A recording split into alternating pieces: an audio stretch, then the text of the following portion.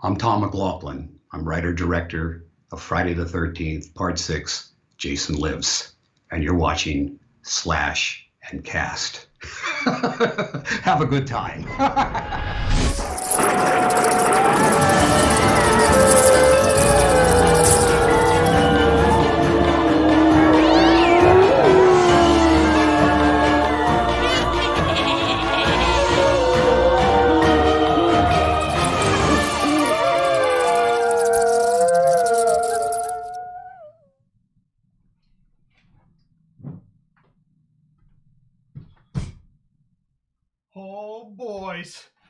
Oh, boys. It's Halloween. It's good to be here, honestly. Got gear on. It's good to have a Halloween costume. I hope all you guys are dressed up too. Huh? How about it? How about it? Thank you so much for being here. Welcome to the first annual Halloween virtual convention. It's good stuff. We got a whole bunch of stuff planned for you tonight. And what's cool about this show, different than the horror awards we did a hot minute ago back in 2018, is that this show is not all pre-recorded. Like right now, this is live. This is really live. So anytime you see me in a football uniform, and tomorrow I'll be in a different costume, got to play, it's Halloween. You got to dress up both days. Anytime you see me in this, genuinely live, so we can have a nice little conversation in the chat during those times. Some of the things to expect today. First of all, you have the full schedule here. Today we got the interview with Tom McLoughlin, the Roseblood teaser trailer world premiere, which will be followed by Peter Anthony and Jason Brooks, an interview with them. That's going to be a good time. And then we've Dead in Santa Carlo, breaking down the Halloween franchise timeline for us. And then after that, we have the top 5 underrated slashers from the Scream Queens. And then after that, we would dive into some never-before-seen footage from the fall of Camp Blood. All around should be a good time, should have a good show. Tomorrow, the show is really hectic, so make sure you come back. We're starting off pretty early, actually an hour earlier than what that says, since we did sneak in one last show from Heels and Quads. So we actually will be starting right around 12:15 Eastern tomorrow. So, whole bunch of stuff going on. Hope you guys have a wonderful time. I gotta waste about 7 minutes now with y'all, so we can just kind of talk it out. We can have a good time. This is just a basic introduction. In about 7 minutes, we'll kick off our first real segment, which will be that interview with Mr. Tom McLoughlin. We talk about a lot of things in the interview, including, of course, Jason Never Dies, his script that he is ready to go for a new Friday the 13th movie. Hopefully we get to see that thing happen, but we dive into a little bit of details with that, and of course some of the concept art that came out with the box set. So hopefully you guys have already seen that stuff, because we're going to talk about it a little bit. All right, huh? How's everyone's Halloween going? Hope you're getting a whole bunch of candy. It's a weird vibe going on here. It's like, it kind of feels like Halloween, but there's, you look outside and there's just no kids out doing anything. No one out doing anything fun. It's definitely a weird time. So the interview with Tom McLoughlin is pre-recorded. We did ask for people to send in questions a while back, and we do ask some questions from fans in that interview, but we won't be able to do a live chat with them. I wish we could. Maybe in the future we'll plan for something like that. It was just really hard for that. I'm not. This is actually like my legit uniform. Like, if you look at the back, see that? See it there? Yeah. So that's why I'm not dressed. This isn't the Atlanta Falcons. This is the Chicago Falcons. Big difference. Big difference. Mike, what's going on? Crystal Lake Podcast. How are we doing? Chef, GG. What's up? Kevin, Mark, Chaz, Relic, Simone, Camp Blood Media, Blood Spotter Comics, Zombie Alpha. All that stuff. We have a good time. Okay, we're going to kick this interview off a little bit early. So, sit back, relax, and let's hear from the one and only Tom McLoughlin. And I'll see you guys afterwards. Enjoy. Yeah, when it was announced that you were going to have the 18 different images in there, I think that's probably one of the coolest things in the box set, and the ability to see those. And regardless of the. Hopefully, it ends up Jason never dies and it's happening. But if not, at least we kind of see where your brain was. And I was just to the 3 pictures that released the Bloody Disgusting. I think those were cool as hell. I think Jason looked awesome, and then seeing the head all twisted up in the tree limbs and things like that. It was really cool. Yeah, I'm doing a lot of, I don't want to say different because sometimes different means, oh, you're not going to really do what a Jason movie is supposed to do. No, it's definitely a full-on Jason movie in the environment where you want him, which is, the Crystal Lake area. And of course, then adding the element of the winter and, this group of high school girls, coming on a retreat there. So there's this incredible innocence, except they're really kick-ass girls. So there's, a feisty quality that they have because they don't know who this weirdo is. As far as they're concerned, it could be somebody dressed up, but obviously, things turn pretty quickly. It's not that. But I just feel like, there's this frustration that I've had for many years, which is I never in a million years thought that this movie was going to have the longevity that it has, and to have it have more popularity now than it did actually when we made it is incredible. But I got also kind of frustrated that I keep hating to go back to my past to talk about what's going on in my life.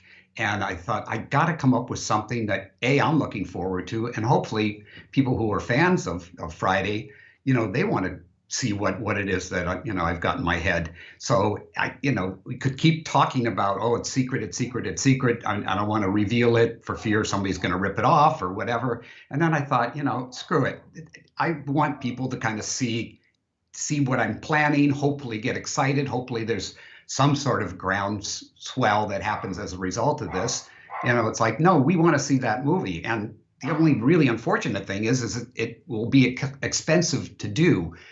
In the regard of a fan film, it just couldn't afford to do at least what I'm envisioning. I mean, the opening alone is something like you've never seen in a Friday the 13th, but very much in keeping with the kind of stuff that, I established in Jason Lives, but, on a very large spectacle. And, I want to do it right. I don't want to, kind of cheese it out and make it, a good idea, but just not well executed. I think one of the tough things about Friday films and trying to make more sequels is like, we want to see Jason at the camp, right? But how do you take it where it's still unique and a unique story? And I think the concept of a bunch of Catholic high school girls going out to camp, and I love the idea they don't know who Jason is, because almost every sequel in Friday the 13th, it's like they know what they're doing. They kind of know what to expect. Maybe, sure, it's an urban legend, but they know who that is. To be completely blindsided by Jason, I think is really cool. And of course, seeing a badass female lead, that's going to be cool to have a group of females lead it as well. So I would love to see it actually come together.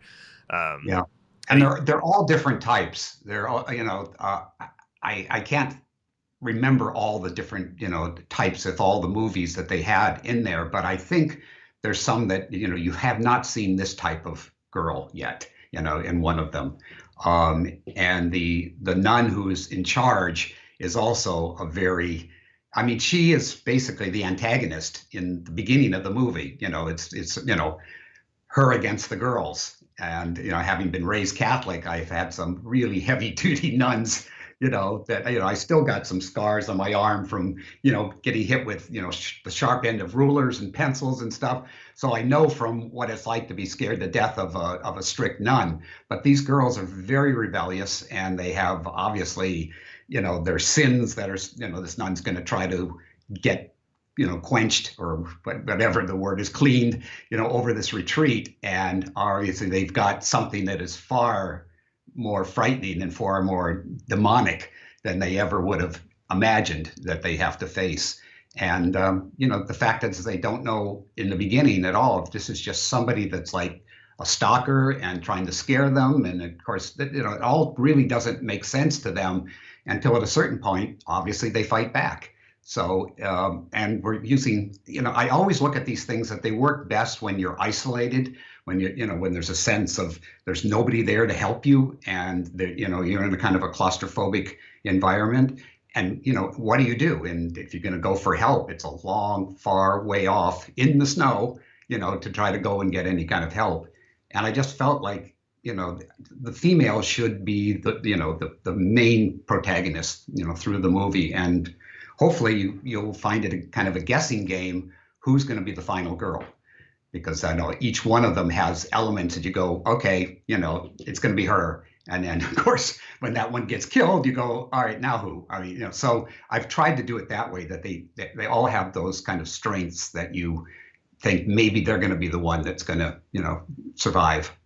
That's a really cool concept, and that just hearing you say that makes me excited because the thing with these movies, there's usually like your main two characters, right? And then everybody else development kind of falls off.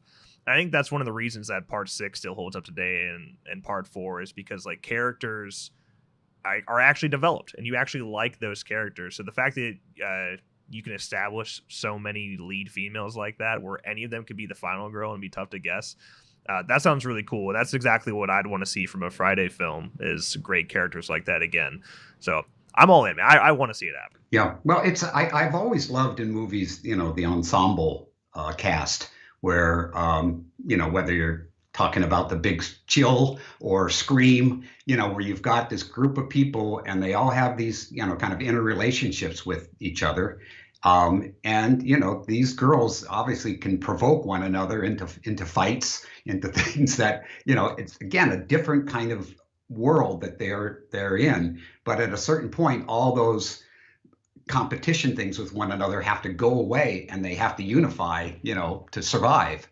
And there's just elements, as I was writing it, that I wasn't consciously thinking of like the original Thing or John Carpenter's The Thing, but it does have that sense that that thing is out there, and particularly the original one, and you're inside, and the freezing cold out there, and who goes out to do something or to get something or whatever. So it kind of harkens back to that kind of classic horror structure of putting these characters in a place that they really don't have a real escape. They just have to survive and maybe try to defeat the villain. But as we all know, just from the title alone, Jason never dies. Yeah, I think it's crazy that we've never seen Jason in snow at this point, because it seems understandably it's a summer camp, right? And that's kind of where a lot of the main plot of the film comes from. But when you take something like that, just change a season, there's a whole other element of suspense there. You look at some of the most suspenseful films of all time, like The Thing or like The Shining. There's a whole other sense of isolation once you put snow into that mix. I think that's genuinely terrifying. Yeah, it's been talked about over the years, and I never really was aware that the guys who did the last, I guess they did the last script that was supposed to be made, and then the plug got pulled. And they supposedly actually made a Jason in the Winter, but I don't know if the whole script was that or if it just started that way.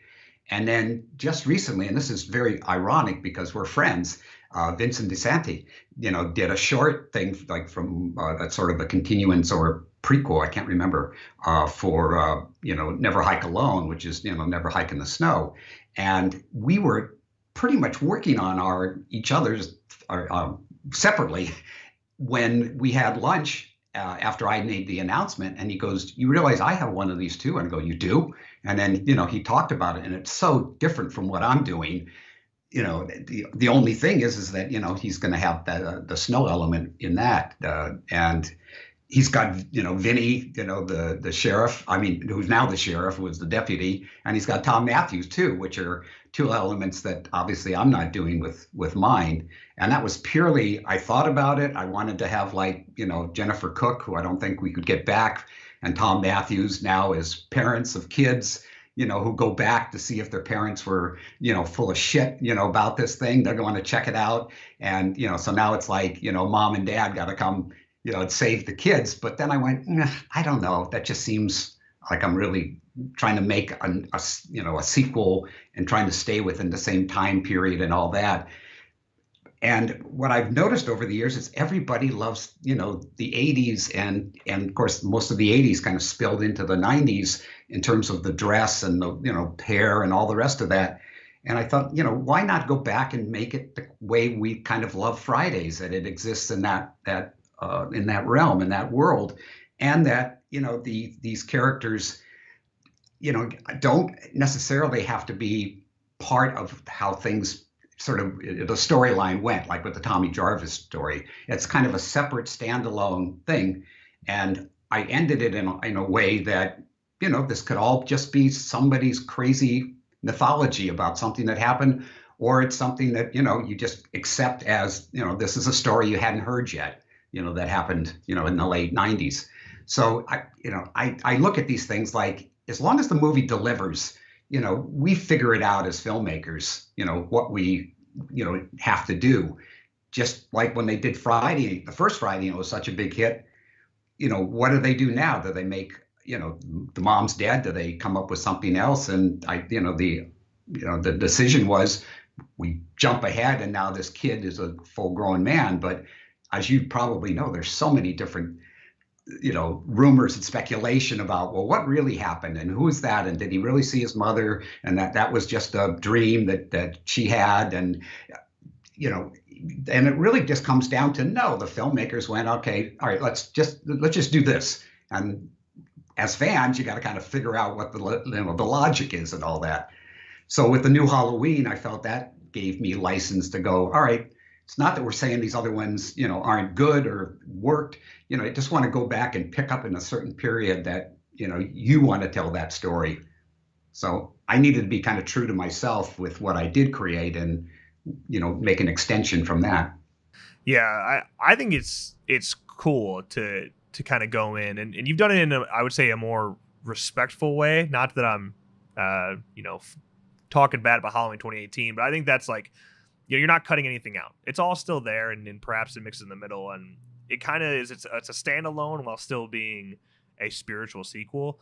And I did want to ask about that because you mentioned in your Bloody Disgusting interview that while it is a standalone film and you could go in without knowing anything, you mentioned references to Part 6 a lot. That you'd be like, oh, okay, that's from Part 6. Now, does a lot of that come back to like how Jason looks, or do you have like very specific Easter eggs of like scenery and things like that as well mixed in? Little bit of the scenery. I think some people will obviously pick up on the drawings of the girl in the phone box in the phone booth as being the same one that Tommy Jarvis made the phone call in. And this is going to be like an long abandoned market there, and that there was obviously attempts to reopen over the years, but it's really shut down. But that damn phone booth still sits there. So also I use the phone booth as a way of how Jason ends up killing this girl, which is pretty intense. And I wanted to just, have something like that where, again, if you hadn't seen Jason Lives, that still sequence would still work.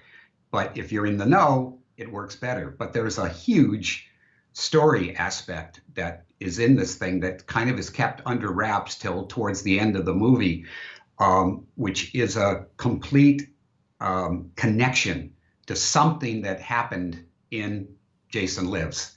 And it's one of those aha kind of moments for the people who saw Jason Lives, or hopefully go and watch it after they see this movie. But if you haven't, the story still works, and we kind of talk about what that connection is in the story, and it's nothing that would mar the enjoyment of like a new audience seeing a Friday the 13th for the first time.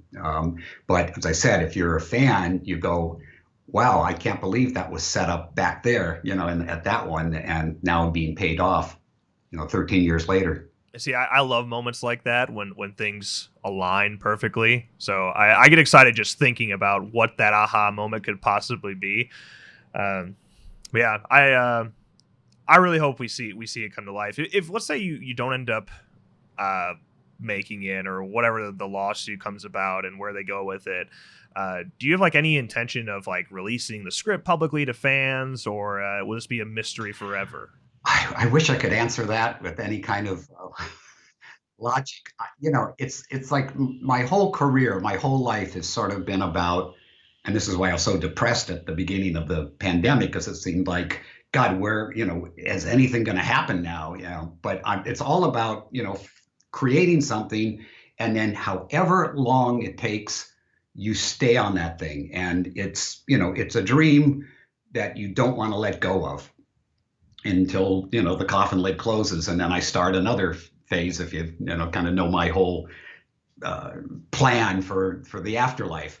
But the thing with this is, like, I'm just, completely committed to have this happen. Now, if something goes in a different direction, like my rock and roll career, which was, basically over when I was 19, and then suddenly I'm 60 and the band's back and we're out performing, and it was like, yeah, I never really gave up on that dream, but I didn't think I had any chance of having it ever happen.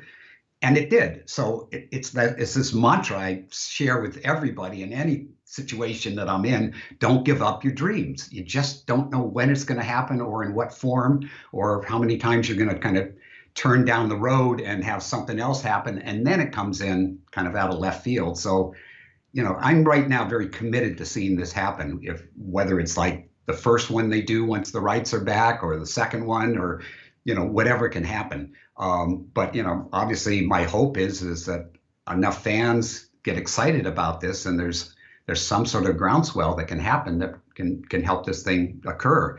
If everybody loves the idea, and I mean, I'm hoping from what I shared that there's enough of a wow, yeah, I'd love to see that. That makes sense. And that's all I try to do when I see horror movies. Like, there's logic and then there's horror logic, and you try to make those two things work so the character doesn't look completely stupid in what they're doing. I think I mentioned in that article about the chase across Crystal Lake is like, how many horror movies have you seen in the past where the killer's like pursuing the person and they keep tripping, for no good reason, just to get the killer a little closer to them. And I thought, well, here's a perfect opportunity to use that thing of you are trying to run as fast as you can, and you keep sliding and getting up and sliding, and he just keeps coming. And, obviously other things happen within that, but I thought, okay, here's a great horror cliche of the fall down, but nobody would be able to not slip on the ice. So it has a logic to it. Yeah. When I read about that scene, I'm glad you brought it up.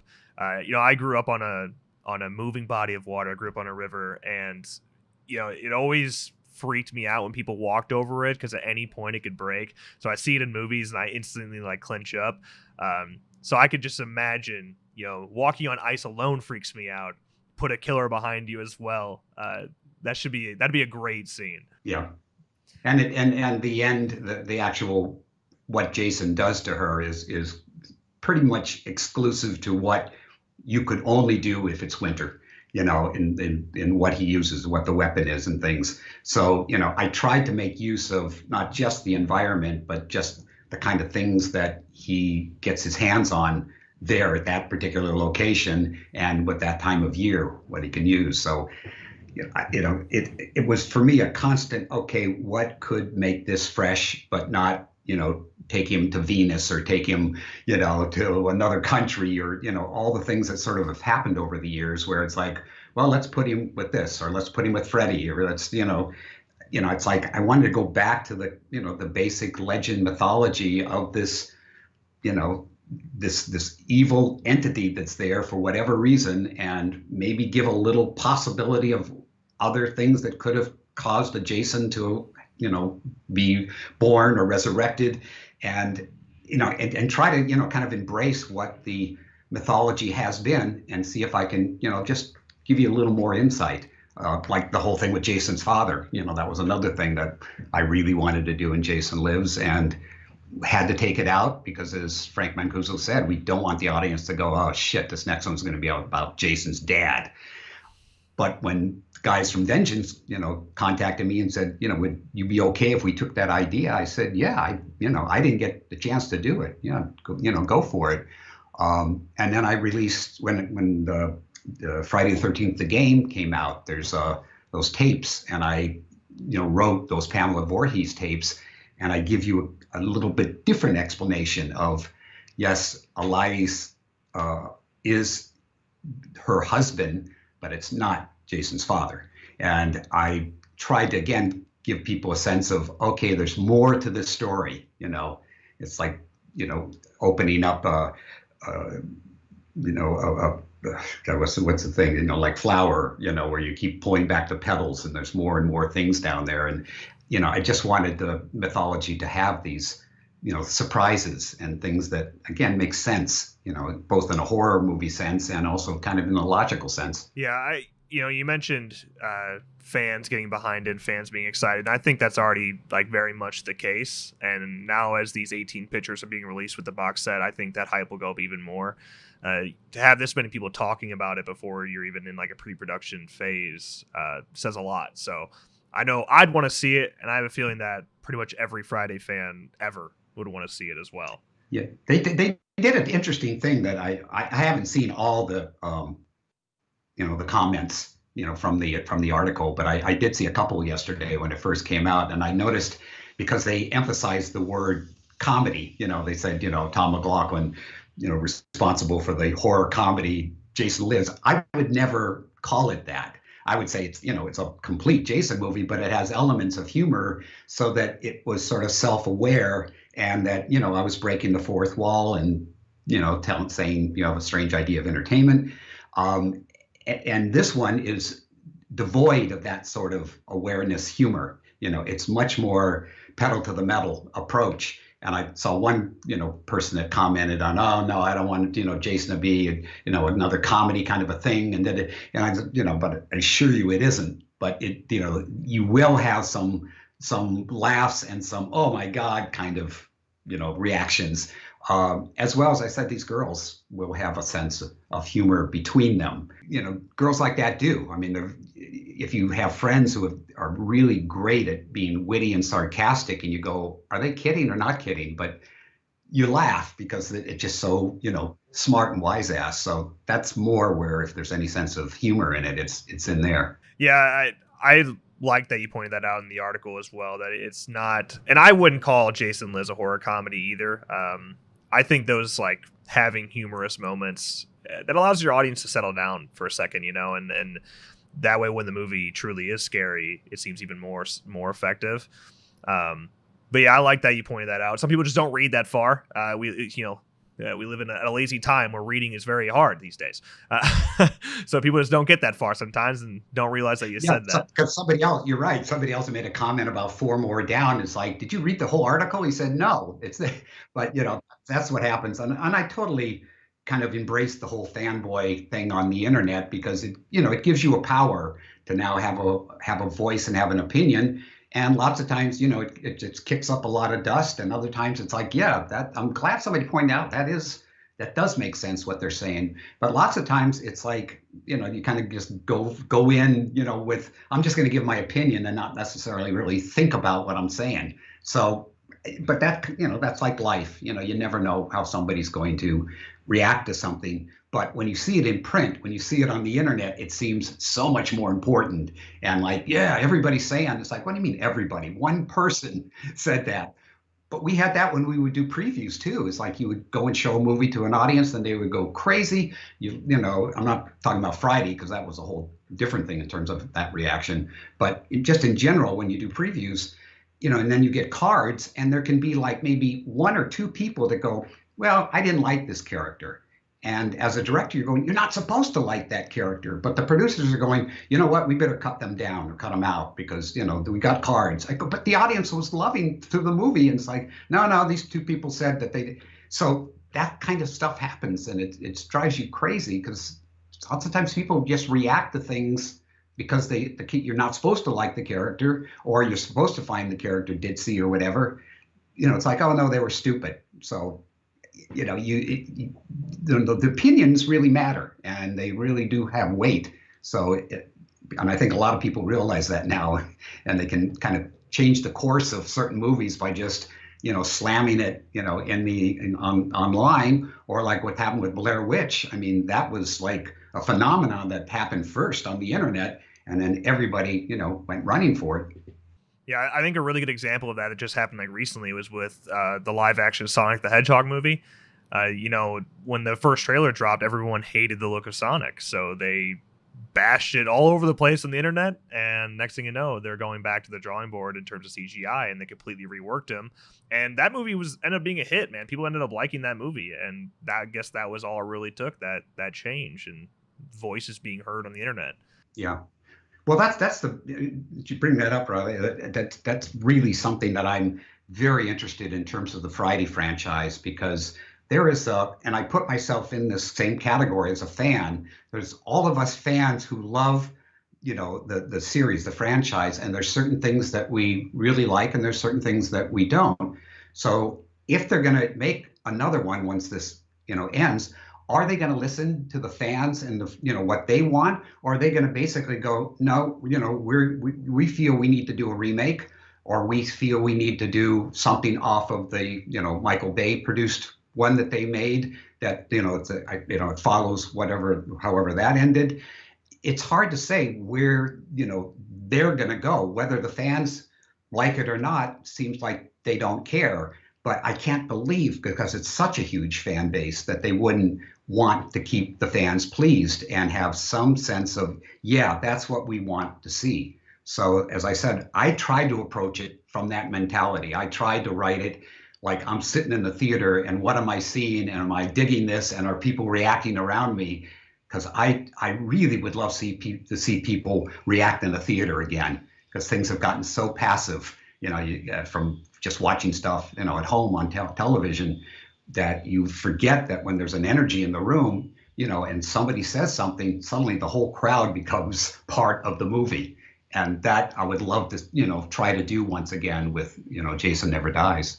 Yeah, it'll be interesting to see where they go after the lawsuit, because now if you look at it, I mean, there hasn't been another Friday movie in 11 years. And before that, you go back to like 2001, 2002 with Jason X.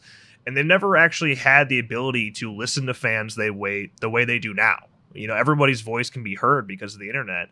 It'll be interesting to see how much they actually take into account when it comes to fans. Hopefully they do. Hopefully they do that. I hope so too, yeah. And of course, the lawsuit being, drawn out this long, that already seems like a bad sign. But hey, it's a very tough issue with a whole bunch of rights to spread about. So yeah, hopefully we're right at the end here, though. Hopefully, like November, we see an actual closing. That would be nice. I completely agree with you. I remember when they came to me with Friday the Game, and I said, how the hell are you going to do this, with what's going on and things? And it's like, Paramount seems to be fine with it. And I may be completely wrong on this statement, but I get the sense that Paramount and those people didn't realize how big this game was going to become and how lucrative it was going to become. And at a certain point, you go, hold it, time out, wait, you can't be doing this now. And then of course the thing with the rights were all part of that too, and everything stopped. And we had a cast reunion a couple nights ago, and Tom Matthews said, one of the fans said, will there be a, continuing once this is all, finally settled? And he says, no, as far as everything I've learned, that, the game is the game and that's it. That's not going to continue like that. Maybe somebody will come up with something else, in lieu of that. But I really was surprised that they were, getting away with that and kind of doing all these things that were, so part of the whole franchise, and they weren't having to pay Paramount and whatever. But obviously, it unfortunately got shut down, and that game was an amazing thing. Yeah, the thing is, nobody expected the lawsuit to go this long. It's so crazy, because they were expecting to see a settlement before like January of 2018, and that settlement just never happened.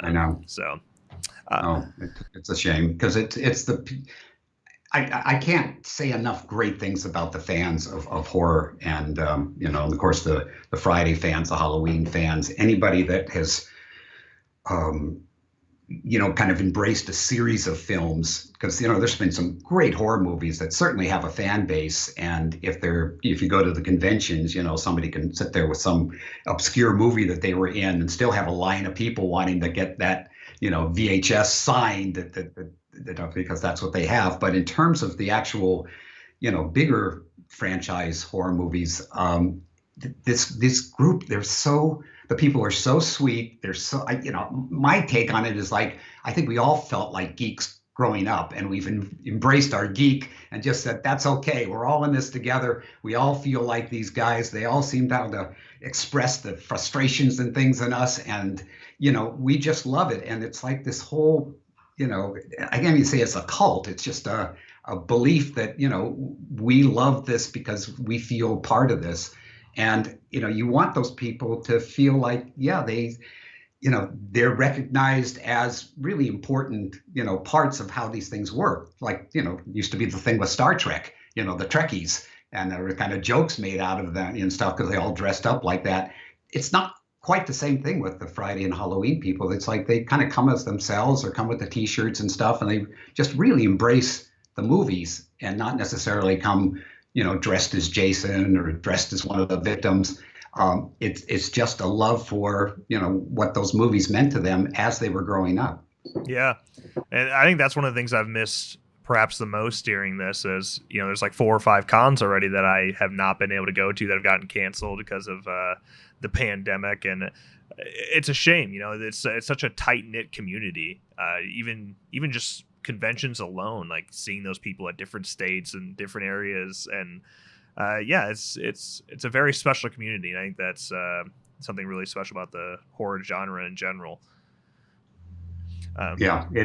We do have this love of things that are movies and do exist in that fantasy dreamlike realm. And somehow, if you have enough people, you begin to think, yeah, we really kind of have a voice too.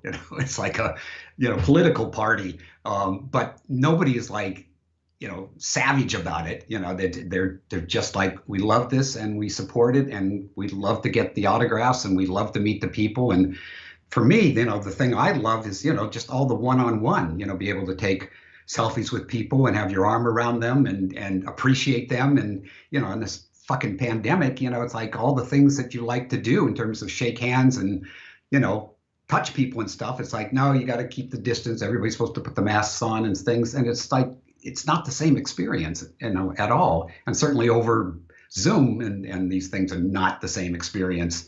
So I just hope, we come up with some sort of antidote, hopefully within the next year or so. But it's, we just don't know. And it's sad. But the one thing I've got to say is that out of all of this with the lawsuit and things, we have created, not me in particular, although I've been in one of them, these fan films where the fans have, said, okay, we want to make one. And we reached out to the fans and they supported it.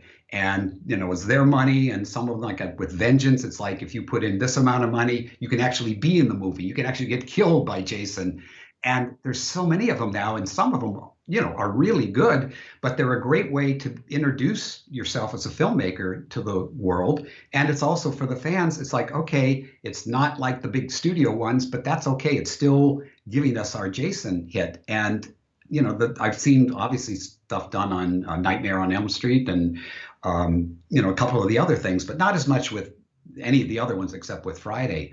But it is going to be known as a period where, in the history of movies, fans start to make their own movies because they can't get the real deal. And I think that's great because you're basically saying, look, you've got a cell phone or you got a small camera of some sort. You can go out and make one of these things. And they're savvy, with so many of the effects and things that they can do that it's like, wow, that's impressive. Vengeance has more kills than you could do in 8 Friday the 13th get away with. They just really just went for it. And they're doing another one now. If you probably know, Bloodline, that they asked me to come back and actually, do a scene with Jason and of course do a scene again with CJ as the father, which I'm really looking forward to because, I have a lot of fun going up there and, watching these guys just, like kids playing in the sandbox. They just, we're having so much fun making it. Yeah, I'm excited for that. I'm actually working on Bloodline, so I should be there. Definitely. That's great. Well, on the topic of great fans, I do have some fan questions here to end things off here. First couple questions here from Jason Simone said, what was it like actually stepping back into the world of Friday the 13th with the fan film Vengeance? It was surreal. Is the best, I guess, the best thing I can say about it. The most surreal thing is to be able to be, on a set this time with CJ as a character playing the father, and me, basically doing a kind of a my own variation on the grave digger from my movie. Obviously not exactly the same by any stretch of the imagination, but that same thing of trying to please, Mr. Voorhees, and play it that way, that I'm afraid of him, which is exactly the way I wrote the scene, in my Jason Lives, between the Martin the caretaker and Mr. Voorhees. So that was like, just great. And also just the fact that these guys, I couldn't tell from being on the set everything else they did. I mean, I had read the script. I knew kind of the direction they were going in, but when you start shooting a movie, it's a whole nother thing. The night before I got there, and I mean, it just poured like they couldn't even go out, and it was raining so hard. So they had to keep shifting things. They only had very limited amount of money and days to do it in. So I didn't know at the end of the day what they were going to have. And when they started sending me cuts, I, made notes on things, and I said, like, this works, this doesn't work, and I said, but this is yours. If you don't like my note, do what you want to do. So we kind of had a nice kind of collaboration in terms of what they did have that I thought could be adjusted, and then other things I went, I wouldn't have thought to do it that way, but go for it. This is your idea. So it was sort of kind of being apart from it and yet a part of it. And then when we had this screening, in New Jersey, at the actual town, what was that called? Blairstown, where the first one, and just seeing people, react to it and stuff was just incredible. And to go to the actual camp from the original, I was just thrilled, and there were 400 people all cheering, when I showed up, because they didn't know I was going to show up. And I just thought, this is just unbelievable, but it wouldn't have happened if I hadn't been part of the Vengeance group. Yeah. Simone also asks, what's your favorite kill from your Friday the 13th, that being Jason Lives? I sort of go back and forth on that. I guess the one that to me created the most amount of reaction, because it was kind of a longer, slower kill, was bending the sheriff back. In that moment. And also that was the one that the Motion Picture Rating Board picked on more than anything else. We had 9 screenings, as probably a lot of people know, and every time they made me keep cutting things down. They never took out a whole kill, but just we had to keep cutting frames out to make it less and less. And that was like, by the time we got to the 9th screening, that was the last thing they still kept picking on. And I'm going, what the fuck? There's no blood in it, why are you picking on this? Because we had to take out one additional back and forth shot that we had with how much further he was putting in, which we had, of course, more of that, sound of the bones cracking and stuff. And they said it's the cumulative effect. You've got all these kills, and then when we get to that one, it's like, just enough is enough. But as a result, that to me was sort of my favorite, because it wasn't like any of the other ones before it, and it wasn't a question of slashing. It was just pure strength, and the emotional connection that the sheriff was trying to save his daughter at that moment, that he came out, and I kind of used the old caveman logic, fight a dinosaur with a rock. That's all you got, hit him with that rock. And then, of course, the payoff. That, and then Darcy's, kill in the motorhome with the face going, into the side of the motorhome. Again, something that I didn't know if we could pull it off, if people would, believe it. And that's been one of the favorites also. And so much of it is that sound effect of the mental bending as the face kind of protrudes through. So to me, they're a little more subtle than just, slashes and things we've seen before. Because most of the really great effects I thought they did in the first one, with the arrow coming through Kevin Bacon and slit across the throat, and see all that stuff was like, whoa, Tom Savini has done an amazing job. And then from that point on, it just got, bloodier, basically the same thing, but bloodier and gorier and, more entrails or whatever. So I'm of that school of, try to find some other twist on this thing, that makes it intense as well. And kind of go like, I haven't seen that before. Yeah, the back break kill on Sheriff Garris is my favorite in the movie as well. So there's just something so brutal about that. CT Jason was wondering if originally you had any sequel ideas following Jason Lives. You've been pretty open about that it's you just didn't. But I'm curious, was there anything like the Freddy vs. Jason, Cheech and Chong things, like where do you have any ideas like that? Those were partly a joke in one hand because, when Frank came to me right after, we had seen a midnight screening, and the audience just went crazy. And it was just such an exciting thing. They had, the executives from Paramount there for it. And it was one of these things of, wow, we really made something that people loved. And he just said, yeah, well, what do you want to do next? And I said, I don't know where to take him next. I sort of like the bookend of bringing him back from the dead and then putting him back in Crystal Lake where all this started. And that was kind of like, to me, that's all I had to say. I knew full well he was going to come out of that lake at some point, for the next one. But, that was kind of it. So I literally, it was sort of, dry. And then, he brought up the Jason versus Freddy thing. And my immediate reaction is they live in two different universes, the dream realm and then the reality realm. But, he said, let me check on it and see, you think about it. So, of course, it didn't take very long to find out New Line did not want to share that. So it was sort of like, okay, well, that was a kind of interesting idea, but it's not going to happen. And then kind of as a sort of a joke, I just off the top of my head, I said, well, you guys own Cheech and Chong. How about doing that? I didn't necessarily think that was really going to happen, but I thought, well, that would be an interesting challenge to see if you could make that audience who loves Cheech and Chong movies laugh and be part of that, stoner kind of mentality and still do a scary, Jason movie. Would have been a harder act to balance for sure. But Frank sort of immediately went, it's not the same audience. I just, no. And then after that, I just kind of, went back to just making movies again. And, obviously went on to do Date with an Angel, and then Stephen King, sometimes they come back, and sort of been bouncing back and forth with fantasy, comedy, romance, true crime, all those things that I did, for cable and TV. So it really wasn't until I was going to these conventions again and getting around people, and they're going, how come you don't do another one? And I go, I just don't have any ideas yet, But I did have some things that sort of, I guess I had ideas of what I did not want to do more than that. So you take those away and go, all right, how do we get it back to basics?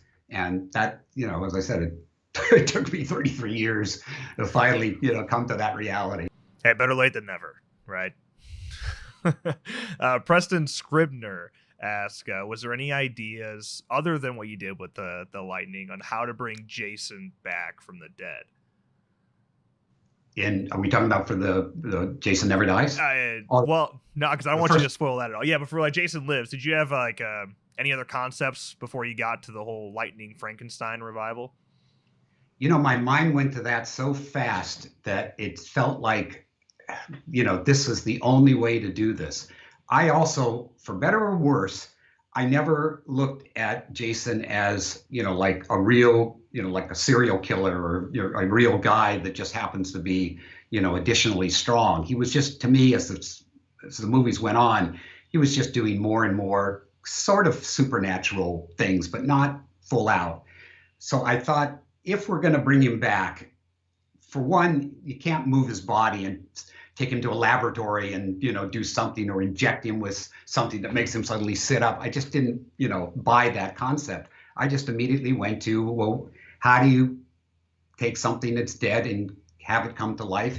You got to hit it with some sort of energy, some sort of electricity, something, and it gets you right back to the lightning bolt. Then the thing I had to figure out was, all right, how do we take a man in a grave and have a lightning bolt conveniently hit him? So then that was trying to figure out, all right, Tommy goes, he sees him, he decides he's going to burn the body, so there's no chance of it ever coming back. And of course, he screws up in the execution of that, leaves this pole in there, which is the perfect lightning rod, and, and we're off to the races. So it really, it was pretty much the kind of go-to. I can't possibly think of anything else that I could make work in that situation, because that's really what you've got to do as a filmmaker or as a storyteller. All right, here's the reality of the situation. Can you make it happen, right there in some way that this is movie logic, if you hadn't seen Frankenstein, would you still believe it? Maybe, I don't know. Obviously people have been hit by lightning bolts and changed their life or killed them, or all these forest fires that started in Northern California. Most of them are a result of lightning, hitting, dry forests and stuff. And of course, the whole global warming thing falls into that. So these kinds of real monsters that happen in our world are far scarier than our fantasy monsters. But the great thing about the fantasy monsters is you can live through it, you can have fun, you can get scared, and then you can walk away and go back to your life. It's not like you have to keep looking at a newspaper every day and hear how many more deaths with COVID and all that shit. It's like, enough, to want to get back to a real life again. Yeah.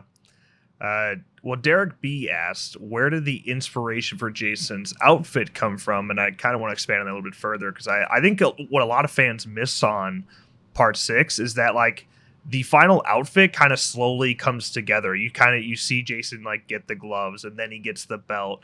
And did you have, like, that final look in mind? What got you there, the whole utility type of Jason? It really got down to rather the fact that I wanted him to have some new weapons, and how he finds these things, to me, is always interesting in these movies, trying to find stuff that that suddenly you use. I mean, one of the things I loved was like the kill where it was he throws the girl down into the freezing, what do you call that, where she, yeah, I mean, it's like, whoa, we've not seen that before, and that was intense. And that sort of made sense where it was. So with this, I figured, okay, Tommy hits him with this, first weapon, a spear, and then it kind of, goes from there. He doesn't have anything for a while as he's walking through, and he runs into these paintballers. And these guys are just, they're nerds. They're nobody, except one of them takes this shit really serious. He's like the hunter macho type. And so he's got this whole utility belt with shit he's never going to use in the paintballing, but it makes him, feel like, like he's got everything. A machete, he's got, the Kung Fu stars to throw, darts, all this stuff. And originally I had him with an Uzi gun strapped around him as well, which Jason got a hold of. And if you read my treatment, it's in the back of the book that Joe Madri did on me, A Strange Idea of Entertainment. In the treatment, you'll see that's what he does in the motorhome. He shoots, Court, and you always think of her as Darcy. God, you're blanking on her name, but anyway, the Darcy DeMoss character, he shoots them up, with this Uzi. And before I went to script, I went, no, that's just not right. That's not what Jason would do. It's giving this whole thing of anybody can get a gun and shoot up people, but you got to be this Jason of like the reanimated Jason that can push a face through, or that can twist a head all the way off and pull it up, or punch a heart out. It's bigger than real kills. So I dropped, the Uzi out of the thing. But this is the place he obviously got, the utility belt from, and the machete that he, tore the guy's arm off to get it. And then everything else basically kind of is what he grabs, like the rock, or, from the sheriff and things. So that all came out of that. And the gloves also had to be sort of introduced. And Tommy was cold out, so Tommy just happened to have gloves in his jacket. So when he went to go touch the spear that was hot, he took the, the gloves out, and so he could grab the spear, and then took them off as he was, coming out of the grave. So it gave Jason both the mask that Tommy had brought in hopes of burning, and then of course the gloves were there. So sort of his look sort of built as the movie went through, sort of from him to kind of have these new toys. But the one thing I did, which I'll admit fully screw up on, is that it was such a strong image to see Jason, pull the arm, pull the machete up and then lift up further and have the arm hanging there, that we went out on that. So you never actually saw him look down at the utility belt on the dead guy. So that, I think for a lot of people, they somehow didn't see the belt on him and wonder where the hell did he get that belt from. So it was established there, but so quickly, I think, if I had to go back and fix something, there would be something that would have your attention go to there at some point so you wouldn't miss that. But that, I haven't really gotten any complaints about that. It just occasionally somebody will go, I don't know, where do you get all those other things from? And that was the place. Just bad filmmaking at that point. I think it's interesting is that like watching it now, because I think a lot of fans would agree with me. You've seen it so many times that the Jason Lives Jason that we think of is the one with the utility belt. So when you rewatch the movie, it seems like weird at the beginning when he doesn't have it. That I think that stands out more than when he actually suddenly has it. It's cool though. I mean, because you kind of fill in the blanks. You don't see him put on the gloves. You don't see him put those things on, but you fill in the blanks. I think it's cool. It also just kind of shows that Jason's smart. He's actually understands that these tools can be useful to him, and I've always liked that element of it. Bruce Wayne 518 asked if you could work on any other Friday movie, which one would it be? Well, first off, I'm completely thrown that Bruce Wayne is here today. That's great. Yeah. Bruce, he's a big fan of yours. I'm honored. If I could work on any other Friday other than mine, which one? God, that's I've never been asked that question. That's really a great question. I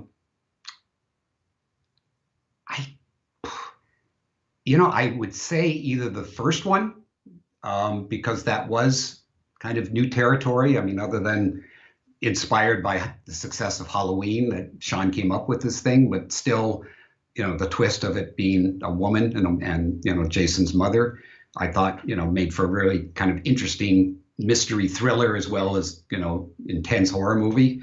And then probably, part 4, the final chapter, I thought Joe Zito made a really good Friday. And in terms of a Jason Friday, I mean, I love the original Friday, but 4 to me was like when I was watching them all in a row as I had to, that was the one that sort of stood out to me as like, good filmmaking, characters I liked, and was really well done. But it's not like I feel like I could go in and do a better version of it than Joe. I thought he did a great one. But if you're just asking me what I wouldn't mind having my name on as a Good Friday, I thought, that was the one that seemed to me to have the most class. Yeah, the part 4 is great. I really do love part 4. All right, last question from Brian Bowden, and you kind of touched on this a little bit already, but what was the one thing you wish you could have done with Jason Lives that perhaps you didn't get to because of like budget restrictions or production, things like that? The budget restrictions, basically, I embraced, and I knew it was going to have limited amount of money, but I really pushed the edge of the envelope with having an underwater fight, having children there. That was a huge, no, you can't do that. The motorhome crash, the car chase, we had to have obviously stunt people. There was a lot of things that were, especially at that time, something that you couldn't do on a under $3 million budget, which of course in this day and age when people are making these things for, 500,000, you go, gee, 3 million, that's a lot. But it really wasn't, in the way that we had to go to a location, put everybody up, the cost of, for professional crew and stuff. But I didn't have any sequence literally that I wrote that I didn't get a chance to shoot. The production manager many times conveniently didn't have the crane there when I wanted, which saved some money, or the Steadicam there when I wanted, which saved a little more money. And he, as a result, got a big bonus for bringing it in under budget. But I can't say I'm pissed about it because the man was just doing his job. And at the end of the day, we were under budget enough that when Frank said, I want to add 3 more kills to the movie after the first preview, the money was there to go and kill Martin the caretaker and the Steve and Annette character, that we did all in one night. So from that standpoint, yeah, there was a couple of things that unfortunately I couldn't, you know, have those tools. And the big thing, of course, is Jason's father. If we didn't have that worry about people perceiving that the movie was going to continue with Jason's father, just like when part 5 ended, there was a perception that, okay, Tommy Jarvis is going to be Jason now. We don't want that. But they kind of did that in 4 too, when, you know, zooming in on, you know, young Tommy, you know, with the wild eye that he might be the next one. But, you know, when they brought back part 5 and everybody was believing that was Jason, I think it was just that disappointment that it wasn't really him. And now we're telling the audience, you know, it's going to be Tommy.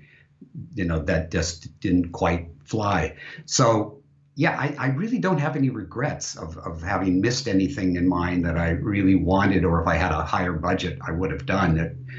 There's something about those restrictions that make you have to be more creative and focus more on character and, you know, the suspense, you know, setting things up in a certain way so that they pay off. And, you know, I always give, you know, huge kudos to John Carpenter in the original Halloween for basically showing us that, you know, it's not about, you know, the blood or the body count. It really is about suspense and that, you know, feeling like it's all heading towards something. And then that wonderful twist ending where he wasn't there. Seeing that in a theater with an audience, you know, that first week was just amazing, the response, and how people walked out of that theater scared that Michael Myers was going to be out on the sidewalk someplace. So, I mean, it you know, the original Halloween was just, you know, a classic in every way, shape, and form. That's like, if I could go back and see one movie in theaters for the first time with it going in blind with a blind audience, that would be the movie. I'd want to see Halloween and see those reactions. There's like a couple clips on YouTube of them, and I still just find that to be the coolest thing ever, because we're so desensitized now that nobody really reacts in that way anymore, and it was such a new thing, and it'd be cool to go back and see that. Well, again, you know, being an old timer, being in the audience for Carrie and the end of Carrie, you know, you swear people collectively, however many hundreds of people that were in there, all jumped at the same time, you know, when the hand came up and grabbed. That was amazing. Alien was another one that just, I saw that in New York on 42nd Street with a, you know, Yahoo kind of crowd. That was incredible. And of course, the granddaddy of them all was The Exorcist. You know, seeing people run up the aisle, throwing up, seeing guys stand up and just pass out, seeing an audience just standing there at the end as the credits are rolling, not wanting to leave because they were like in a fucking coma from the effect of that movie. I mean, that was the one that I got to say, I would love to be able to take all you guys back and put you in there and see what that felt like, because that was the one that made me go, okay, I got to figure out how this had this kind of effect on me. And I just studied the hell out of that movie, everything about the sound effects, how it was shot, you know, what they did, what is it that pushed our buttons on that. And obviously it doesn't have the same impact today as it did then, but boy, at that time, it was just devastating, you know, what that did to an audience. Yeah, that's one. Yeah, I saw The Exorcist when I was a lot older, and it just kind of, you know, it's still talked about with that kind of hype. And then you see for the first time on like a regular television by yourself, and it's not the same, you know. Well, I'll go ahead and wrap things up. Thank you so much for taking the time to do this. Again, I appreciate it. I'd love to share 2 things with you guys, just so you know kind of what else other than the Friday that's going on right now.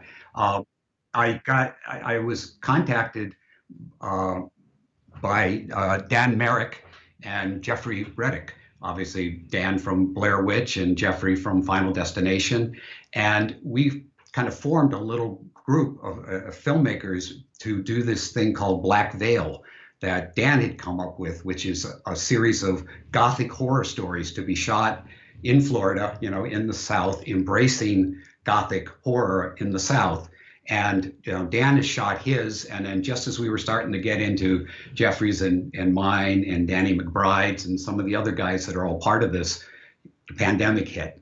So, you know, we're kind of in this, you know, state of wait. I've written the script, which is called The Hanging Tree, and we're waiting, you know, obviously for things to calm down so we can, go to Florida and shoot that. But it's great to be with these other guys and be kind of, constantly talking to one another about stuff and, doing interviews and things. And because I've certainly both have created legendary, films. And I mean, Blair Witch was a huge game changer for the whole industry with the whole found footage kind of thing. And then the other weird thing is I was approached because of my, cemetery connections and my obsession with, leaving something behind after I go. Two producers came to me with a concept called Cemetery Man. And the concept is that I will be the host of this series, that we go to different cemeteries all over the world and basically show what the customs are in terms of how they deal with when people pass on, what the particular cemeteries have, what stories are associated with that. And then, of course, a lot of the people in there, things about their life that can be either surreal or just really amazing. You never knew about this side of this person. So it's also kind of an afterlife reality show, because through the whole thing, I'm trying to find somebody that can tell me that what I want to do could happen. I could actually do this paranormal experience that I'm hoping for. And so that sort of is the thing that kind of motivates me to keep going through it. But we've already done like a promotional reel for it that came out really well at Hollywood Forever. And it's kind of a very unusual show.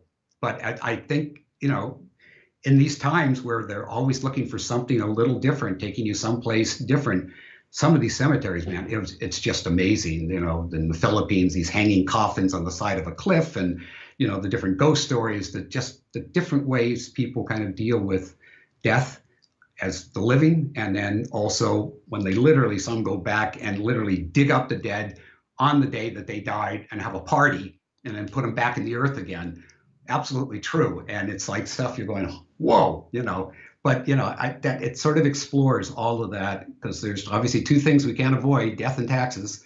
And even taxes, a lot of people try to avoid, but death, unfortunately, that is going to come. And I just feel like there's, why not sort of be planning and looking, not necessarily forward to it, because it hurts so many people, when you're gone, because it's like they're going to miss you, but at least you feel okay about it and somehow want to do things in your life that makes your life better before that time comes. So this kind of embraces a lot of that stuff. And of course, my obsession with, things coming back from the dead, like Jason. Yeah, that sounds awesome. Both of those projects sound awesome. And I think seeing you host something like that, that's like the perfect gig for you. I know. I wouldn't have come up with that myself, but I got to say, it was really fun, because they're sort of taking it from my rock and roll, vibe. So a little goth rock and roll quality to it, and a bit of a sense of humor, but also, very serious about a subject that is serious, for obviously everybody is either terrified of it or I don't want to think about it. I don't want to think about it. So, and I'm one of those guys that went and bought a crypt and said, okay, I'm putting the instructions on here. Here's what you got to do.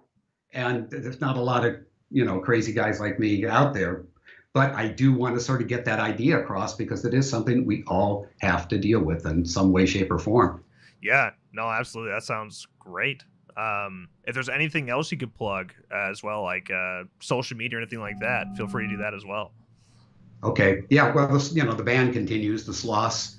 We just made a new music video for 2020, which is called Want a New Life. And it literally is a cry out for all of us, like, this is not what we thought your life was going to be. And there's, it's filled with all the images of 2020, and then me singing, I want a fucking new life, and so we're just about to release that. So that'll be out there on YouTube, under the Sloss, Want a New Life.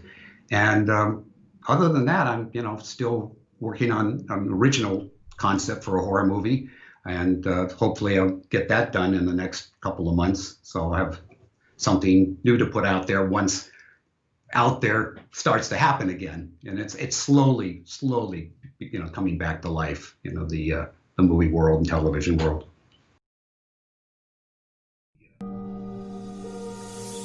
I hope you guys enjoyed that interview with Tom McLoughlin, an awesome, awesome guy. Writer-director, Friday the 13th, Part 6. Hopefully we see his image come to life for Jason Never Dies. The more I talk to him about it, the more excited I get about it. It is such a cool concept. This idea, one, of being in the snow is super cool, but then to be 100% female led, and this whole side antagonist being the nun that's trying to take care of these girls and get them into shape so they're no longer being rebellious. It's a really cool concept, so I'm excited for that. Okay, so the next thing we got coming up here for the Halloween virtual convention is the world premiere for the teaser trailer of Roseblood, a Friday the 13th fan film. We're going to talk more about that in a second, but right now, let's just catch our breaths, all right? We just listened to an over an hour interview with the one and only Tom McLoughlin. Now I feel like we should just go ahead, catch our breaths, all right? Maybe go grab some snacks if we gotta, get something to drink, maybe take a leak, do what you gotta do. Until then, we'll pass a little bit of time, and then we'll talk about Roseblood. If you guys have any questions for me, this is legitimately live. I am legitimately here right now. It's you and I together. Feel free to ask any questions in the chat. Let's have a little bit of conversation for the next like 10 to 15 minutes, and then we'll go in to the Roseblood teaser world premiere. Very excited for you guys to see it. I think it's cool. It's short and sweet, but it says a lot in that short moment. So, first of all, let me just say, feeling great. Looking great. Thank you to those who super chatted during that, Face Fister, John, and those who became a member as well. John, appreciate you coming back, my friend, and Andy as well. Appreciate you guys. Appreciate all the support. If you want to donate as well or become a member, links in the description as well. Man, feels good. How we doing? Norberto, what's going on? Kyle, how we doing? Alan, looking better than ever. Mark, I appreciate that. I'm glad you guys liked it. It was cool to see you guys engaging and reacting to what Tom was sharing. Tom is always nice and gives exclusives. So, you know, him, when he's talking about working with Danny McBride out there and doing these short films, The Hanging Tree and whatnot, and then now he's going to be potentially hosting a new show involves cemetery work and how people react to things dying differently. I think it's super cool and it fits him really well. Simone, how we doing? Yeah, I'm glad you're dressed up. Simone is dressed up as the Fiend right now. You know, I was going to dress up as the Fiend this weekend, but, you know, I gotta be dressed up in for like 10 hours straight tomorrow, and I just didn't want to do that as the Fiend. So I will be in a different costume tomorrow, not a football uniform. Yeah, ultimately, not doing the Fiend. You know, I want to be able to be comfortable. The shoulder pad's pretty comfortable. Be surprised. Are you guys hearing, like, is the song playing a doorbell sound? Is that what was happening? Is that why you guys are saying that? I can't hear anything. That's just the background music. Yo, Real, what's going on, man? Thoughts on the Halloween 18 costume? It's finally done. Oh, send it on Twitter, man. I'd love to see it. I was a door knocking twice. I got you. That was not here. It wasn't actually here. Sorry, folks. No one can actually really get to my door to knock. It's interesting. We're very isolated. Someone's at the front door. We don't know. And then I have a Ring doorbell, right? But it's not doing anything because it's in here right now. So I hope nobody's trying to come say hello. Peter was here earlier. I'm hoping Peter stops back by before the trailer itself kicks off. We'll be going into that in about 15 minutes. So would hopefully he makes it back by then. But either way, make sure you join the Roseblood Facebook group because you'll hear a whole bunch from tonight because they're premiering it over there as well, right around the same time. But yeah, Peter was here earlier, and he knows what time it's premiering, so we'll see if he sneaks back in here. All right, Lewis, what's going on? How we doing? Like I said, just wasting time here. What we're currently doing is just wasting a little bit of time. We'll take a look at the schedule again as we go into the rest of the evening. For today, October 30th, you got, right now we're in a little bit of intermission, all right, so everybody, catch your breaths, do it. Oh, see, there he is. There's Peter. Mad Cuban, 2128 over there, that is Peter right there. So as we go into the Roseblood teaser, if you have any questions for him, we can go into that, but we also have a Q&A, not a Q&A, but an interview directly following the Roseblood teaser that has Peter and Jason Brooks in it. So yes, for the rest of the night, we're going into the Roseblood premiere, trailer premiere, that is, teaser premiere. Then we'll follow that up with the interview with Peter Anthony and Jason Brooks. We'll take a little bit of a break after that, and we'll go into a really cool segment hosted by Dead Santa Carla, breaking down the Halloween franchise timeline. It's very confusing, so they do a really good job of breaking it down. And then we'll have the top 5 underrated slashers hosted by our good friends over there, CC and Jess at the Scream Queens. And then we'll end the night off with the Fall of Camp Blood behind the scenes exclusive footage, never before seen. It's going to be a good time. Then we'll stick around after that for a little bit and do a little bit of a Q&A if you guys have any questions about the Fall of Camp Blood. All right. Now, if you have any questions now, you're welcome to hit me up. We can just talk. We can talk about anything you want, man. What are your favorite Halloween? Anybody doing anything exciting for Halloween? Huh?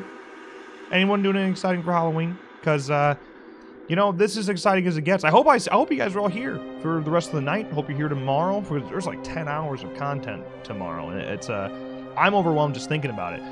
Originally when we pitched this idea of doing a Halloween virtual convention, the idea was to go 8 to 10 hours of unique content. We're up over 16 hours across the weekend, so extremely stressful, a little overwhelming. A ton of work went into this, not just by myself and Nick, but to the entire Slashcast Podcast Network, to those who sat down to interviews with us. There's a lot was going on to make this possible, so I appreciate everyone's help, and I appreciate you guys being here and supporting it as well. Okay, I gotta fix this chat. I don't like that let's get that up. There we go. Alright, now those messages will stay instead of fading away. Hey, Ken, I appreciate that, man. I'm excited as well, as we're going we're diving headfirst into editing right now.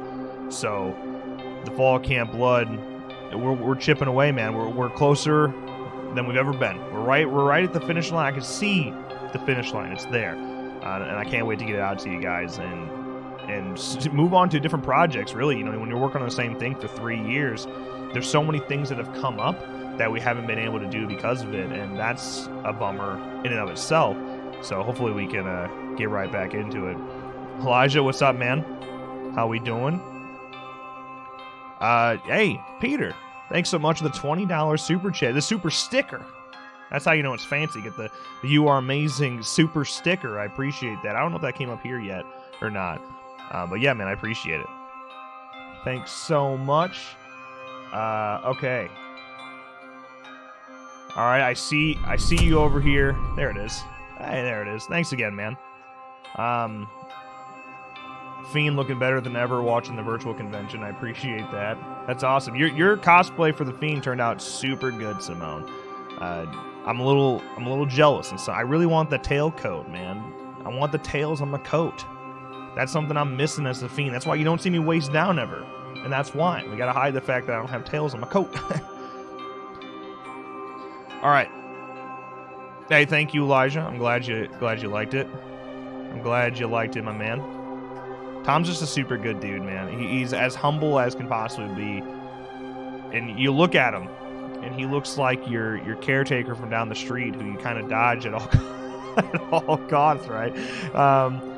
But he's just the nicest guy ever, and really smart. And it doesn't come as a surprise once you talk to Tom why Part 6 is so good, right? He just has a vision, and he genuinely cares about the Friday franchise and the horror genre as well.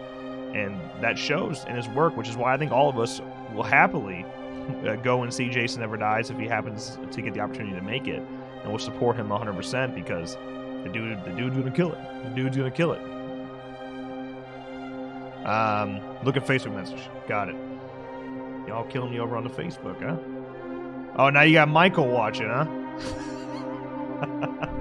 Looks good, man. And you're looking good, too. You're looking thin. Looking real thin over there. Hey, Kyle. Sorry you didn't end up being able to be a part of it, but I appreciate all the support, dude. I'm glad you're here. And we'll absolutely get trick-or-treaters in there for the next one. Hey, well, you horror fanatic, you better wake up. You better wake up, because there's a lot of stuff in here that I don't want you to miss. You better wake up.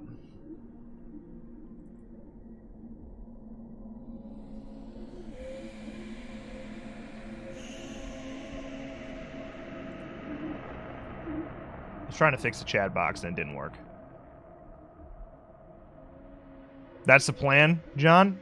That's the plan? You're gonna go egging? Dude, if you went egging around where I live, you'd die. You'd literally die.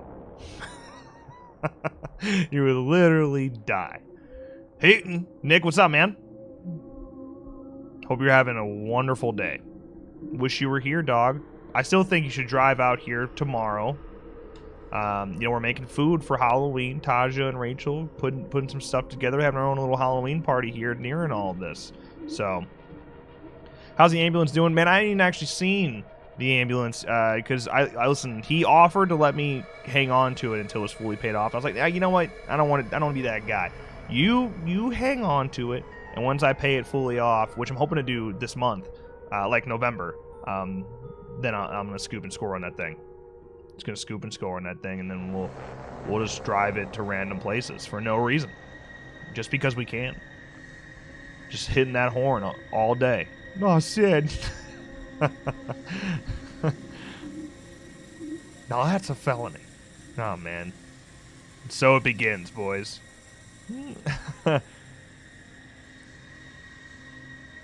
You did it where I am, you would die. I literally had someone be killed down the road by me. Scary as fuck. Yep. Feel that. Looked out my window and saw someone die when I first moved here. Good times. I will definitely do a video on it, man. I'll definitely do a video on it when it's properly in my possession. When you see 360 degrees of Dana, you see enough. I think you'll be satisfied. You see enough. I think you'll... I mean, she's great, by the way. I'm really excited for you guys to see the interview with Dana. Dana De Lorenzo of Ash vs. Evil Dead plays Kelly Maxwell. She's awesome. It was super, super cool. Shared some unique things from her experience on Ash vs. Evil Dead. And I tried to push her about anything Evil Dead video game related, but she didn't. She legitimately didn't appear to have any information. So, not the end of the world, but I tried. I tried my best. Yes, man, we'll have to do that very, very soon. I want to get that going. I think I actually, we'll talk more about it later because I don't want to spoil anything that might be happening later in the con here. Yeah. Yep. Looked out my window and saw someone die.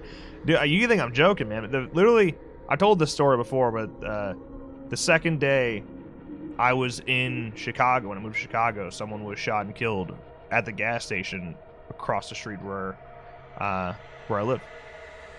Great. Just a good way to be welcome to the city. It's a bit of a way. To be fair, though, nothing's really happened since then. It was just happened to happen the day after I moved in. It's been relatively quote unquote quiet since then. Yeah. Hey Kevin, thanks for subscribing, my friend. Yeah, we were watching Psycho while it happened, and when it happened, we were like, you know what? Maybe I don't think I really feel like watching Psycho anymore. I think we should probably change it. I think we should probably move on. Will the Fiend make a special appearance tomorrow? He won't. That was my original plan, was to go ahead and dress up as the Fiend and be host as the Fiend. But then you're breaking character the whole time, and then you had to be in that costume for 10 hours straight, tomorrow. But I am going to be dressed up, but in something different. All right, I will be in a different costume. I'm not going to tell you what. You just got to show up and see it. But I will be in a different costume tomorrow. Oh, you tweeted the picture of your costume? All right, let me check her out. Let me check her out. Oh yeah, it looks good. It looks super good, man. Did you this is definitely repainted. Who painted this? Who repainted your mask? I like that. I like that a lot. Birthday suit? Oh, I wish. That'd be a great costume. That's kind of what Red did for Good Mythical Morning. His costume was to be what's his face from Castaway. Dress up as Jonathan Ivy? Yeah, I think I probably got the right sleeves to rock and whip out some.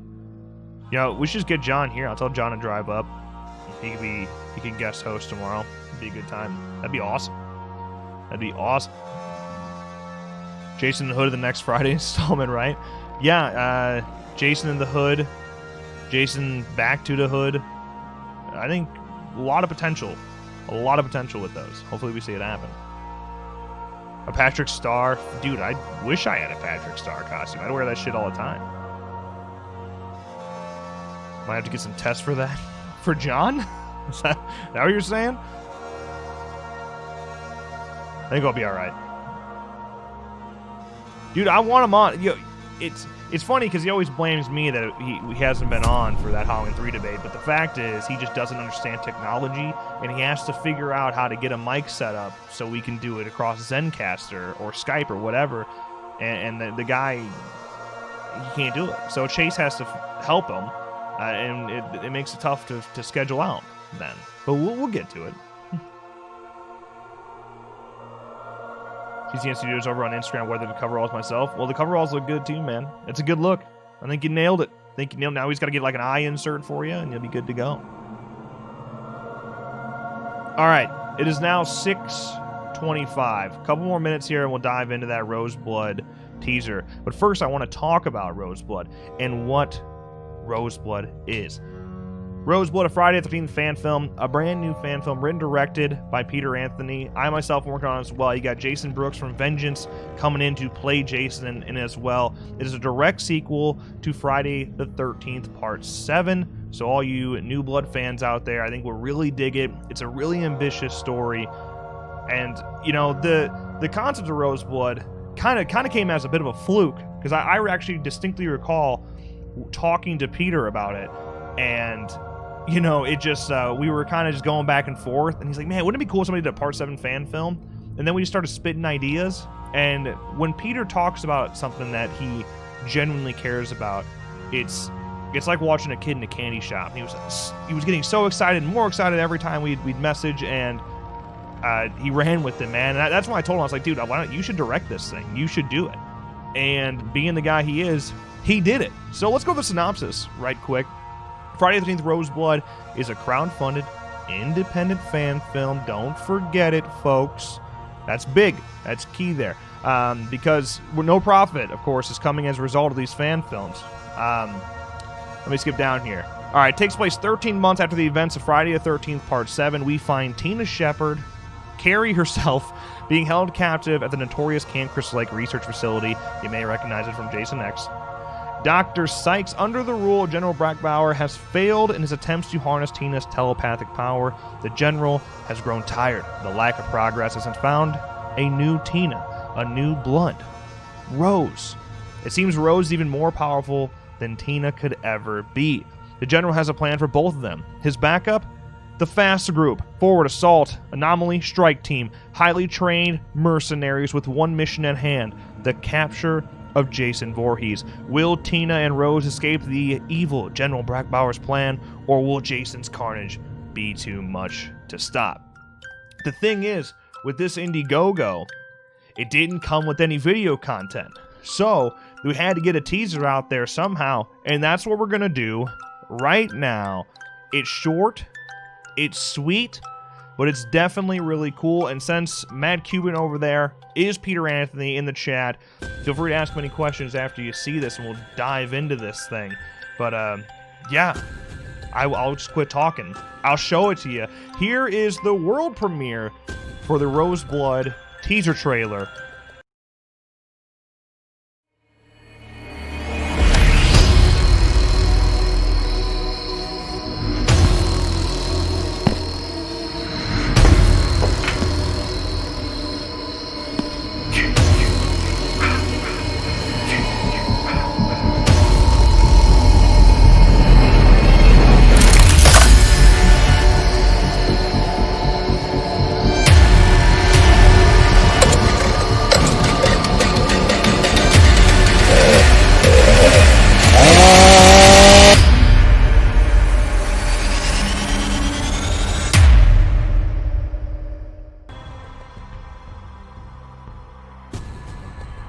And there it is, folks. Like I said, short and sweet, but super sick. Man, I mean, seeing Jason with the freaking saw thing again, I mean, it's awesome. It's fucking cool. And obviously the look of Jason absolutely nailed. Jason Brooks in the boots of Jason once again. But this time, he's not doing his own Jason. He has to replicate the moves of Kane Hodder. I think he absolutely nails that there, and I'm excited to see what he does in the future. If you have any questions specifically about what you just saw, feel free to hit up Mad Cuban in the chat. Peter Anthony Productions now is in the chat. Under Peter Anthony Productions in the chat. Feel free to ask me any questions as we go along here. We're about to dive into an interview with Peter Anthony and Jason Brooks, when we'll talk a little bit about Roseblood and Vengeance 2 in that as well. But make sure, if you like what you just saw, go check out the Roseblood Indiegogo. You can find a link to it in the description. Every dollar counts, and even just sharing it really helps out, okay? So that's really big with these crowdfunding campaigns. Like I said, this is a really ambitious project that's kind of wildly expensive to pull off. So every dollar does count if you head over to Indiegogo. Link in the description below. With that, I'm outie, okay? Go go check out the Indiegogo. I'll see you guys after this interview with Peter Anthony and Jason Brooks. Enjoy. My first question is that you guys tend to have a pretty strong relationship. You guys do so much together now. You worked on Vengeance together. You're working on Vengeance 2 together. You have Roseblood you're doing together as well. I'm curious, how did that relationship start when it comes back to Vengeance, the first one? Do you want to take this one, Peter? Do you want me to go? Or yeah, we've told the story a couple times now. Yeah. Well, I'll start before. Yeah, you go with it before. So we were working on Vengeance, and I started doing more than just being Jason. You know, I started putting my hands into more of the filmmaking, including the marketing, and it started to kind of get bigger. And we needed to get more fans. You know, we ran our first Indiegogo, or, you know, Jeremy and the director, and they kind of ran the first one, and almost we, you know, put the cart before the horse. Didn't have enough fans to kind of be aware of it and back it, so it didn't raise very much the first time around. And so immediately we're like, oh, you know what, we got to get a bigger fan base. How do we do that? And so started going more into the marketing, and I saw Voorhees. You know, Peter was doing marketing for Voorhees, and he was doing a great job. And so we thought, well, we need to get someone like him. And then you know, a week or two later, suddenly I see Peter. He goes online and he puts an announcement up that he was leaving Voorhees for some personal reasons and stepping away from that. And I could tell that he was upset by it. I could tell that he was not thrilled he was stepping away, that he was a big Friday the 13th fan. And up until that point, you know, we all thought he was an asshole because you know, he's on this other film and stuff, and he was very aggressive. He was very, you know, A-type alpha personality, and so it's kind of like a risk, you know. So I went to the group and said, hey, I'm going to reach out to this guy, and I did. But so I reached out, wrote a note to him, saying, hey man, I'm really sorry. I know that it seems like you're really invested in that, you really wanted it, and just sorry to hear about what happened. And just kind of did that, and then I'll let you go on. I just so you know, Riley, I found this text from him the other day, and it's funny because he knows that I erase my text all the time, which I do for everybody. That's why I always re-ask for everything. You must know that, Riley, 8,000 times by now. So old habit. So, but Jason, we never talked about this. It meant so much to me that you came out that I screenshotted it and emailed it to myself and didn't even realize that I saved it like that. And it was actually saved under the Voorhees file. That's why I never found it, because I never really went back into that file. So about, I don't know, a month ago or a couple weeks ago, I found it and sent it to him. So I was in Mad Monster, Arizona, which was the best con I've ever been to in my life, with me and Kelly Ellison, Kane, my buddy Brian, and Danny, who won the raffle to be in Vengeance 2, the girl from Alaska. Yeah. She was there. What are the odds of that? Wow. Everybody was there, and I was down. I almost like cried. I was in a hotel room, and I questioned myself. It's funny Jason says that with the alpha. I was like, did I do the right thing? Because it was a moral thing about respect, and you guys know I overly take the respect thing sometimes, and I'm quick to snap on people with respect, because I just feel like that's the way it should be. And I was like, man, I really effed up. I shouldn't have done that. And I'm down and out, but then I'm having a great time. I just left Kane's table. We were sitting there. I'll never forget it. I turned to my right. I was talking to Savini, and then I left Savini, and I looked at my phone, and it was Jason Brooks saying, hey, he wanted to reach out. Heard what happened. Sorry about that. And then within a few minutes, Jason, back and forth, we talked about marketing. he was like, you did the marketing? I'm like, yeah, I did all that marketing with that strategy. And he's like, wow. He's like, I'm like, who do you have? You're like, you're talking to him. And I was like, okay. I'm like, he's like, well, if you want to help me, you're the man. I'm like, we're in. And that was it. Just like that, man. I went from like down and out to flying high at the same time. And he's right, because the way that it was portrayed when you're in this industry, especially the way it was back then, is the other guys are the enemy. I don't know why it started like that, but that's just kind of how it was. And I never even knew them. It's just that competitive nature, I guess. So, but once I got on board with them, it was, we took off from there. So, and once again, this is a strength to Jason's character, because if it's somebody like me, I would say, F that guy, dude, he's my enemy. I don't want nothing to do with him, but he'll swallow his pride to make something better. So it worked out. Yeah. And that was, go ahead. Sorry. go ahead. Well, I think it's funny. It's just like a lot of your stories, Peter, kind of come back to just random snowball effects. Yeah. I mean, that's how I met you guys in the first place, was just a snowball effect and just having the ability to reach out. So it's cool that your relationship started in that same way. Yeah, me and yours started with you reaching out about the issue with Steve. Yeah, that's all it was. And when I started this whole thing and got into Mythos in the beginning with that, I know I came in completely unaware of all the different fan bases, of all the different sites, of everything. I didn't know about any of the drama between any fan groups or anything. Same here. And there wasn't a lot, and or the fan films. I didn't even know of all the fan films, and so I was like a kid in a candy shop learning about all these things, like, oh, there's this project over here, and oh, there's one over here, and oh, this guy did this, and I was all excited about it all. And then all of a sudden I start hearing through the grapevine, like, oh, they're talking shit about you here, and they're talking here, and then these guys don't like you there. And it's like, why? They don't know me. What the fuck did I do? And then it's like, and then we see, anyway, it kind of grew from there. And so I was always like, well, I'll try to think the best of people, which bites me a lot, because I do. And I put the olive branch out way too many times. So with some things in life, but it's, I'm glad I did this one. I just kind of reached out to Peter. On one hand, it was really just to get that conversation going and to say, dude, from one fan to another, I'm sorry.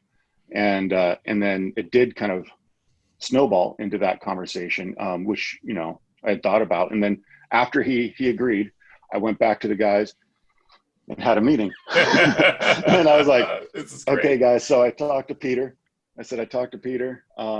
He's interested, but I'm not going to make it my decision. I wanted all of us to be in on this, because we all know that he's an asshole. We all see the stuff that he posts on his wall. He was, at the time he was doing some very political posts. He was doing some like memes that were kind of insulting at times. And I was like, I'm going to have to talk to this guy and say, please don't do that. Can you please refrain from putting some of this garbage up on your site, or putting some of this up, and some hardcore opinions, just because fans have different opinions and whatever. And also, can you tone it down a little bit with how you interact with some people, and don't try to kill everyone that disagrees with us. So, yeah. And so anyway, I put it up to a vote to everyone. Said everyone has to agree before I go and ask them or seal it with them. So, and they all said, yeah, let's do it. So, and it was one of the best things we did. Thank you. And imagine if that vote didn't go through, man. What would you be doing? I want to add to that, if I may. Two things. Jason would I'm not really easy. If you don't know me, you guys know me by now. I'll listen. But if you don't know me, I'm assuming I come off kind of scary or unapproachable, at least. And he'd be like, "Hey, man, I saw your post, like for the first month or two. I saw your post on this, and then I'm like, hey, that's my personal wall. I'm like, you can't tell me what I can't put on my own wall. He's like, no, you're right. And then his calm demeanor is kind of like a dad. And then I'm like, I let him down. So then, like, as pretty quickly within a couple of months, I mean, it's been gone forever like that. I mean, yeah, I'll still put something up here and there. Don't get me wrong. But now back to him with his calm demeanor. This is the dichotomy of me and him, the yin and yang with me and him. He'll be like, hey, man, look at this guy. He wrote this. I'm like, fuck that guy. We don't need him. Let's kill him. He's like, no, man, it's okay. Like, maybe he made a mistake. No, dude, he called us out. We got to kick him off the site. We got to kill him. He's never allowed anywhere again. He's like, no, I'll talk to him, man. It's okay. And most of the time, he's right. Most of the time. Most of the time. Yeah. All the time. Yeah, but then there's other times. Sometimes I want to let the dog off the leash. Not with one of them. No, sometimes I want to let the dog off the leash and just like, see what happens. But, I don't know. It's a tough world sometimes. I like People to just use it don't as like see a it. therapy session. It's like I'll just listen. That's Yeah. what I do with Peter now. Just, you know what? How about you just take it out on me? Yeah. you can take it out on me. Don't worry about that guy. Yeah. It's like, hey, you know what? I know you're one person, you're an individual, but you speak for all of us when you post on this place, or people look at you, they have a different opinion of you now. You're not just a fan who's tagging along. You are part of this film. And when they look at you, they think of the movie, and so anything you say kind of represents that. And we all kind of took that stance. And so there's times where all of us got tired of one person or another or something, being said, and we all wanted to lash out or go post the truth or say something, and it's like, no, and my mantra, my motto kept being like, what would Paramount do? Right. I said That's that what thousands say. of times. What would Paramount do? Would they give a shit about this little weasel that's coming over here and starting shit? No. Would they go and address it? No. They would just go and do their movie, do the best they can. That's what we're going to do. We're here to make a fucking movie. We're not here to start wars. We're not here to make fans choose sides. We're not here to whatever.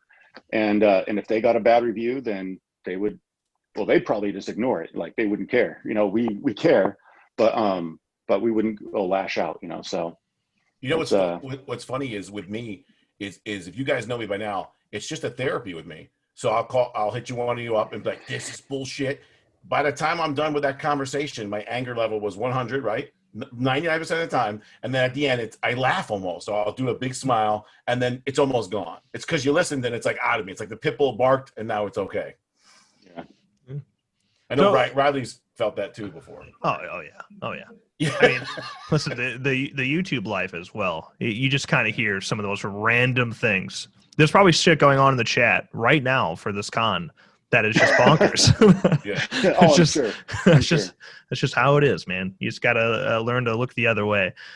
For the first Vengeance, there's a lot of unanswered questions or things that made us like want more. Right now, Vengeance 2 has a big responsibility to go in and try to answer those questions in a very clear way. How did you guys go about addressing those when you're going about writing Vengeance 2? So he's going to answer because he yells at me all the time. So yeah, because you keep giving shit away. So basically, with Vengeance, it was really when it was first cut. The first rough cut was almost 3 hours long.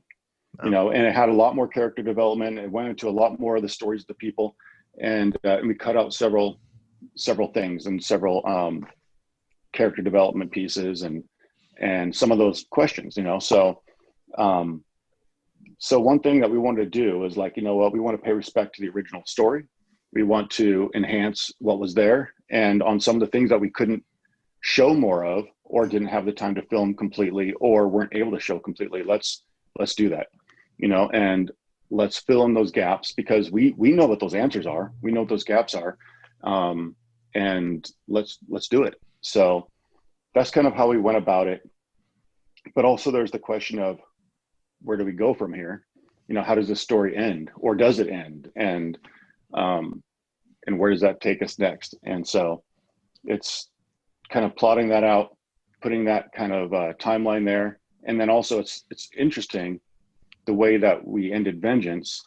They had the 2 weeks later, right? So you have people that have died or have woken up, at the end scene after, Elias and that showdown and everything. There's some people that, like Robert, at the end credit scene, he wakes up. Well, he died that night, but the film ended 2 weeks later, where we see Angelica, receiving Robert's bag and being sad and getting a phone call, which they think is the dad and all this stuff. So it's restarting that was kind of a challenge to say, well, how do we go from, where was Robert for 2 weeks? And Ken Slate, obviously back, Peter's back, and how was he dead and alive for 2 weeks now? Because now we can't just start at the end of the last one. So I think the one thing I'll give away is we do start a little bit within Vengeance and go forward from there so that we can see a little bit of what happened there and to fill in some of those gaps. And then There's some really, really cool things that we've come up with. And it's just been cool. We go back and forth. Peter and I, we've been going back and forth, and it's like, oh, hey, I have this idea. We're going to do this, this, this. And he's like, oh, yeah.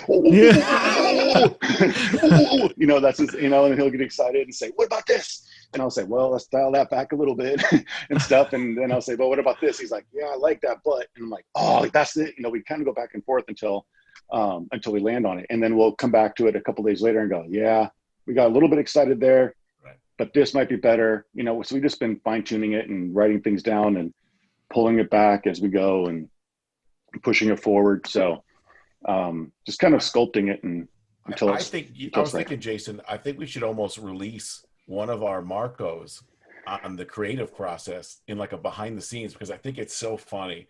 And I know Riley knows too, because I am like a crackhead with energy. I'm like, this is what we gotta do. And then I'm like, and then Jason, even if he doesn't like it, he'd be like, well, you got to remember. And he'll go into something. But even if he likes it, he'll go, that's it, man. I like the way you think. And that's it. It's like a 10-hour explosion of energy. And then he just like, that's a good one. That's it. Yeah. Peter comes on. There's like, okay, listen to this. If you don't like this, I'm going to fucking kill myself. I don't know what else to do. Don't go from here. I just don't know. This is it. This has to be it. There's no other fucking option. I've thought about it, so I know there's no other option. Yeah. This is it. And he tells me, and I'm like, well, let me think of something. Without getting into it, we're not 100% on the ending. So what happens is we'll go back and forth and spit out ideas on the ending. So, man, I'm not lying. I thought I kicked out, you could ask Jason, about 10 or 12, like, really good endings that kind of fit the whole story. And I was like, this is the one. And he's like, no. I'm like, oh. I go, stop talking to me. I'm done coming up with ideas. 2 minutes later, I hit him back. Okay, listen. I'm like, this is what we're going to do. And he's like, no. Then finally, as the last one, I'm like, if you don't say yes, I go, I'm jumping off the building. I'm sick and tired of this shit. This is the way we got to do it. And he's like, I'll think about it. Oh, that's it. Yeah. Yeah. The thing is, both of you guys are kind of going through this transitional phase of, you know, whether that was co-producers and just actors, now both stepping into directorial roles. Peter with Roseblood and Jason, you with Vengeance 2. How are you both handling that transition? Because it is a very weird, there's a lot more pressure. There's a lot more anxiety that comes with that. So I'm curious how you guys are handling that. You want me to go, Jason? Yeah, you go first. Man, that's a good question. I stay so busy, I don't know how I handle it. I think me and Jason are almost opposites when it comes to that, where he's like, I don't know how to explain it. He could just whim out something like a creative genius idea out of nowhere that we never talked about or went over. Whereas my mind, the more you guys know me, is systematic. It's more black and white, step 1, 2, 3, 4, and 5. This is how I'm going to get to 10, and it goes on. So I'm very organized, as you guys know, with things I do. This is exactly how we're going to do it. If that fails, here's the backup. This is why. This is what happened. I cannot think whimming it, and I can't think like an artist thinks. You know, if you ever go to an artist's house, their room's a mess, everything's a mess, but they're geniuses with what they do. And I'm the other side of the brain where it's just numbers in black and white. So I just feel like my strength is trying to be as much prepared as I possibly can for anything that can go wrong. And then in that creative process, I'll go to Jason, we'll go back and forth and come up with some stuff. I can't speak for him, but he'll just be quiet for a while and then crank out 30 pages. That's how he is, where with me, it's almost like a page a day kind of thing because I'm trying to overanalyze it. And maybe that's because I'm new and I'm a rookie and I don't flow with it yet. So, or I don't want to make a mistake and I'm overthinking it. But with me, there's a ton of pressure. I mean, part 7 is my favorite ever. Kane, my friend, is my favorite ever. I've always wanted to see a continuation. I don't want to mess it up. Jason looks phenomenal in the suit. I think the mask is a home run. I think a lot of people are hitting home runs, so I need to hit a home run. So, yeah, it's pressure, but at the end of the day, I'm a fan. So if I mess up, I think the fans would forgive me, but definitely trying hard. Yeah, I think so far you're doing a good job. I mean, you're pulling it together. You're finding the things that need to be done, thinking about the things that need to be thought about. And then even when we did the teaser, even from afar, we were Marco pulling back and forth and we were showing you some of the footage and you're like, no, I need to turn this way and do this and this, which was good for me because, when you're in the suit and you're blind and you can't see what's going on and It feels right, but then when you say try it this way, and it's like that doesn't feel right, but you do it and it looks right, so you did good there. But for me, I don't know. I think that my mindset is in that director mindset a lot anyway. I'm thinking about all the things that have to come together for the scene, what we have to see, what we have to look at, what has to be in the background, what the angle needs to be. Like when I see a scene or see a shot, I see it all together like that, right? And so it makes it hard sometimes when someone else is directing or you have other people shooting, and you're like, I wish they put the camera lower, or I wish they put it over here, or have this in the background. But I let it go most of the time. And sometimes I just too much. I'm like, yeah, I got to say something. But as far as stepping into directing, I don't feel too much pressure on that. Certainly not as much pressure on that as it is playing Jason, because that's the one character that will make or break the film, right? If somebody doesn't like the Jason, then the film's over. They're not going to like anything else of it. They're not going to sit there and say, oh, well, I really like the dialogue that happened between the the cannon fodder campers. They're just going to, yeah, suck. So I think that's the extra bit there, is directing and wearing the suit at the same time. But coming into this, last time, definitely I did so much on there that I knew I couldn't do that much again. So I told Peter and Sean, and everyone's like, if I do this, I can't do everything I did last round. It'll take too much out of me. So I'm going to definitely need more help. So pretty soon we'll be staffing up to get some more help and get us on that path. But yeah, I'm looking forward to it. One more thing, sorry to cut you off. The great thing about Jason with Vengeance is when he asked CJ and he asked Steve Dash about how to play Jason, and he asked me, because I'm a big, obviously, Jason guy.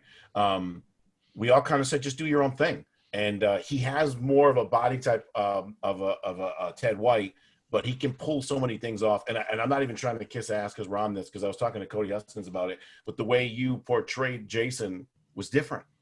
You even though you might have grabbed some things here and there from different people, that's your Jason, dude. It's totally different than anybody else's. So that was phenomenal. So my not struggle, but I think it's going to be a challenge, is me and him getting on page.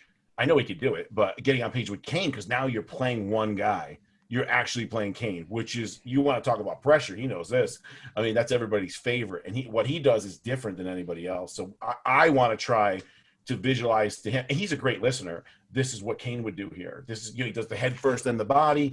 The breathing comes from the chest, not the shoulders, so on and so forth. I was watching real quick a documentary, the new box set. I don't know if you saw it, Riley, Jason, where Kane really went hard on oh my God, what's the guy that played Freddy vs. Jason? Kurzinger. Yeah. Where, did you see, remember he was in the subway and he came out the subway and his hands were going up and down? Did you see that part yet?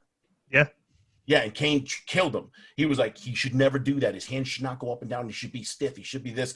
So long story short, that's kind of like Kane has that vision and he keeps the weight where he is more than any other Jason. I mean, if you interview Ted White, I don't think he'd tell you what he would do here or do there. He just kind of did it, where Kane is really deep on that. So I think that if we don't try to at least try to do those things, fans will pick that apart, especially with Kane. Yeah. And when I was doing the teaser with that for Roseblood, as soon as I got in the costume, immediately I started feeling vengeance. And so I was doing the vengeance Jason. And then when you were like, well, no, we're doing Kane. I was like, oh, right, this is part 7. Yeah. It's like I had to get out of my vengeance mindset and totally do that. So I'm definitely going to study up and watch Kane and do a lot. So, and get out of that whole do your own thing mindset and try to get in Kane's head and figure out, like, it's not just watching, because if you watch the performance, then you try to mimic the movement and not how he is, feeling in his head and moving in his. So I want to get the embodiment of him, not just the movement of him. You know what? It's funny. The thing I was thinking of, your strength is you have this thing, like, remember when the other group was going, not the one with Diana Prince, but the other group, the knockoff group. Yeah. And you first come on scene during the light. That's the best you ever looked, acted as Jason ever of all time, in my opinion. And the way you are is you're so tall, but then your neck is down looking on him, and it's like extended down, and you look menacing. but that's the problem. Now I'm thinking like that's your strength, but Kane is always up and straight. Like in 7, when he walks in, hits her with the axe, he never breaks that straight plane. So that's like something that, we both have to consciously think about. Right. And also that mask that I wore for Vengeance, it pushes your head forward. Oh, does it? So it's like, it's like my neck is killing me at the end of the day of shooting and stuff because I'm constantly trying to hold it back. Yeah. Yeah. So it's like, it's just all day long. But it worked, man. That pose with you, because you're so tall, like it just looks, you're over the person, It's like menacing. I love it. Sweet. A couple things. One, since you mentioned Ken Kersinger in part 8, I feel like I had to talk about what he says in his book as well, because Kane mentioned in do you know like the part 8 trailer, the teaser trailer where it comes around and shows a city? Yeah, jazz hands. You just did it. I saw it. Yeah. Because that's Ken as well. It's Ken in the trailer, and Kane hates that where he's turns around with jazz hands. So he's always been very, very picky about how Jason should be presented. I'm sure you both know the story of Jason X and him saying, he should slowly break this person's neck rather than doing it fast. And right. It's just and who not he kicking is. The dog in part 8. Yeah. It's just he is Jason at this point, and if he tells you that Jason won't do that, I think you probably should listen at this point. So I am curious. You are stepping into Roseblood, which, by the way, the teaser trailer at this point, the teaser trailer is public, and I'm hoping at some point, I haven't talked to Peter about this yet, but I'm hoping I can show it during the convention as well. I know it comes out on Friday. That I think you nailed the look of Kane when you do the shot where you turn around. I think it looks like Kane. Like it's very, very good. So I think you're already good to go. I think you're already going the right way. So I'm excited to see where the rest of that goes with Roseblood. And on that topic, let's talk a little bit about Roseblood. Can you give us some details? Roseblood, extremely ambitious. Where are you going with it? So as the on-site says, 13 months later. So Tina is in an insane asylum. So just a little backdrop also. Everybody always wanted to see a part 7, part 2. John Carl Buechler actually wrote out a part 7, part 2 where Tina was in a military establishment / an asylum. So, and speaking with Laura Park Lincoln, she actually wrote a script for, I did not know this, for Friday the 13th, part 8, where Tina was now a psychiatrist and had a daughter who had the powers, and they didn't get along. And Jason came back and they had to fight him. So it's funny because I never knew any of that. Yet here I am coming up with Tina being in a military facility. And it's more like a Jason X, where it's a military facility where they're trying to study her. Because honestly, if the military knew about her, that's exactly what would happen. So they have her in a military facility. It's 13 months later. They're trying to study her. There's a lot of pressure from a mean general, trying to get some results out of her. There's a lot of other members from different Friday the 13th that have kind of woven into this web of a story that I think the fans will like. But at the end, part 7 was called New Blood. This one's called Roseblood, because Rose, which is played by Sanaya Lutsis, who is in Vengeance, will be the new blood. She now almost overtakes Tina, and Tina and her develop a relationship. And long story short, it's a short film, so it's maybe 30, 40 minutes, 45 minutes. Everything goes nuts at the end. And as you know, there's a fast team with a bunch of big, crazy jack bastards. And their one mission is to capture Jason, not kill him, capture him. Just like he was captured in part 10, part X. So that's the whole story. I don't want to give too much away. We're also trying to get some other people involved in the project as it grows bigger. It's kind of growing bigger on its own. So yes, super ambitious. How many days we're trying to shoot it is super ambitious. We do have the benefit of Sean Lutzis building an entire building for us. So that's great that everything's in that building. Between sound guys, between Jason, between yourself, between Marcio Charlie doing the outfit. That's another thing I want to talk about. Marcio Charlie, who has got to be one of the best, I guess, non-silicone costume designers ever, is making the part 7 for Jason. We measured Jason head to toe, and he's making that outfit now as we speak. And it's different. That's the other thing I want fans to know is at the end of 7, most people forget, if you look at the dock scene, he's burnt. He was on fire with Tina, and there was a huge explosion. So if you look close at 7, he's more charred. There's less actual shirt of him and more char of him. And that's why there's also that cracked mask.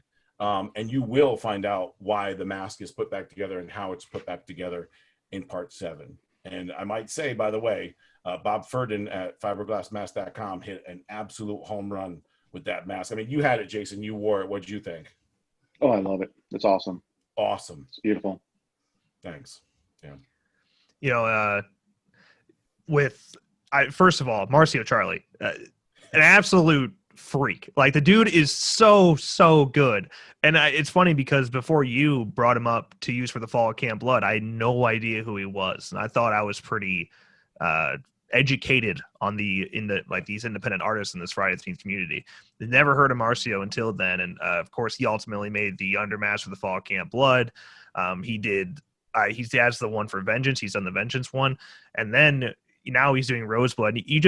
He's unbelievable. So to have him involved and doing the whole suit, that in and of itself is a home run. So that video that he posted for like a month of him working on the Nemesis from Nemesis, the guy with his head and the tubes in his vein, and you actually saw it's like he put it on for 6-8 hours a day. And I don't know if you saw that, Jason. The transformation of him working on it day after day was absolutely amazing. Like beyond Hollywood level, and he's just like watching TV and laughing and no big deal. I mean, he's more gifted than he even knows. Yeah. Oh, and he's super humble too. Yeah. And he offers great prices. So for anybody out there that wants to get something super cool, he offers great prices out there. Well, I do kind of want to get some more details about you transitioning from Vengeance to part 7 for Roseblood, Jason. I'm curious how do you, first of all, where did you inspire your look? Peter kind of already touched on it, that you asked Steve and you're asking people about how to play Vengeance Jason, but ultimately, like, who are you pulling inspiration from? Because I can see CJ in there, I can see Kane in there. Just curious. Yeah, no, that's what I love too about the aftermath of all of it is everyone comes to me saying they saw someone different, and everyone has their favorite Jason. It's either, they love Steve, they love Kane, they love CJ, they love Ken, Ted White, whoever it is, they love them. And it was hard. I mean, I spent probably 36 hours going through not just the movies, but going through behind the scenes footage, the Crystal Lake memoirs. I watched tons of like YouTube videos from conventions of having Kane talk, CJ talk, Steve talk, like all these actors who played Jason, just talking about their experience and what they thought, what was going through their mind when they did it. Because I wanted to know, I'm not going to recreate their scenes, in a movie. I'm going to have my own scenes to do, my own kill. So how would they do it? What was their mindset? And so I just kept taking that in. And then when I went out to CJ's house and talked to him, I asked him, I was like, what advice do you give me? What does Jason do in your mind? And so that I can have that same sort of mindset. And he said, I want Jason, he leads with his chest. Every step is on purpose. It's powerful. He kind of gave me some advice there. And the same thing when I went to Steve's house and stayed with him for a few days, it was, I asked him on the first day or first or second day, like, hey, what advice do you have? And he said, you just fucking put the suit on and walk. And I'm like, okay, but I mean, what would you do? How would you, like, you don't do anything. You put the suit on and you put the mask. I got one eye hole and you walk. You just go and fucking do it. You think I give a shit? And then I talked to him and I said, yeah, but you're the first. So everyone had to come after you. So you didn't have to fill in anyone's shoes or footsteps. You were the first adult Jason. And he sat there and he said, holy shit. For the first time, someone has said that. I never thought about that until just now, and he's like, that's a good point. So, but then on the last night, while we were staying at his house, he called me over and he's like, Jason, can I talk to you for a second? And I said, yeah. Whenever I sat down and he said, so I want to talk serious here. And I was like, okay. I'm thinking, what the shit, I'm in trouble now. And he kind of dropped the persona, the whole thing. And it kind of got really real for a moment. And he says, I know you've been studying us. You've been watching me, watching Kane, watching CJ, watching all of us. You talk about it in your interviews. You are doing everything you can to study. But could I give you one piece of advice on being Jason? And I said, please, I would love that. And he said, just be yourself. Just be Jason Brooks, Jason. Don't be mine. Don't be CJ's. Don't be Kane's. And he says, that's what'll set you apart. He said, do you think that CJ looked to me or to Ted? No. Do you think that Kane looked to CJ to be Jason? No. They did their own thing, and that's what sets them apart. That's why people love them. And I was like, oh, wow. Right. Yeah. And so from that moment, I stopped getting in my head about it. I stopped trying to recreate what these other guys did. And I just kind of, but having been practicing, there were certain movements from CJ and certain things from Kane and certain things from Steve and, and Ted that I liked. And I had been adopting into my movements, and I just kind of let it all go and let whatever stayed behind stay. And that's kind of how it came together. That's how Vengeance Jason was. So, which worked out well for me because everyone has their favorite Jason, and everyone found a piece of their favorite Jason in my performance. So I got lucky. If I could jump on that too, that it's funny you say that, because I remember that conversation. I remember you and I talking about him telling you that, because you were Marcoing me when you were down there. And and I'm like, I'm thinking in the back of my head, he's right. And in the beginning, and I'll be honest, I'm such a Jason fanatic that I was like, man, this is how I wanted to say, this is how you got to do this is how you got to do that, this is how you do that. But after a while, when you know Jason, you realize how much pressure was on him and how serious he takes it.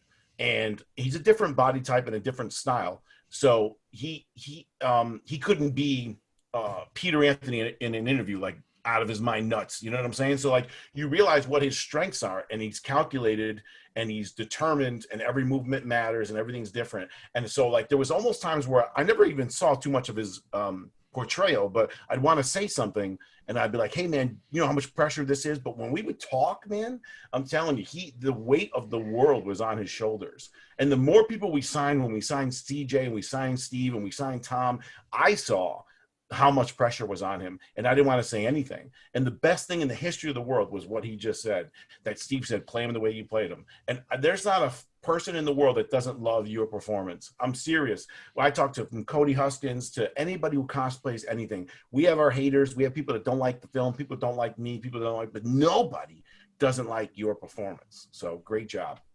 Oh, thank you. Yeah. Do you find it easier to be yourself, to play your own Jason, or do you find it easier trying to replicate someone who has already played Jason? Oh, it's a good question. I think it depends on what I'm doing. Like certain things I had in my head that I wanted to do my own way, like the Heather kill with the pickaxe. That was something, we always said, Jason's very quick. He's brutal. He doesn't take his time. He doesn't mess around. He just does his thing and moves on. And that one, I was like telling Jeremy, like, I want to destroy her head. She's messing with my mom. She's doing the mom thing, trying to pull it over on me. And I want Jason to have that realization, to have it come back like, I've been here before. I know what this is, and you're not going to fucking survive this. Like you just did yourself wrong. And so I wanted that one kill to be the one thing that where he just lets go. And it almost becomes an emotional kill. So that one was like kind of my thing that I didn't look to anyone else for. And that one became my favorite. Hold on, but Jason, then before you go on, I never asked you this, and you're right. It's the most brutal, violent, quickest death. That extra hit or two after she's dead, I'm 99% sure it wasn't written that way. That was all you, right? Oh yeah, none of it was written. It was just, the only thing that was written for that was that I slam her down to the ground and then get on top of her and smash her head with a pickaxe. Right. And I think that was it. And Jules Valenti did an amazing job as a stunt girl for that. Because if you watch close, I grab her, lift her up off the ground, slam her to the ground, no pads. We practiced that several times and did it very safely. No one got hurt. It was really great. And then I just start smashing, the ground. We had the cut, and that extra hit, that was also me, and it was really just in the moment. I broke the pickaxe while smashing the ground. So you can look, I'm just at the end, I'm just hitting with the handle, and I'm standing there, and yeah. So partway through, you see, like with all the blood and the guts and brains and the hair coming up and everything, you can look and see that it's just the handle, the head of the pickaxe is broken off. And I realized that, and I was like, oh shit, am I going to have to do this again? No, and I want one more time. and thought, yeah, I'm just going to seal the deal with that one and then walk off. So that's how that came together. But like, you know, I liked the pieces. I really did put like kind of a mix, trying to lead with my chest, like CJ. So I'm always trying to do that. And then the kills, Kane has this thing where he never says it, but I see it in all of his kills. It's like even in the game, and other stuff where he'll cock back really slow and then go in for that violent hit. So that's one thing that I tried to do as well when I could, was I'd start off the slow thing and then the final blow is going to be fast. Great job. And so that's something I tried to incorporate because I liked it. But he does that, Jason, in part 7, when he pulls back that little squeak horn. Yeah. Sticks her head out of the van. That's exactly what he does. Goes slow and bang, jams it in her head. So great job. Yeah, so that's what he does. It's like it's all like slow and then powerful for the last hit. But then there's acting in the Roseblood thing in the teaser. It might have been a little more difficult because you're trying to replicate someone else's moves and body, right? And you're built differently, and it's different costumes. So that might be a little bit more challenging, I think. Yeah, but honestly, if I can jump in, you did it the first take and you did it good. But the problem is here, it's not about being good. It's about being Kane. You know what I'm saying? So that's the problem. And Jason's 100% right. When you're in a costume and the mask, you don't know what you look like. You know what I'm saying? So I was like, bro, that was great. And it was. And he had I can't say it. He had everything right. but I said, dude, he turns his head and then his body follows. So, and he's like, well, I can't turn my head too much with this piece on. I'm like, just turn it a little and then spin. I go, and when you spun the first time, your eyes were down. Find me one scene where Kane's eyes are down. They're always straight. I said, that's a big thing with him in the interviews too. He doesn't look at stairs. He doesn't look at doors. He doesn't even look at the weapon. He's always straight. I said, so when you spin, look back and then look at the camera and be straight the whole time. And I'm not lying. I'm not trying to talk him up. We did 2 takes of that. Jason turned the way I didn't want him to turn the first time. The second time he turned the right way I told him what to do, he nailed it. And and when that comes out, he looks exactly like Kane right there, if you ask me. Yeah, I agree 100%. Yeah. Thank you. Yeah. Peter, so you have no like formal training with acting, and you went from a guy that was doing marketing for Vengeance to then being Ken Slate, a prisoner. And then you also then go take on the Fall Camp Blood for us, and you are playing a franchise character between the sibling of Rob and Sandra Dyer.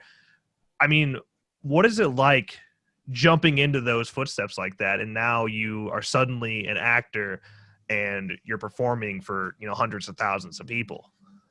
You got good questions, man. Jason, he's got good questions, doesn't he? I'm trying. Yeah, they're new. Yeah. So it's funny. So I'm helping out with. I wasn't even supposed to be in Vengeance, really. I was helping out Jason, and the real goal was to get Kane for the position I played. And Kane, just long story short, won't play a non-SAG film. That's the end of the story. So Jason's like, "You want to do it?" I'm like, "Yeah, I'll do it, of course." So and I did it, and I don't even think I was that great. But thank God for you came aboard and you're like, hey, Riley, you want to do some marketing and producing and helping me out with Fall Camp Blood? I'm like, yeah. And then I don't remember exactly how it transitioned, but you asked about James Dyer, I'm sorry, Rob's brother. And I'm like, yeah, man, of course I'll play that. And so to answer your question, I didn't even know that I could do it or I was even semi good at it until I heard an interview with you and Nick and everybody, where that interview about me getting injured, and you said, I don't know anybody else that could have played it better. He nailed it. And I was like, did I? So I was like, I did. And because me, I'm like critical of myself. And I was like, wow, that's great. And then I'm like, okay, maybe I can do it. So it wasn't until you said that I think that I could do it. Yeah, I come across cocky. Yeah, I can do it. But that's just my thing. I don't want to let anybody down. But I was on set with Jason and Nick Strawn and all these people are professional trained actors. I'm not a trained actor. So Tommy Lee Driver, who's phenomenal. So I was humbled, like in the reading and on the set for that. So then with Fall Camp Blood, when I started to do a couple scenes, started to do a couple stuff, And I was like, I think I can do it. You guys said that. That gave me even more confidence after I got hurt. And then when I came back, I felt like I was even a little bit better. I was even a little bit more focused in the role with emotion. So, and you know what's so weird is my whole life I always thought I could, you always want to be an actor or a football player or some kind of star where you think you're better, you're pretty great. Now I have a super hard time. You could ask my family. I don't even want to watch myself during Vengeance. I'm scared to watch myself during Fall Camp Blood because I feel like I'm going to mess up and let somebody down. So it's so weird how for somebody like me that has changed. And remember, Riley, too, when we did the scene in Fall Camp Blood outside it's actually your mom's place there in the back. You remember the last scene we did it and I kind of over exaggerated. I turned away from the camera and wait and everything. And then he said, cut. I said, don't you dare use that. I go, that take sucked. I sucked. It was terrible. But long story short, that's kind of a microcosm of how far I've come where now I like really critique myself where I don't want to mess up the film. Yeah, I think everybody does that too. I can tell you, like, by the time that the Fall Camp Blood releases or any film that I've ever worked on ever, I don't want to ever see it again. Right. I'm right. so fucking done with it. By the time it's out, I'm like, yeah, I'm done. Yeah, because you don't want to see the mistakes you made. Right. Exactly. Right. That instead of seeing where you succeeded, you instead focus on the things where you're like, oh, if I could do it again. If I could do it again, I would do this. And that drives me nuts. Remember the scene in the barn? I don't know what happens, but I grab somebody and you're like, dude, check your arm out. It looks pretty big there. I'm like, it looks like shit. Always try to give you credit. All right. Yeah. Yeah. Okay. Well, I don't want to waste too much more of you guys' time. We've already been on for, almost an hour now, but is there anything else you guys would like to sneak in, whether that's about Vengeance 2 or Roseblood or anything like that? I'll let Jason go last because I'll wrap it up. Vengeance 2 is the big film. Trailer comes out Friday for Roseblood. On Monday, we might have a big announcement. That's pretty much it. I'm going to be releasing more and more stuff as we go. That's all I really have. I mean, the Indiegogo is going good. We hit the goal in 3 days. I really want to get a little bit more. I want to get to 35 grand at least because there's somebody I've been talking to that's an alum that I want to kind of bring in at that price level. That is what I'm going to need. So that's it for Roseblood. I can't thank everybody enough. Can't thank you, Riley, everybody, Jason, for extending my career, making it that good that I could even hit the goal in 3 days is phenomenal. And the advice you guys given me on what marks to set and what dollar figures, everybody's been supportive. I only exist here because of Jason and Riley, because Jason giving me the role with Vengeance, Riley giving me a lead role in Fall of Camp Blood, or I cannot make this film. I don't ever forget that, ever. So I just want to say thank you. Of course. And me, we're probably looking at the Vengeance to Bloodlines campaign around January. And we'll pull some things together there. And so looking forward to that. And as far as like the fans and everything, I really appreciate the fans, especially, the ones who are out there constantly supporting us no matter what. It's just, they're supporting us through Vengeance, through Roseblood, through Vengeance 2. It's phenomenal. It's so appreciated. So. All right. Thanks again to Peter and Jason for joining me on that interview. Obviously, super cool dudes with really unique stories and how they came about and started working together and got through Vengeance and got the Fall of Camp Blood. Now you have Roseblood and Vengeance 2 happening as well. They were just both off doing big things and making shit happen for you as fans. And at the end of the day, that's what it all comes back to. Like Jason said at the end there, it's for you. It's for the fans. And without you, these things are impossible. So I'm going to show you the Roseblood teaser one more time for those that maybe came in midway through the interview so you can see it. And that way you have a better idea what you're going into with the Indiegogo. Again, the links for the Indiegogo to Roseblood are in the description below. Go check them out. But before we continue on for a little bit of a break here, let's take a look at that teaser one more time.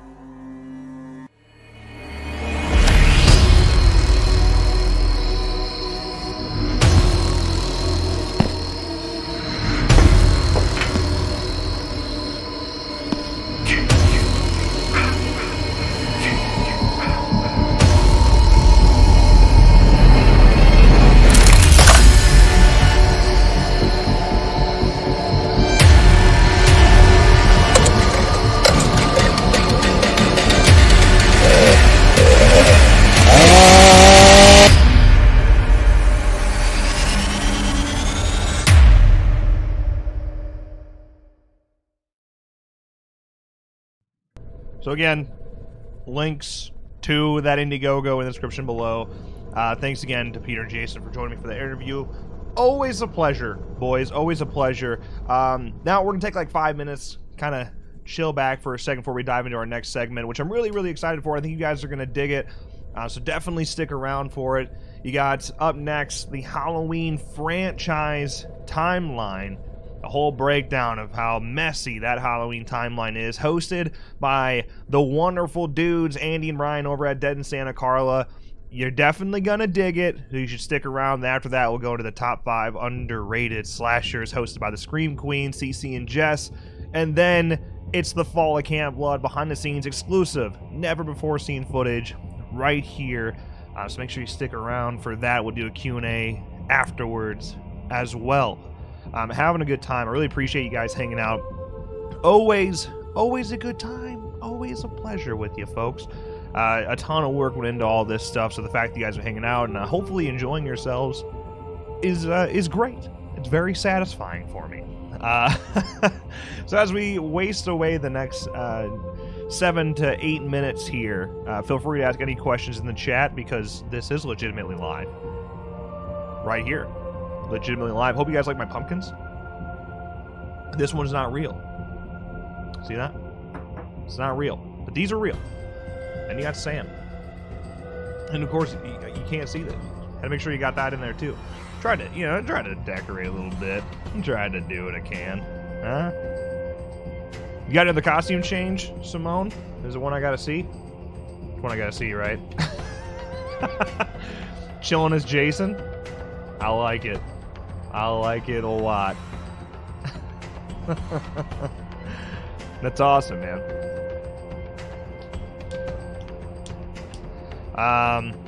All right, Kevin, have a great night. Appreciate you hanging out. Lexi, appreciate it. Appreciate you stopping by as well. It's cool to have you guys here. There's like faces that have never been in at a Slash and Cast live stream before.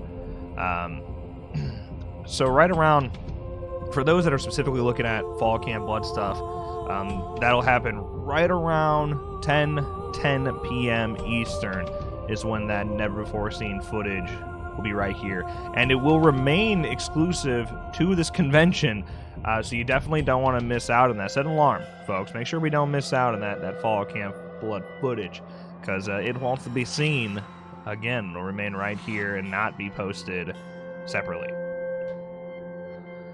You got one more costume tonight, Simone? Okay. Is it Joker? Can I already guess? Is it Joker? Also, Nick, assuming things will go smoothly here, Nick will be joining me for the Q&A that is after that Fall of Camp Blood footage is shown. So, yeah, you can pick our brains a little bit, try to get some stuff out of us. We'll happily talk about anything that you're interested in hearing about. Yeah. Just wait a couple more minutes here, and we'll dive on in. Go get drinks, go get snacks, go get whatever else you could possibly need, anything like that. All right, I'm gonna show the schedule real quick. If you have any questions, just hit me up in the chat, and I will be right here to answer them. I just don't want to awkwardly sit here when you'll be more productive. There you go.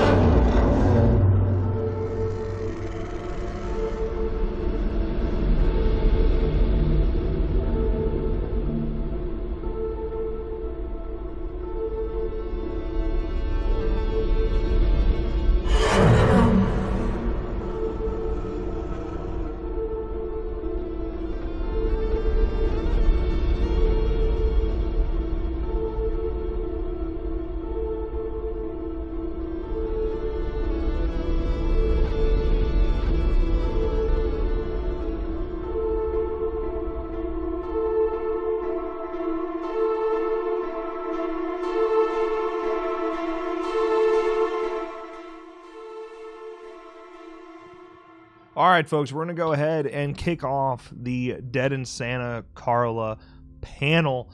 This is all about the confusing Halloween timelines, a full breakdown from Andy and Brian. I think you'll really enjoy it. If you haven't checked out Dead in Santa Carla, you need to.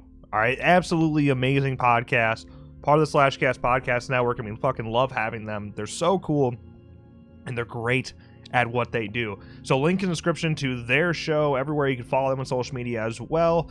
So go check them out. Links in the description below. But now I'll let them take it away. Enjoy this interesting panel from the guys over at Dead in Santa Carla. Bye. You. Yes, you. The one I'm looking at right now. You like scary movies? Well, if you do, you're in the right place.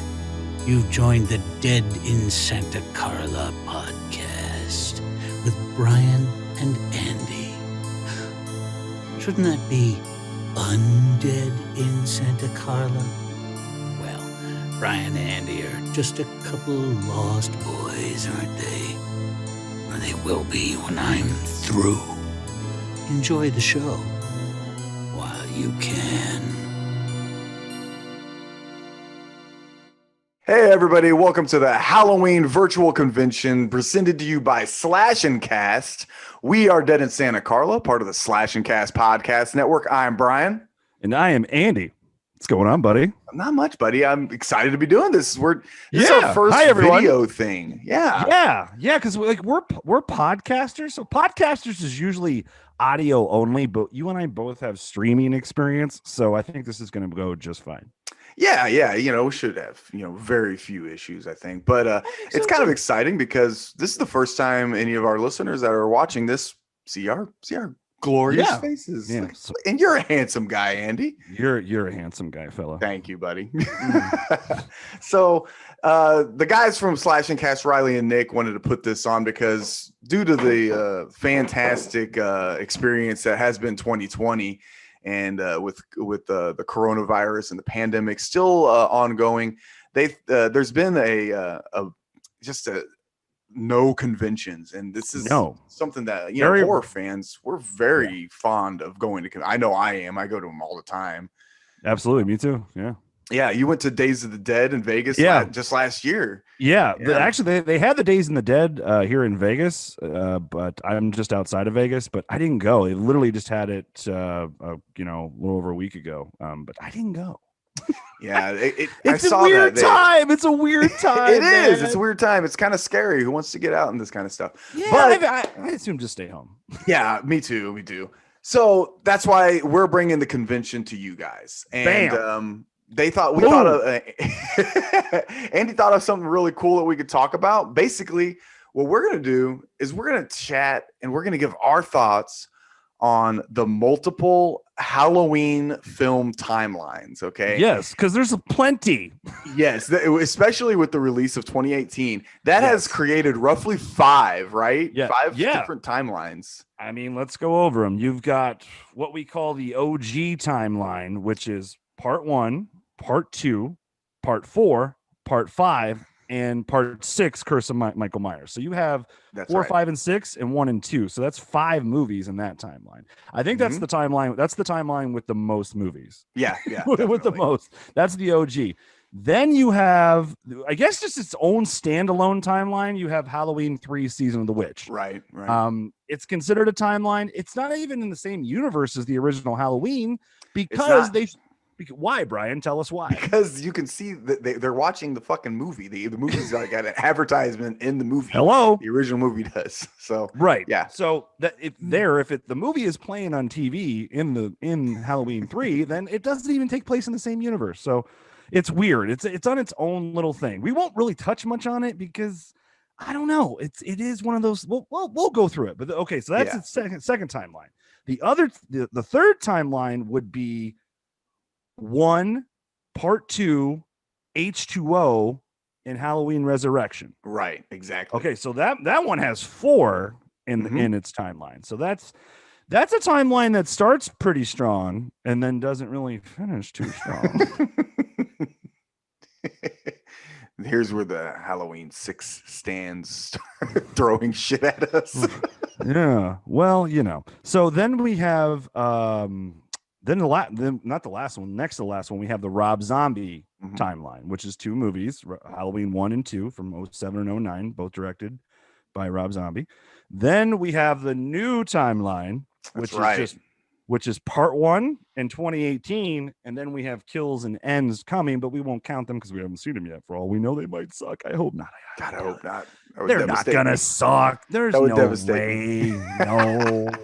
No. So that's the last timeline being part 1 in 2018. That's right. So I say we just sift through these and say what we like, what we don't like, how they compare to how the timelines compare to each other, and then we'll just kind of go from there. Because guys, this is what we do. If you guys are curious what we do, every Monday we drop new episodes where we have a new movie to discuss. We do a rehash of the movie, and then we have a full discussion about it. It's always a good time. New horror movie every Monday. So so this one we're gonna discuss all these Halloween film timelines. I like it. Let's start with the OG one, man. Let's start with 1, 2, 4, 5, and 6. Yes, that's 1, right. 2, 1, 2, 4, 5, and 6. Yes. Yeah. Okay. Well, the good thing about most of these timelines is they all have one very good movie in them. In Halloween. That's true. They have one classic in them. They for the most part, except Halloween 3. Except Halloween 3. Yeah, we'll talk about that one at the very end. It's at the very end. We'll talk about that one. Obviously, this was the OG timeline for a very long time. This didn't even get rebooted until right before Rob Zombie took over and he did his 2 movies. So this was what we knew for years, especially you and I growing up. This is what we grew up with. Yeah. And it has its obviously we start off with Laurie being the main protagonist, and then obviously in part 4 it shifts to the Jamie Lloyd character. Yes. Who I still love. I love the Jamie Lloyd. I do too, and played awesome by Danielle Harris. Absolutely. I think a lot of Halloween fans, especially part 4, the return of Michael Myers, I feel a lot of Halloween fans have love for that installment. Yeah, for that particular installment. I think so too. There's a hardcore and I'm one of them. I enjoy it. I enjoy it a lot. 5 drops off, even though the only thing that keeps 5 watchable is the Jamie Lloyd timeline. And Dr. Loomis is in it. Donald Pleasance is the glue. God, if he wasn't if Donald Pleasance wasn't in 5 or 6, the Curse of Michael Myers, good Lord. Those movies wouldn't even be watchable. No, they're really not. Because 5, we've talked about this before in previous episodes where 5 was a rushed production. Very, yeah. I mean, literally they started shooting like a month after part 4 freaking hit theaters. Like it's crazy. So, 5's, but there's some nostalgia for 5 because of the Jamie Lloyd timeline, or the Jamie Lloyd storyline, I should say. So, while 5's not a great movie, it does have some things to like. It does. We mentioned, we have a discussion that we talked about this, that you guys will hear. One of the things that I really like about 5, there's one particular sequence that I love. I love that laundry shoot sequence. Yeah. Where she's in that laundry. That's pretty intense, actually. It's awesome. It almost saves the movie. It almost does. But it does take place in a Gothic mansion. When did the Myers home transform into a Victorian style house? Yeah, I don't understand what happened. Look, man, when you're doing film sequels, especially horror sequels, I understand not all continuity is going to be perfect, but the fact that they literally, when they found that house, when they were out on locations trying to find locations and whatnot, and they were like, yeah, this could be the new Myers home. This is perfect. What? What happened? Oh my goodness. It makes you wonder if the people that did that even seen the other movies. I mean, did they think they were scouting locations for House 4? That would be a great location for House 4. Thank you. But for Halloween 5, to be the Myers home, not so much. No. Yeah, that's really strange. Isn't that strange? It is. It's very strange. So strange. The storyline also gets super convoluted in part 5 because that's where they push the whole Thorn thing. There's a lot of people that really like the Thorn trilogy. Yeah, they call it 4, 5, and 6 the Thorn trilogy. And there's a lot of people that really like that. I'm not necessarily one of them. But it does move on to 6, which is a better movie than 5, I would say. Probably sometimes from a technical level, I guess. That's like, kind of what I really mean is basic. I mean, first of all, the mask looks better. Yes, I mean, it does. Oh my God, he looks like an alien. Mask is awful. Myers is portrayed really well in part 6 by a veteran because he's done it before. George Wilbur did it in part 4. Yeah, came back. Michael's awesome in Curse. Michael's awesome in part 6. Actually, agreed. Look, demeanor, all of it. Mm-hmm. Yes. Yeah, they don't get Danielle Harris back for the very small amount that we have Jamie Lloyd in this one. We do not. Oh boy, this movie kind of almost killed the franchise, though. It kind of did. It did. I mean, they needed to throw money at Jamie Lee. Well, this was the one that ended this timeline. It did. This ended the OG timeline because I'll tell you why it ended it. Because I'm sorry, and if you do like the Thorn subplot, this is no way a shot at you. No, this is just this is just we our like opinion. what we like. Yeah, exactly. We say it on this podcast. We like what we like, and honestly, people should be able to obviously, people should be able to like whatever movies they want. We will not crucify you for it. Much. No, we won't. No, but joyfully kick you in the balls. I think I've always felt this way about the Thorn subplot. Just not a fan. I think it's silly. I don't think it makes sense. I don't think it fits Michael's character. There's so many things not to like. It's just ridiculous. I get it. At some point around the 5th or 6th installment of a franchise, you got to start digging into the mythology. Mm-hmm. I get it, and they rightfully should. Because he can't just be an unknown killer forever. I mean, you got to keep it interesting. Yeah, but it's got to go somewhere. Yeah, exactly. But this idea of the Thorn plot just did not work for me. It never worked for me. It still doesn't work for me. And let's face it, in the end, it killed this timeline. Yeah, it did. They didn't continue it. Which is a good segue into the next timeline. Yes. We'll talk about 1, 2, H2O, and Resurrection. Yeah, buddy. Resurrection. Okay, so So well, I mean, here we are at 1 and 2, which is a great double feature. That's a great double feature. It really is. You and I just did it recently, and we had a blast doing it. So I mean, 1 and 2, we both really enjoy part 1 and 2. Then we have the 20-year later H2O after the events of part 1. Also known as I Know What You Screamed Last Halloween. Yes, I Know What You Screamed Last Halloween. That is official title of H2O. We've had this discussion before. A lot of people love H2O, and I don't blame them. Hell, it came out when I was in high school, and I even really enjoyed it at the time. But I think I was just more geeked and excited that Jamie Lee Curtis was revising the role of Laurie Strode. Me too. I'm in the same camp. Absolutely. Yeah. I when it first came out, I went and saw it in the theater like 3 times. Oh yeah. And I didn't hate it, but I also every time I watched it, and especially after multiple viewings, by the time that third one came rolling along, I was like, I really don't feel like I watched a Halloween movie. Right. And it's because it just really doesn't feel like one. No, they were taking advantage of the times, which were the mid to late 90s horror. And late 90s slasher, I could even say. And I get it. They were trying to, like these movies were trying to build, because here, let's face it, we've had this conversation before too, that 90s, like the early 90s almost destroyed horror, dude. Like it was in the can. Like it was just a bunch of crap. I mean, like there were some good ones like Candyman and Silence of the Lambs, and a few others that I can't think of off the top of my head. But the ratio of pure shit to good movies was so high on the shit side.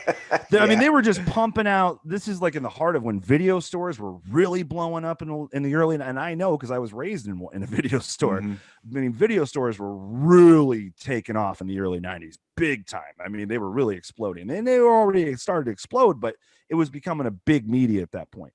Yeah. And then that's when these franchises like House and Pumpkinhead and Puppet Master and Watchers and stuff like that were just crapping out all this junk, all these what are now known as B movies or direct to video.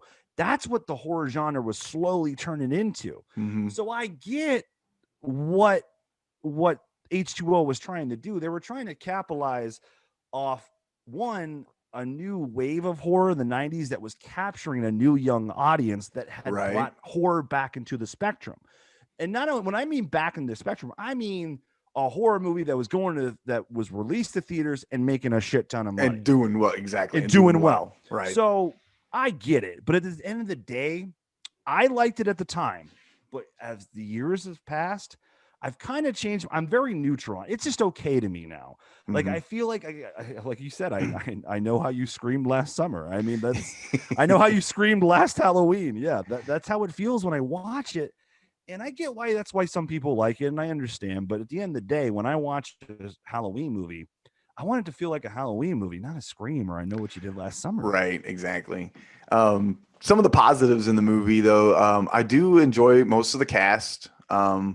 I like Josh Hartnett. I like Michelle Williams. I love Michelle Williams. I think she's for sure. fantastic. Yeah. Jamie Lee is obviously awesome because she's just awesome in everything, pretty much anyway. She's the best. So I do kind of like the cast. I kind of like the cold open, I guess it would be. Sure. That cold open's not bad actually, where the shape comes after the nurse and kills a very young Joseph Gordon-Levitt. Yes, I know, a very young Joseph Gordon. Very young, yeah. So I like. There's things that I do like about it, but at the end of the day, it just doesn't feel like a Halloween movie. I will say though, it finishes strong. That final act's pretty dope. The final confrontation between Laurie and the shape. It's awesome, actually. One-armed pull-ups aside. Yeah. It's still pretty awesome. The actual climax of that final act is pretty, if you're a Halloween fan, it's pretty gripping cinema. It is. It is. I mean, when she decapitates him with that axe, I mean, that was pretty awesome when you saw that for the first time. It was. And then Resurrection ruined Oh, Resurrection. Every franchise has one, y'all. Yes. Hellraiser has like 6 of these.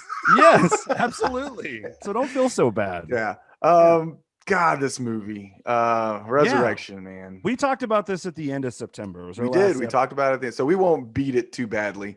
Yeah. It's not good. No, it's not. It's ambitious. Sure. I guess. We'll go with that. Yeah, we'll say it's ambitious, right? They tried something different. It just, I'll say it again, Andy. If this hadn't have done what it did, Michael Myers in Space would have been the next one. I'm telling you. And it would have been direct to video. Yeah, because this is the end of the we'll call this the H20 timeline. We'll call that we'll call this the H20 timeline. And this H20 timeline, the Laurie Strode is in Resurrection is, well, first of all, spoiler alert, she dies in the first 10 minutes. Which is not like our biggest problem. No, it's not. It's actually not. You're right. There are scenarios and storylines where we could have accepted this and actually been okay with it and understood it. But to have her portrayed as just this she's portrayed as just honestly being naive and stupid. And I get Yeah. that's kind of a trope for Final Girls. She does some stupid things in the first one, like where she sets down the knife on the floor after he's down, like, hold on to the knife. What's wrong with you?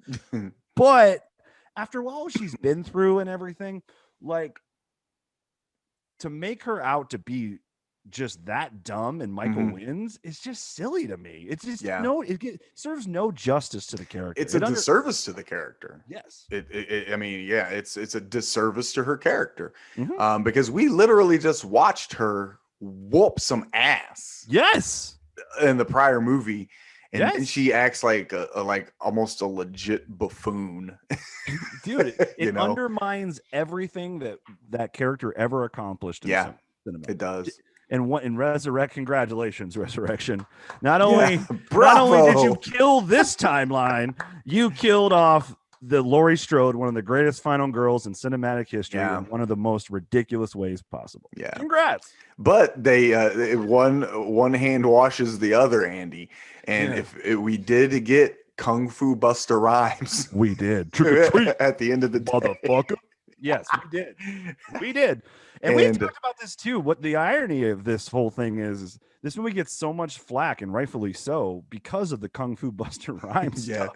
But at the end of the day, it's the only thing that's somewhat entertaining in this shitty ass movie. True. It's very true, because we also get a really shitty final girl. Not great. She's super weak. Yeah. And she's not a final girl. She's Princess Toadstool. Yes, that's what she fucking is. Right. It's a joke. I mean, she's just a damsel in distress, and that's not what we're used to in our Halloween movies. Because I mean, Christ, Jamie Lloyd put up more of a fight than she did, and she was like 10, 12. I don't know how old she was. She was a child. Yeah. So yeah, Halloween Resurrection. Oh boy. Yeah, this timeline is. Let's go through them all, and then we'll compare them. Then we'll see what that's we like fine. best. Let's jump on to the next one. Let's jump on to Rob Zombie's timeline. Yes, let's knock that out. Yeah, this is a small timeline, only 2 films. Yeah. I definitely like the Rob Zombie Halloween Part 1 more than you do, for sure. Yeah, you do. You do. And at the end of the day, I think we both agree on that we'd rather have. We don't like again. I respect Rob Zombie for trying something different and exploring the character of Michael Myers, even though it's not what I wanted. I have to admit, it is interesting. It is. Yep. It's very interesting. But at the end of the day, for me, it just kind of defeats the purpose of the whole point of the original film. Yeah, I agree. He's just, he's some type of force of nature to a certain extent. But he's obviously batshit crazy, but you don't know why. Yeah. And that's what makes it terrifying. That's what makes the first one so suspenseful. That's what had people screaming in theaters, because you don't know why this crazy son of a bitch is doing this. Right. Yeah. And this, mom's a stripper, abusive mom's boyfriend, getting picked on at school. You feel empathy for Michael. I don't want to feel empathy for Michael Myers. Not at all. No. What the shit is this? I mean, you feel the same way, right? I do. I feel the same way. I like the I prefer the mystery. I prefer the he's just evil incarnate. That's what I prefer. Right. I mean, hey, I don't care that I don't want to know that he grew up with some abusive stepfather figure kind of thing. That's not what I look for when I watch a Halloween movie. But after all of that, yes, we get a pretty good Halloween movie in my opinion. You do. Myers is super brutal in it. It's Tyler Mane is imposing all hell. I first, some people don't like this mask in the first Rob Zombie. I do. Yeah, I love Michael's look, and I love Tyler Mane's portrayal. Yeah. I do. I thought he did a good job. I agree. I think the mask looks good. I don't like the mask in Part 2. No, I don't. It shows too much of him, but that's neither. It's whatever. So I think that cinematography in these movies though Yeah. is always so good, Yeah. and it's good in all of Rob Zombie's movies. His movies Yeah. are very visual. Yeah. And that's the strongest things in both of these movies, especially the second one, because it's pretty much the only good thing about the second one. And you're right. You know me, I like really good visual storytelling, and Rob Zombie's movies always look very good. They look gorgeous, actually. They're more than very good. They look beautiful. Yeah, like I actually kind of like this one. I don't love it, but I like it.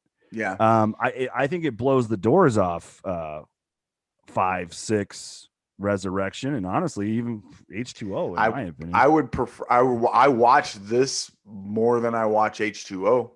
I do too. I mean, I love Jamie Lee Curtis, but this feels more like a Halloween movie than H2O does. It does. That's why it gets the edge for me. Yeah. This has got a good final act too, or a final. It does. I love great final act when they're busting through that house, and that's intense great shit, man. It's really good. It is. Now Halloween 2, we've talked about this before. We actually, if you guys are new to us, the Dead in Santa Carla podcast, we actually did a whole discussion where we talk about the entire Rob Zombie franchise, the Halloween franchise. It was like one of our early episodes. It's only 2 movies. Yeah. It's like episode 4. It's in the top 10, I think. Yeah. I think it might be episode 4. 5, 4, something like that. But this movie has, and you and I agree on this, one of the best, if not the best, I'll say the best in a Halloween franchise, period. Because this opening sequence in the hospital is absolutely amazing. It's so intense. good. It's scary. It looks gorgeous. It's just everything you want in your sequel to start off like, you know what I mean? Yeah. And then it ends. And then we get a bonkers ass stupid movie with Myers' mom riding a white, and he calls it a unicorn. Yeah, oh yeah. I overindulge on that. I definitely do. It's a goddamn unicorn to me. Oh. Yeah, this movie falls apart very quickly. Within 20 minutes, this movie falls apart. In my opinion.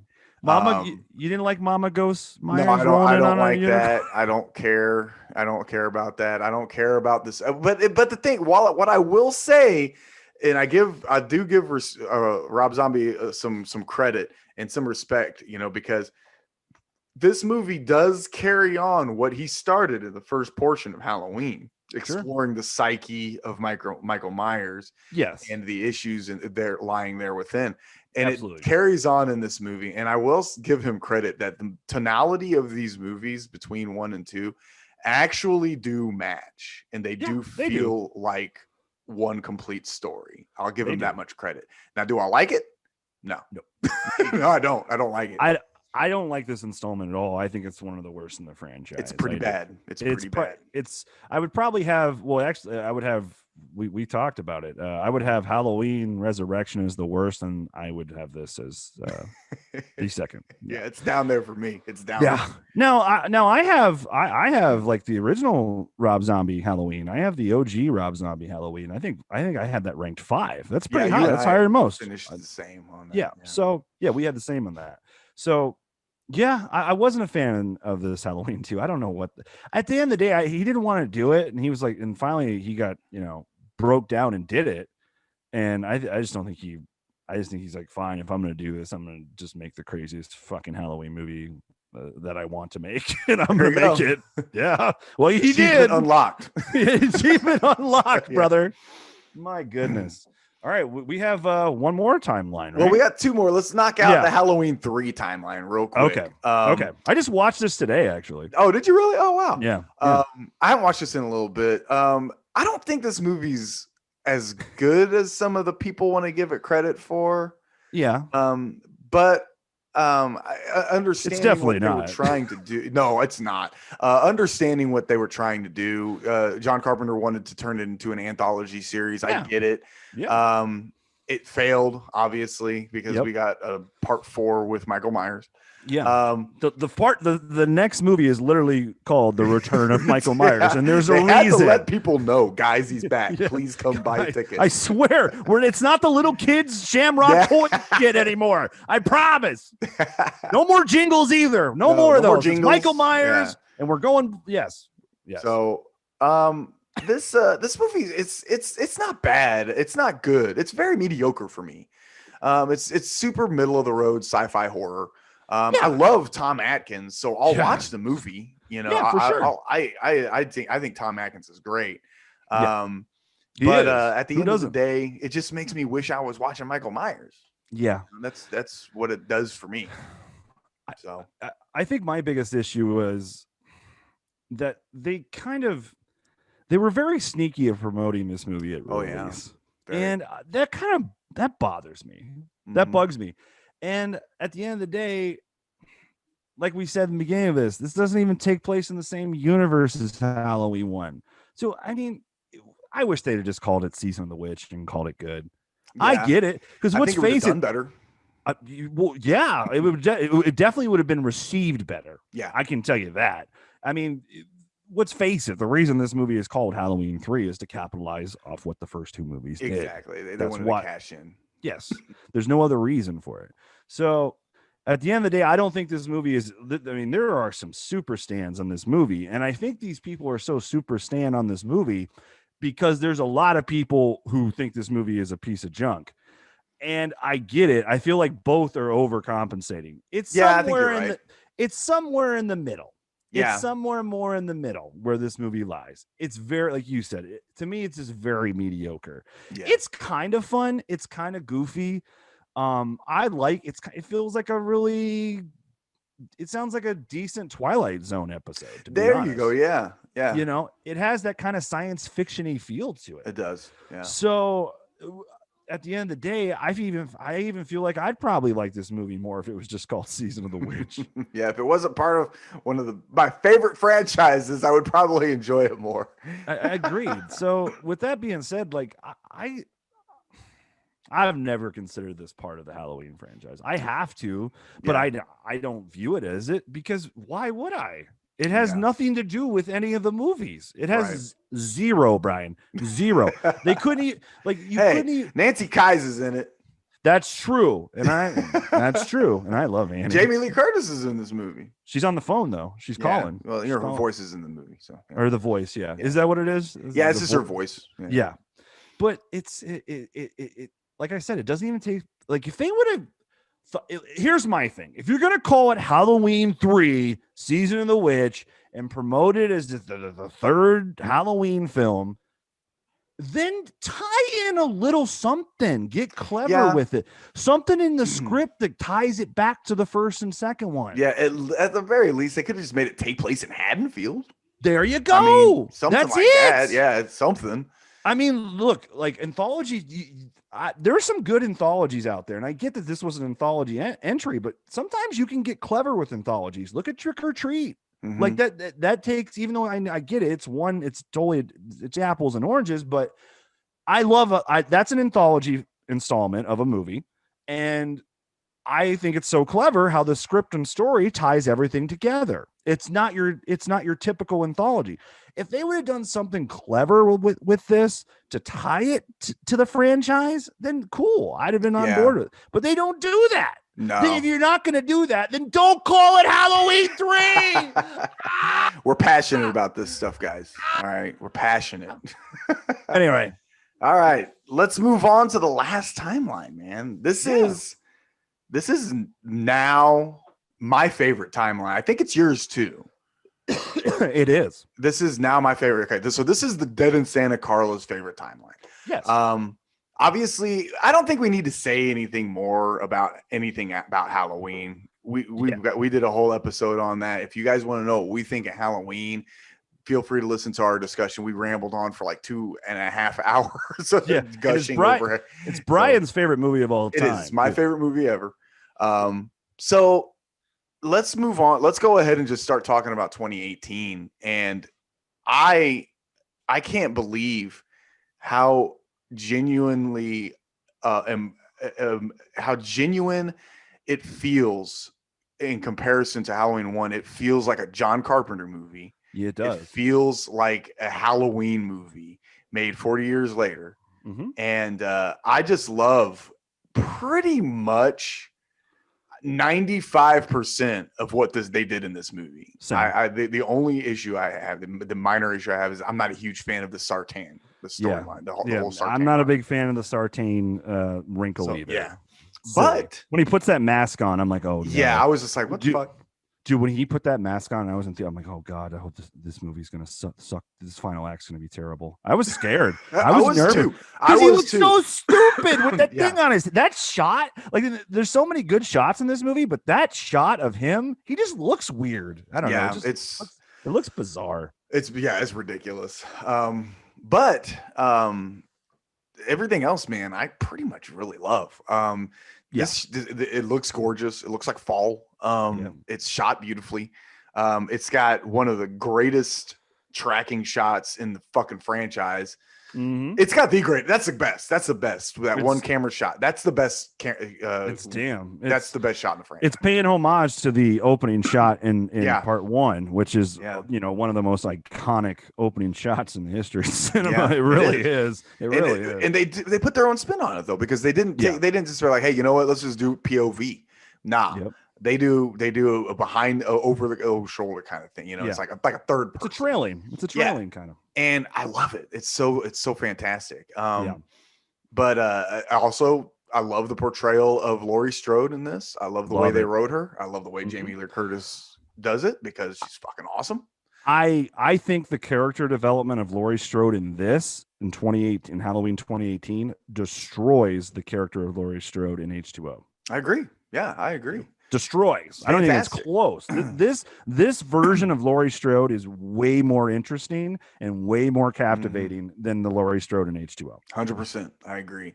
She was just in H2O. She was just running for her problem a lot of the times, and like she changed her name. Yeah, changed her name. I mean, I get it. To me, that's not strength.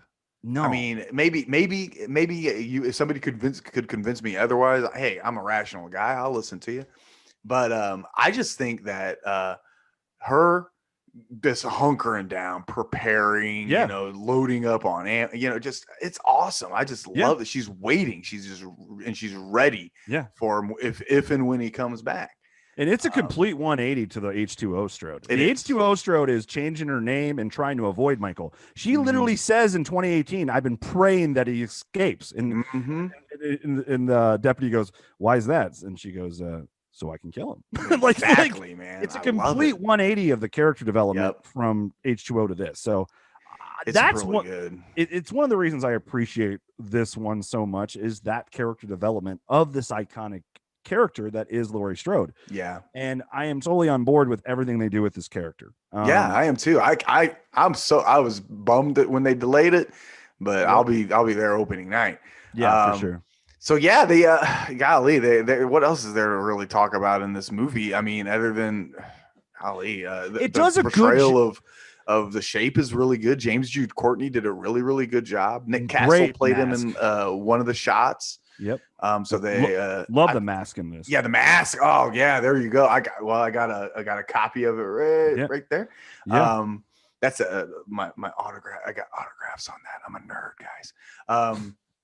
But yeah, I love the mask in it. It's this movie. I love the music too.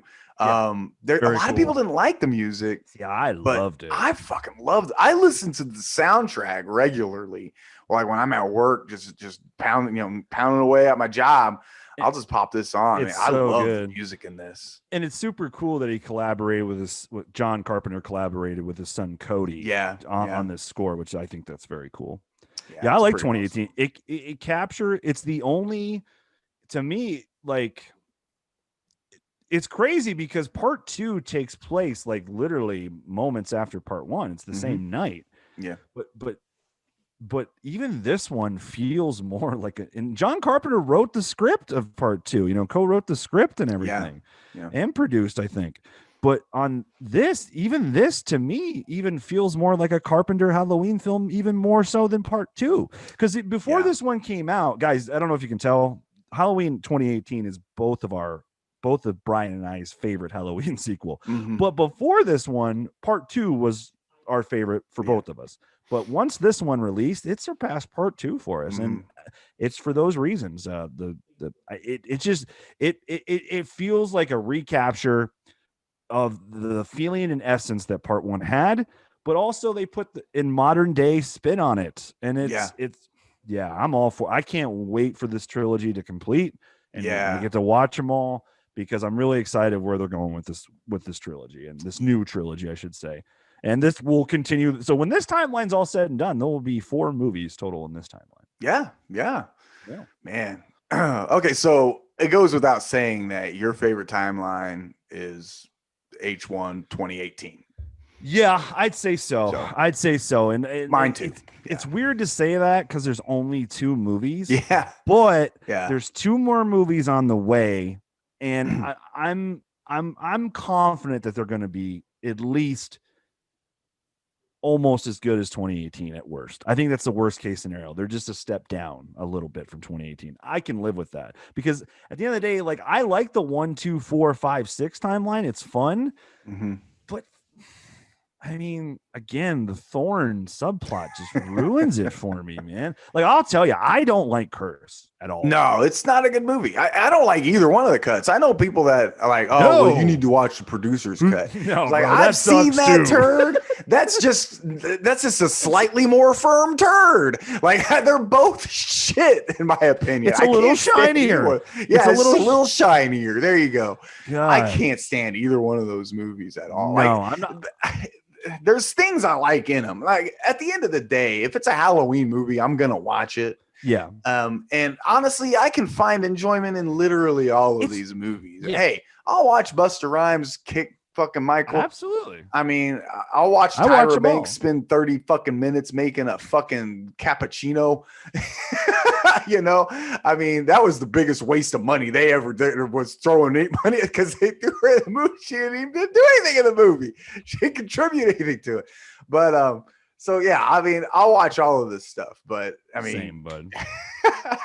No, I can't, like, producer's cut's terrible. Even with Curse, terrible. it's funny. Curse came out when I was probably like 12, 13. I think I was 16 when it came out. Roughly. Yeah, it was like 12 or 13. And I even remember, I was just even an astute film watcher even then. When I remember the first time I watched Curse of Michael Myers, part 6, I literally told myself, that was fucking weird. Cause it is. It is weird. It's by far the weirdest in the franchise. Can we all agree on that? It has the weirdest, like, tone. Like, I don't know. Like, they went like really dark with it. Yeah, they did. But instead of being like, because dark can be good, you know, like The Crow is dark. That's good. Another Halloween themed movie. Fantastic. That's a great movie to watch around around spooky season. It's a good time to watch The Crow anytime. But like this, like, is just like the darkness, just with the stupid Thorn plot, just fucking, dude, it's just strange. It doesn't. And here's the other thing: it's Paul Rudd's first movie. Yeah, it's amazing his career survived. It's insane. And I love Paul Rudd. I do too. I love Paul Rudd. Rudd. But he's fucking terrible in this. He's so terrible. You know that he was like, oh, cool, man, I'm gonna play in this Halloween movie. And then he like read the script and he was probably like, oh God, this is fucking trash, man. So he was just going through the motions, just trying to get done. He's from your neck of the woods. He is. He's from Kansas City area. Yeah. Yeah, we like Paul Rudd around here. Oh man, but golly, yeah, I don't care what anybody says. Neither one of those movies are fucking good. No, they're both garbage. So let's rank these timelines real quick. Let's do a little. Yeah, we got enough time here. We got about 10 minutes left to rank these timelines. Let's do it. Let's go. Okay, let's start with you. Your top timeline is. Halloween in 2018. Yeah, same. So we both have that number 1. Yep. Number 2. Oh man, my second favorite timeline would be the This is tough. I'm telling you, because dude, I want to say the OG timeline, but if I don't say the OG timeline, that means I don't have to worry about 5 and 6. It's true. But if I say the H2O timeline, I got to deal with Resurrection. Yes. and again, you got to H2O, deal with and I'm not a big fan of that. Which I say, I've said this 1,000 times. I consider H2O to be by far the most overrated in the franchise. I agree completely. I'm gonna pick the OG timeline for my number 2. I'm writing that down. I have the same number 2, and honestly, okay, let's look at it this way: you get 1 and 2, both awesome movies. Awesome. Yeah. You get 4, which I love 4. I think like most 4. Halloween fans do. They like 4. A lot of Halloween fans, it's their favorite. And then you get 5, which is watchable, but it's just kind of a technically piece of shit movie. It really is. God. It's so bad, guys. The sound editing, that. Awful. Oh my God, I can't with that movie. And then you got Curse, which we just talked about. I went on a rant about, which is just fucking weird and it doesn't make any sense. But I will still take that. Because I get 3 really good movies that I enjoy, and then I get a movie that I know it's not good, but I can still enjoy it.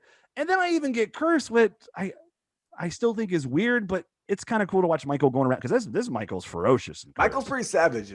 He is. Michael's pretty savage. He is. So yeah, you know, that's where I'll put. Would, I'll put that at number 2, the OG timeline. Same. Yeah, same. So my number 3 will definitely be oh God. 3, I think I'm gonna put the Thorn timeline there, or not the Thorn, the H2O timeline. I mean, yeah. I'll put H2O there, and so that's the timeline. That one has 4 films: 1, 2, H2O, and Resurrection. Yeah, and I can laugh at Kung Fu Buster Rhymes. I mean, I will say once again that we beat that movie to death on our discussion, but there's another that portrayal of the Shape is pretty awful. It's pretty bad, and the mask is weird. It's got these strange eyebrows, super expressive eyebrows, structure. Yeah, and cheekbone structure that all men would kill for. You know, not a fan. It's really strange. Yeah, not a fan. Not a fan of that mask. Yeah. I mean, I get it. The mask looks cool and hip, but yeah, I'm with you. I actually have that. And here's the thing. I have that as well as number 3, the H2O timeline, because I still get 1 and 2 in this timeline. Yeah, absolutely. Yeah, there you go. I still get 1 and 2, and I love them.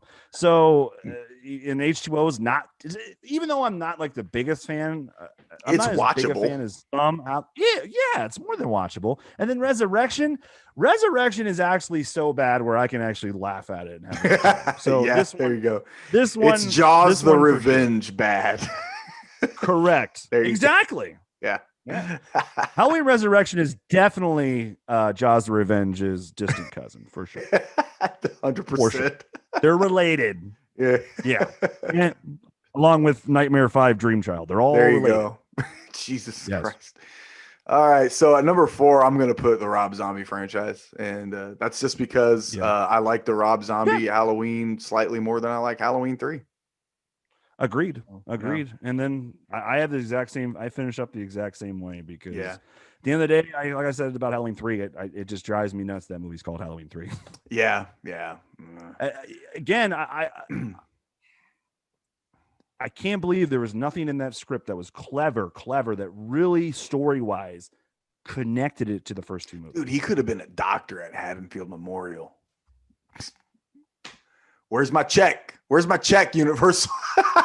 I think Universal put that out, right? Yeah. Something like, dude, you could have connected Smith Grove. Yeah. There you go. Nothing. What? Yeah. Whatever. So, oh well. Whatever. All right, guys. Yeah. That's us talking about the timelines. Yes, there you go. Indeed. This was fun, man. I had a blast. I hope you guys enjoyed listening to us ramble on about the Halloween timelines. If this is your first introduction to us, thank you guys for sitting through this. We'd love to have you guys come listen to us. New episodes drop every Monday. We're on all major podcast platforms. Once again, it's called Dead in Santa Carla. I don't have anything more to add. Andy, do you got anything you want to add? No, I just want to thank Riley and Nick over at Slash and Cast for putting on this awesome event. And everyone over at the Slash and Cast podcast network. We got a lot of good peeps over there, a lot of good podcasters, and not only just good podcasters, but good people too. Great people. Yeah. So thanks everyone. Appreciate it. Riley, Nick, shout out to you guys. This is an awesome event, and thank you guys for having us. Yeah. Second all those awesome sentiments, and we will say, hope you guys are being safe. Hope you guys enjoy the Halloween virtual convention, and thank you guys so much for watching us. Y'all have a good Happy day. Halloween, everyone. Yeah.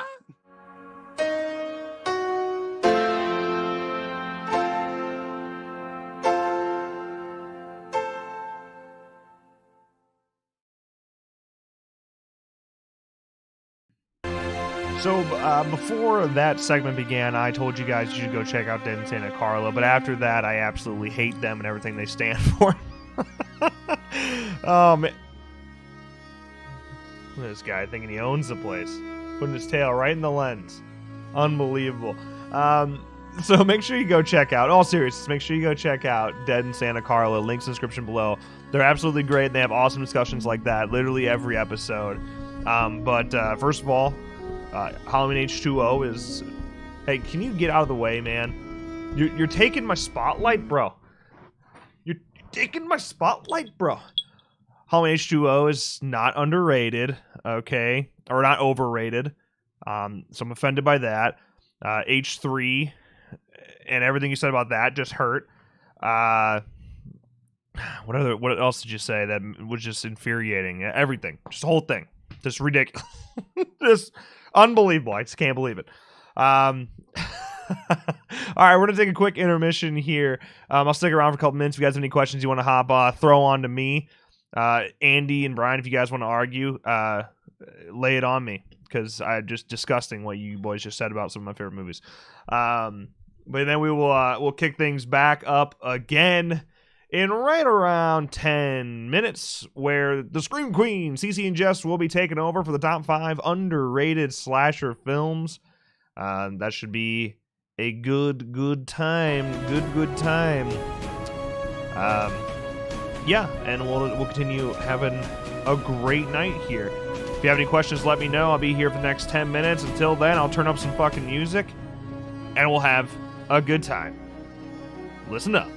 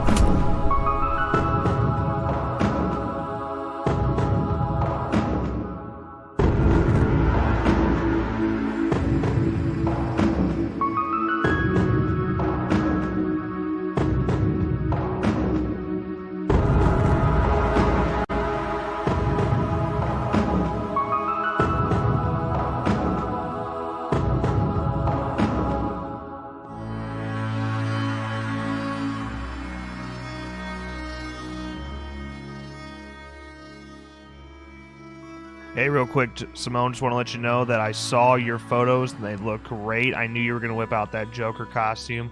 Looks great, man. 10 out of 10. Keep that up.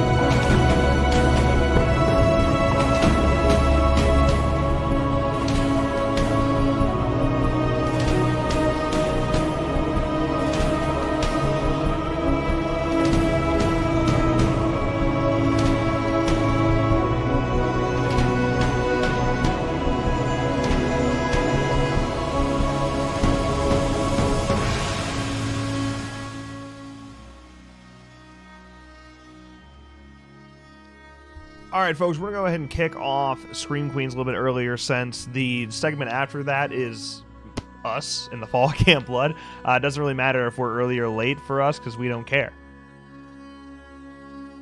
Am I right or am I right?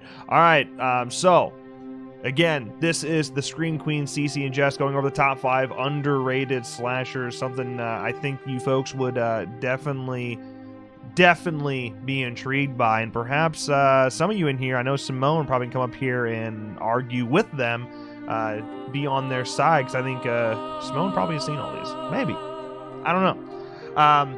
All right, so this is going to be a really cool show. If you haven't already, make sure you go check out the Scream Queens. Link in the description below to their link tree so you can follow them across all podcast platforms. Definitely a show worth checking out. They're a good time, and you'll know exactly what I mean. You know, about 5 minutes into this show, you're gonna really enjoy it. So, with that out of the way, I'm gonna let the Scream Queens take over. I'll see you guys in a little bit. Hey everybody! So we are the Scream Queens. My name is Cece, and I'm Jess. And we are a podcast that's part of the Slash and Cast podcast network. We're so happy to be here. Nick and Riley, thank you guys so much for putting this virtual convention on. So as you know, you're watching this right now. Slash and Cast is doing the Halloween virtual convention over YouTube. So I'm so glad that we were asked to be part of it. Jess, do you want to tell them what we're talking about today? Yeah, so we wanted to do something a little fun. Our show, Scream Queens, we do a lot of ranking episodes with different, movie franchises and stuff like that. So what we decided to do today was to do the top 5 underrated slashers. So Cece and I together, we kind of agreed on 5, and then we each made a list. And what I do with that is I do some math, and whoever we ranked number 1 gets 5 points, and then number 5 gets 1 point, fill them in the middle. And then I'll do the math, and whoever gets, the most points is number 1, least points is number 5. So we're going to kind of go through that list, and we're going to explain why we love or dislike these slashers and stuff like that. But we definitely wanted to choose like 5 that we feel don't get a lot of credit in the horror community, or when they do, they're kind of like forgotten about behind, Freddy, Jason, Leatherface, Michael Myers, all of those guys. So yeah. I'm excited. I love the 5 that we chose, honestly, and I know you do too. I love all 5 of them. That's why this was hard, but I really wanted to bring some light to these characters and remind people that these characters are just as great as the usuals that you hear about. So. Oh, absolutely. And I think everyone who's watching will definitely know who these characters are and probably agree with some of them. Maybe you'll disagree. If you guys have a favorite that we didn't include that you feel is underrated, let us know. Tweet us, Instagram, Facebook, all that. We'd love to hear your opinions. But these are our top 5. Yep. So are you ready, Cece? I'm ready. So these are surprise to me because she has the list. And so it was only the 2 of us, so the math can't be too crazy, but just it's always fun for her to just bring it out and us talk. So I'm ready. Yeah, and our lists there were some similarities, but I will say they got a little different, and we can talk about where we put each one as we get through them. But I will start off with number 5. So coming in 5th place, we have Victor Crowley from Hatchet. Yeah, that's fair. He had 3 points, so, he was ranked pretty low on both of our lists, but I think just because I like Hatchet. I've only seen the first one. I know, Cece, have you seen all of them? I've seen 1st and 2nd. Okay, I've heard 1 and 4 are the only ones to care about, is what I've been told recently. But I've only seen 1, and it's because you showed it to me, because my man Kane Hodder's in it. Yes. I love him. He's so gross and awesome. I love his story. So to me, he's one of the best modern day, slashers personally. I've talked about this on an episode with some of the guys from the network. We were going over some slasher films, and I just truly believe that he's so iconic. Even at least amongst horror fans, because a lot of people probably haven't heard of this movie. It's kind of an independent B-rate movie, but his character's just so fun, I feel like, and the kills are so great. So. Oh, absolutely. I mean, everyone, if you've seen Hatchet, everyone talks about the jaw rip of the wife, the annoying tourist wife. Yes. That's my favorite, but also this movie, I know we're talking about the slasher, but this movie has complete practical effects in it. And that alone, from the design of Victor, like down to the kills and everything, for me makes the movie better than absolutely more modern, like bigger movies that had a bigger budget and stuff like that. But I just love that, like, Victor Crowley, he's vicious just because, you know, he was kind of wronged. He was kind of fucked in his whole life. And it kind of just shows this like tortured backstory. And I think he's a great character. And I want to kind of watch the other Hatchets to get a better feel for him. Yeah. I got to watch more of them too. And maybe even rewatch the second one because I've seen the first one so many times now. But yeah, it's a great series. I really love Victor Crowley. He's like a legend in Louisiana, like, and all that in the lore. So it's really cool. But yeah, so he's number 5. Our fourth place, I will say it came in 4th because of me, because I've never seen the movie. I know, I'm so sorry, Cece. So Did you do some research though, at least, so you know a little bit? I did a little bit. My thing is I can't rank him higher than the others because I've seen the other 4. Yeah. Like on screen. So for me, this was my number 5, and it's Candyman. And that's 100% my fault, and I'm sorry. I am so behind. I need to watch it. But I can't rank it higher because I don't know it. Yeah, it's totally fair. I'm sorry if that was a disadvantage to you. I just feel like he's very overlooked. Like he was okay. So for example, like in the 90s when this came out, he was a bit popular because everybody's used to the urban legend of Candyman and like Bloody Mary and all of that. So he did get popularity then, kind of when you always heard about it when you were a kid. But I feel like nowadays he's just an overlooked icon. To be fair, and his backstory is so tragic, and I love the revenge story about it. Tony Todd himself just is a master at what he does. He takes over the screen, and he has such a great presence about him. But the character himself, I mean, again, like I said, such a tragic backstory. And I love how it takes place in Cabrini Green. So like the low income apartments and stuff like that. This movie is just very underrated. I'm really excited to see Jordan Peele's take on this next year. So I know you don't know a whole lot, but if you want to talk a little bit about what you do know, or what draws you maybe to this character or anything like that. I mean, I knew almost nothing about it. I feel like the original came out before my time. Is it the 90s? I don't remember exactly what year. So maybe I just missed it. And I didn't start watching horror until recently, like in the last 5 years, like deeply. So it's definitely on the list of like classics I've missed. And that's my fault. So I wish I could rank it higher. You did tell me like it's about, an interracial couple and, what happens and then he gets revenge. So for me, that's very interesting. And I need to watch it. So it's on the list. It's like top of the list for me to watch. I have this massive list on my phone. But I didn't get a chance before we recorded this, so it's my fault. So I'm sorry if you're a Candyman fan. I'm sorry, Cece. I know you ranked him high, and I mean, you can even talk about you've seen him before, right? I mean, you see how he looks and stuff. I don't. Okay. I really don't think I have. If I have, I didn't. Now I want to look it up. Yeah, I was gonna say, even if you've seen like a picture of him, like you could just see he has this like fantastic presence. The makeup was really cool. He opens up his jacket and he's got like ribs with bees all in there. Oh my god, I'm seeing that right now. Okay, yeah. Okay. He's terrifying, but he's awesome. So, yep. So I know Wade has seen it, and Wade is like terrified of it. So I need to watch it.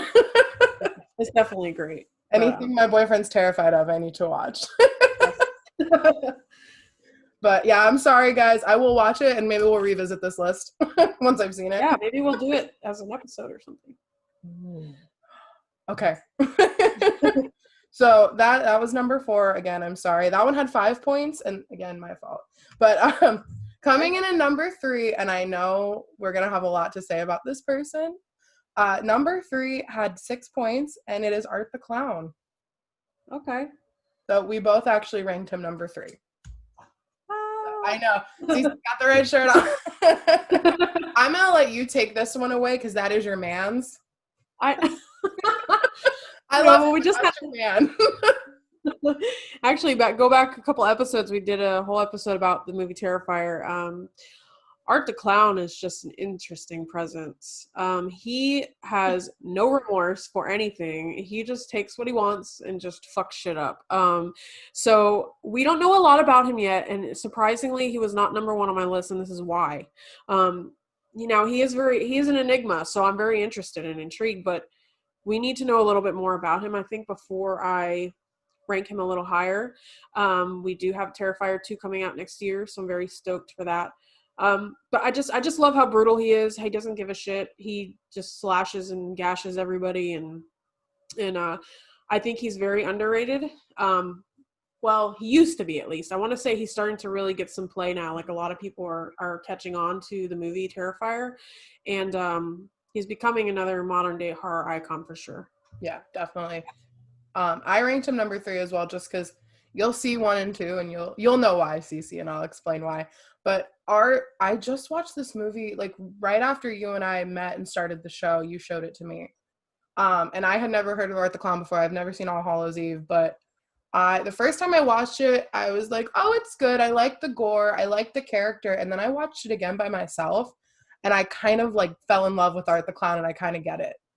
So he's just this like enigma, and he's just, when he's out in public, everyone's staring at him, but no one's freaking out except Tara. And everyone's just acting like he's just this normal guy, but he never talks, but his facial expressions and his movements and his characteristics are just so, but I want to say they're enthralling. Like I can't stop watching him when he's on screen, and I think that says, leaps and bounds for David Howard Thornton, the actor who plays him. Yes. I think he's great, and I totally understand your obsession with him now that I've watched the movie twice this year. He's fantastic, and I'm glad he's getting a little more recognition now than he was, because I hadn't heard of him before I met you. I hadn't heard of Terrifier, and now I'm like, let's go. I'm not like his number one fan like you, but I am an Art the Clown stan. I will say that. Love him. Sure. I don't have a Terrifier shirt, but I cannot wait for the second movie. I am so ready. Did they start production on the second one yet, or restart it? So I think it's in post-production, but they kind of put a pause on it, I think, for right now. They're getting little stuff done here and there, but I know for sure it'll probably be early 2021 or 2021. What kind of work? What? 2021? 2021 is proper. Okay, I was like, wait, that sounded really long and wrong. I don't know. Well, nobody says that anymore. After we got into like 2010, everyone was like, we're not saying that anymore. But yeah, 2021, Art the Clown, baby, and Candyman, and Halloween Kills. Oh my God, ready. I know. We have so many movies. Also, go check out our Halloween episode. It dropped today.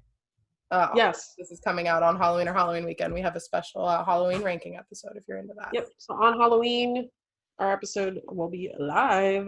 Yes. So are we ready to move on to number 2? Sure.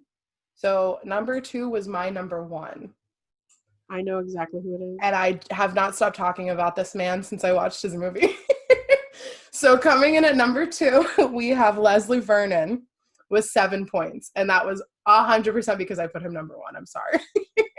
That's okay. No, I need to revisit this movie. I watched it with Travis actually, and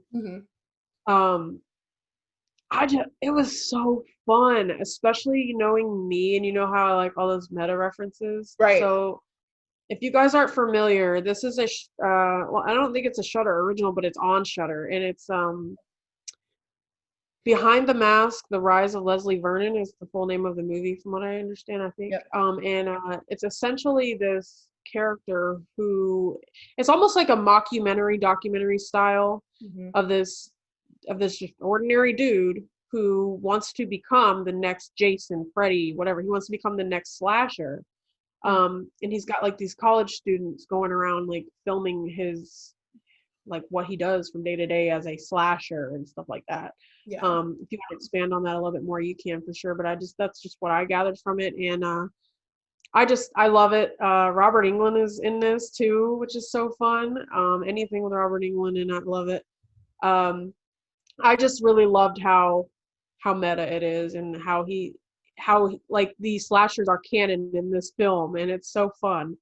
Right. If you want to talk a little bit more, because obviously you really enjoyed it, so go ahead. Yeah, so I hadn't heard of this movie, and I feel like the only people I talk to who really know this movie are like deep horror fans.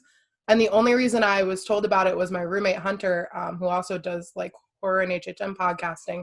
He was telling me like, hey, because I was like, oh, I'm looking for a slasher movie to watch tonight. He was like, this is my favorite slasher movie that no one knows about. And I was like, okay. So the story, like Cece said, just to elaborate, Freddy, Jason, and Michael are real in this world. They were real slashers, real murderers, and he idolizes them. And this film school group of college kids, they come in, and I think it's 2 girls and a guy, or 2 guys and a girl. Yeah. And they're filming him. So you get very like first person video, like Blair Witch Project at some points. You get like good cinematography, like a full movie.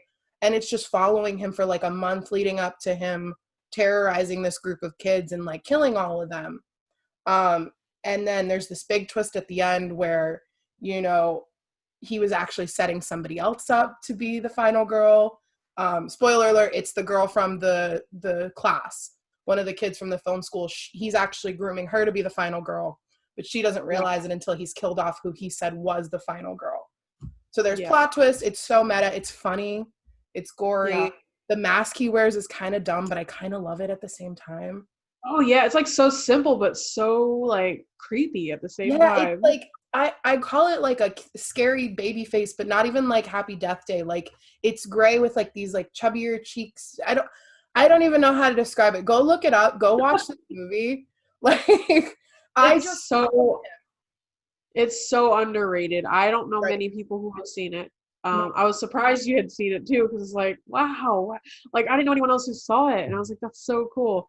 And like now, obviously, some of the people from the network obviously know about it because they're big horror fans too. But definitely check it out. I believe it's still on Shudder. It's fun. I think it's on Amazon too. If you have an Amazon account, I think you can rent it. But yeah, he's hilarious. I mean, he's so funny. Like he goes from like his literal day to day. Yeah, he's so like chill, right? And then he just loses it at the end. Yeah, the whole movie he's very charismatic, and I feel like that's what even the girl, because she's kind of like the one who's like hosting the documentary, she's like, I feel like at one point she's like, he's gonna kill people because he's so calm, but he's so methodical and everything's so thought out, and you're like, oh yeah, he's gonna kill that girl, and then at the end there's this whole twist and you're just like, holy shit, he is a serial killer. Good for him. He is a slasher. He had it in him. You're kind of cheering for him at one point, like. Yeah. But I'm obsessed with him. I haven't stopped talking about him. I keep trying to get my best friends to watch the movie and they haven't. I'm trying. Yeah. Definitely watch it. But we can move on from my man. He might pass Jason in my heart. We'll find out one day. I don't know. Okay. So number 1, we actually moved away from movies for our 5th person. Cece and her husband brought up a really good idea if we included this person, and he ended up being number 1, and I'm pretty sure I know why. So our number 1, which had 9 points, is actually Dexter. Mm-hmm. Dexter Morgan, baby. Yes. I'm going to let you start this one because I know you love this man. Yeah. I think, I mean, it's hard to explain because I just love Michael C. Hall. He is another actor who just takes the screen, and he's just so amazing to watch. He plays this character to perfection. So a lot of props go to the actor himself. Now, the writers obviously too, because this character he seems so like one-dimensional at first, but then you see as the seasons go on, you know, in his backstory, and just, I don't know, like you almost feel, I don't want to say this, but you almost feel empathy for him sometimes, because the thing is he usually never kills people that don't, quote, deserve it. Right. So basically, Dexter, if you've never seen the show, it was a Showtime show, started, I think, in the early 2000s. Dexter Morgan is this character who by day is a blood spatter analyst, and then by night he is, like I said, a serial killer who kills other people who are bad, usually people who are killers and stuff like that. So he's just a very interesting character. You get to see, again, like I said, he had a very tragic like life growing up, so I don't know if that plays in part of the reason why he became this way. And you got to see his day-to-day life of how he keeps this secret identity hidden, because he literally works in a freaking police station with his sister, who's a freaking detective and stuff. So it's like, it's crazy. But he's such an iconic character. I'm really excited that Showtime is deciding to bring back the show for a miniseries, because the last season kind of flopped, to be fair. And I love Dexter, so I don't know what else to say about it. Excuse me. I got so excited I started coughing. Dexter, I watched Dexter before I even called myself like a horror person, because that show drew me in. It also takes place in Miami, which is where I'm from. So I don't think it's filmed there because none of the buildings look I don't like think Miami. so either. Yeah. I think it's filmed in Florida still, but not down there. Yeah, it's like, if you're from Miami, it's definitely not Miami, but the things that happen are Miami enough to make it scary. So just like, I remember vividly, there was one episode where there was like a body found at an ice rink, and they were saying it was like the professional team, and like I was like, oh, my hometown. But I fell in love with Dexter like before I liked horror, and I was just like, oh, he's not that scary, he only kills bad guys. But it's genuinely like a horror series, and they show gore, they show blood. I think is just like Leslie, Dexter is just this very nice person, and he, like, you love him so much, and when he does kill people, you're like, they deserved it. That guy was an asshole. He killed somebody. That guy like raped someone. That guy stole something. And then like just also following his story, and I love like the detectives that are like, they know he's up to something and they're trying to like frame him. I stopped watching at one point because the story kind of got a little meh for me. So I never finished the final season. I will go back now that we're going to do the miniseries, but Michael C. Hall, I love him. He was great in Hedwig on Broadway. Like, I just want to like shout that out. That man can do it all. I forgot about that. Yes. He was in Hedwig and the Angry Inch on Broadway. I believe he either replaced or he was one of the people after Neil Patrick Harris, who revived the role, and he is fantastic. And seeing him go from Dexter to Hedwig, and Hedwig, if you don't know, is transitioning but gets a botched surgery and is left with still a piece of genitalia that they did not want. And it's just this beautiful story of like this woman coming into her own and figuring her life out and all of this stuff. And he played the role so well. And like knowing him from Dexter and seeing him from that, it was like, I love him even more. And then going back and I rewatched Dexter again, and I still didn't finish the last season. I'm not gonna lie. Yeah, I've tried twice. Yeah, nobody's happy with the last season. I don't think I've met anyone, but I'm so glad they're revisiting it. Me too. So I'm excited for that too, because that's coming eventually. And this is cool because we're talking about a lot of people that have stuff coming up next year. Or I know that's true. Can we get a Vernon too, or behind the mask, like a behind the mask? No, that won't happen. I'm excited. Like I said, I love Dexter. I love how methodical he is, and like, you know how you learn his childhood's really fucked up. His dad finds him. I think he murders like a cat or something at first, or a dog. And then his dad is like, oh no, I'm going to teach you how to do this the proper way so you don't get caught. Yeah. And it's this weird relationship of, I understand you're fucked up, but we're going to find a way to make this work for you. Yeah. And he does. And then he even learns how to love, and he learns how to, care for children that he never wanted. Yeah. And it's just, I love this show because it shows, I don't want to say it makes a serial killer human or a slasher human, because right, exactly. But I know exactly what you mean. Right. I don't want to like romanticize death and murder and all that, but it kind of does, and it's kind of nice. Sorry. I get what you mean though, yeah, for sure. Yeah. That's why I said I almost have empathy for him at times, but then I realize, wait, he's right. Still doing something bad, so I know, like I'll catch myself and I'll be like, yeah, Dexter, and I'm like, oh no, wait, no, Dexter, you're evil, no. But like it's the same with all the slashers. We love Freddy and Jason and all of them for the same reasons. We can I'm just glad we did this underrated list because I'm glad we're talking about Five Guys. We talk about a lot, but not the rest of the world talks about a lot. Exactly. Yeah. We were actually going to try to do just the top 5 slashers, but we figured everybody talks about those all the time. Yeah. Why not do some people that don't get talked about a lot? So yeah, and maybe you guys like haven't seen these movies or you want to revisit them. Definitely do. Even Dexter the show. Forget the last season, but watch the rest of them if you haven't. For sure. And like we said, let us know if there's anybody that we missed or anyone that you would have liked to have on your top list.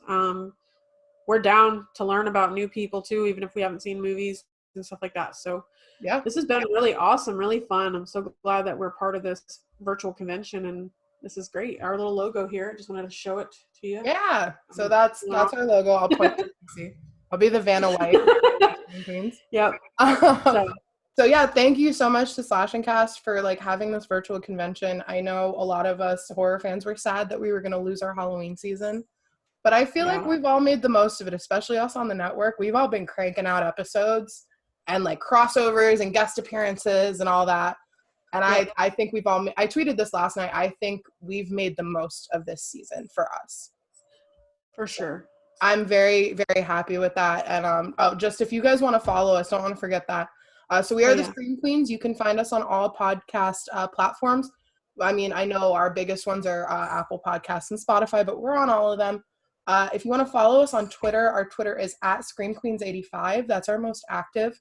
If you want to reach out to us, tell us any ideas or slashers we might have missed, definitely tweet at us or DM us.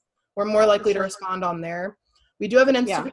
Yeah. It's at the Scream Queens Podcast. Not as active, but we do post on there sometimes. As well as a Facebook like page, Scream Queens. You'll see this logo everywhere. If you see that, it's us. That's me and Cece, obviously. But yeah, definitely. And go watch all the other virtual con videos. I know all the other shows in the network are going to put out awesome content. Definitely check that out. Check us out. We have lots of episodes. We do Halloween Horror Nights as well as horror movies. So we kind of alternate every other week or so. October has been all movies. So if you're into movies, that's what we've been doing. Next week, after this convention airs, we will have an HHN episode if you're interested in hearing about the houses that existed at Halloween Horror Nights this year, or HHN Light as they're calling it. Definitely check it out and go check out. We did Spooky Bitchtober, which was our whole series this October, where we did 4 of our favorite Halloween movies and then a bonus episode about Halloween. So check all that out. Did I miss anything, Cece? I think you covered it all. But yeah, this was so much fun. It was awesome. But again, thank you, Nick and Riley. You guys are awesome. Thank you, Slash and Cats. And as we always say, guys, stay spooky. Definitely. Bye. Happy Halloween. Happy Halloween. Happy Halloween. Bye. Bye. All right, guys, that was Cece and Jess of Scream Queens. Thank you guys so much for taking the time to do that. It was a great list. You threw me off a little bit at number 1, but that's fine. It's a show that I have yet to finish, so I feel like I definitely need to dive in and watch it. If you say it's the number 1 underrated, then I'm in, and I'll do it. But I'm a big fan. Surprise, motherfucker! It's one of my favorite memes. And I never watched the show. It's one of my favorite memes. So Nick is with me now. Nick, say hi. Hello. So you can hear him, but you can't see him. That should be different tomorrow. We should have a different game plan tomorrow, so we have like content that's specifically us talking things. But now we have a little bit of time to waste here. So we have some fall cam blood footage we're about to dive into, and I want to make sure this lands at the right time. We just tweeted it out, and that is specifically set to be at 10:10 p.m. Eastern, which means we need to find a way to chillax here for about 18 minutes. Got to find a way to entertain each other for about 18 minutes. So Nick, first of all, really important question, man. Are you dressed up right now? No. I have been in shoulder pads for 4 hours. You look like the water boy. And you think I took them off in between? No, I didn't. I've taken them off one time, and that was just to go to the bathroom. Otherwise, I've been wearing shoulder pads this entire time. In between segments, I'll go sit in my couch and watch the con from my couch, but in full shoulder pads. Looking like the water boy out here. Yeah, I put I feel like because I don't actually wear the whatever these fucking stripe things are. I don't actually do that when I play. But that's my way of actually saying this is a costume. I'm not actually about to go play a game. Just in case you guys were confused. Yeah, I'm supposed to have a game tomorrow, but it got canceled, which is a good thing because I wouldn't be able to go because the con. Good timing. Good timing. Good. Yeah, man. So I don't know. I give you guys several different like heads up about this footage you're about to see. Most of it, a lot of it, it's B-roll footage that's coming from us filming the opening scene. I think there's a lot to take in there. You get a good look at the ambulance that we were working with, which is cool. Yeah, and I'm sure you're gonna have questions. I'm sure you're gonna have questions afterwards, and we'll be here. We'll stick around for as long as you guys have questions. We'll stick around and talk about it. And that'll be kind of that. I might. So I'm carving pumpkins after this. Guilty. And I think what I'm going to do is go live on my cell phone to members. So if you're not a member, consider joining, because if you want to see my fucking pumpkin carving skills, you gotta be a member for that. Yeah, I don't know what else I got. I was trying to find a way to keep talking. Now, did you listen to Dead Santa Carla and their bullshit segment? I sure did, and I was just as upset as you were. Dude, first Halloween 3 disrespect. They sit there, they shit on Halloween 3, and then after that they shit on H2O, and then they shit on Resurrection, but I kind of get that one. And then Andy rants about Halloween 6, but there was no rant about Halloween 5. What is this? Yeah. We let these guys in the network? Are you kidding me? Obviously, Den Santa Carla is an amazing show, and I'm not kidding when I say you need to check it out. But man, they hit me in my pissed off bone. Listen, we talked about how we get some free time after October's over. It's because we're doing annual evaluations of every podcast, and it was going to be a surprise. But man, I don't know if Dead Santa Carla is going to make it through November. Listen, we have some very specific promos that are going to drop in certain videos to help get in, and they just got cut. They got cut. I'm done with them. Yeah. I thought it was interesting that they both put 2018 at their number 2 spot with such confidence.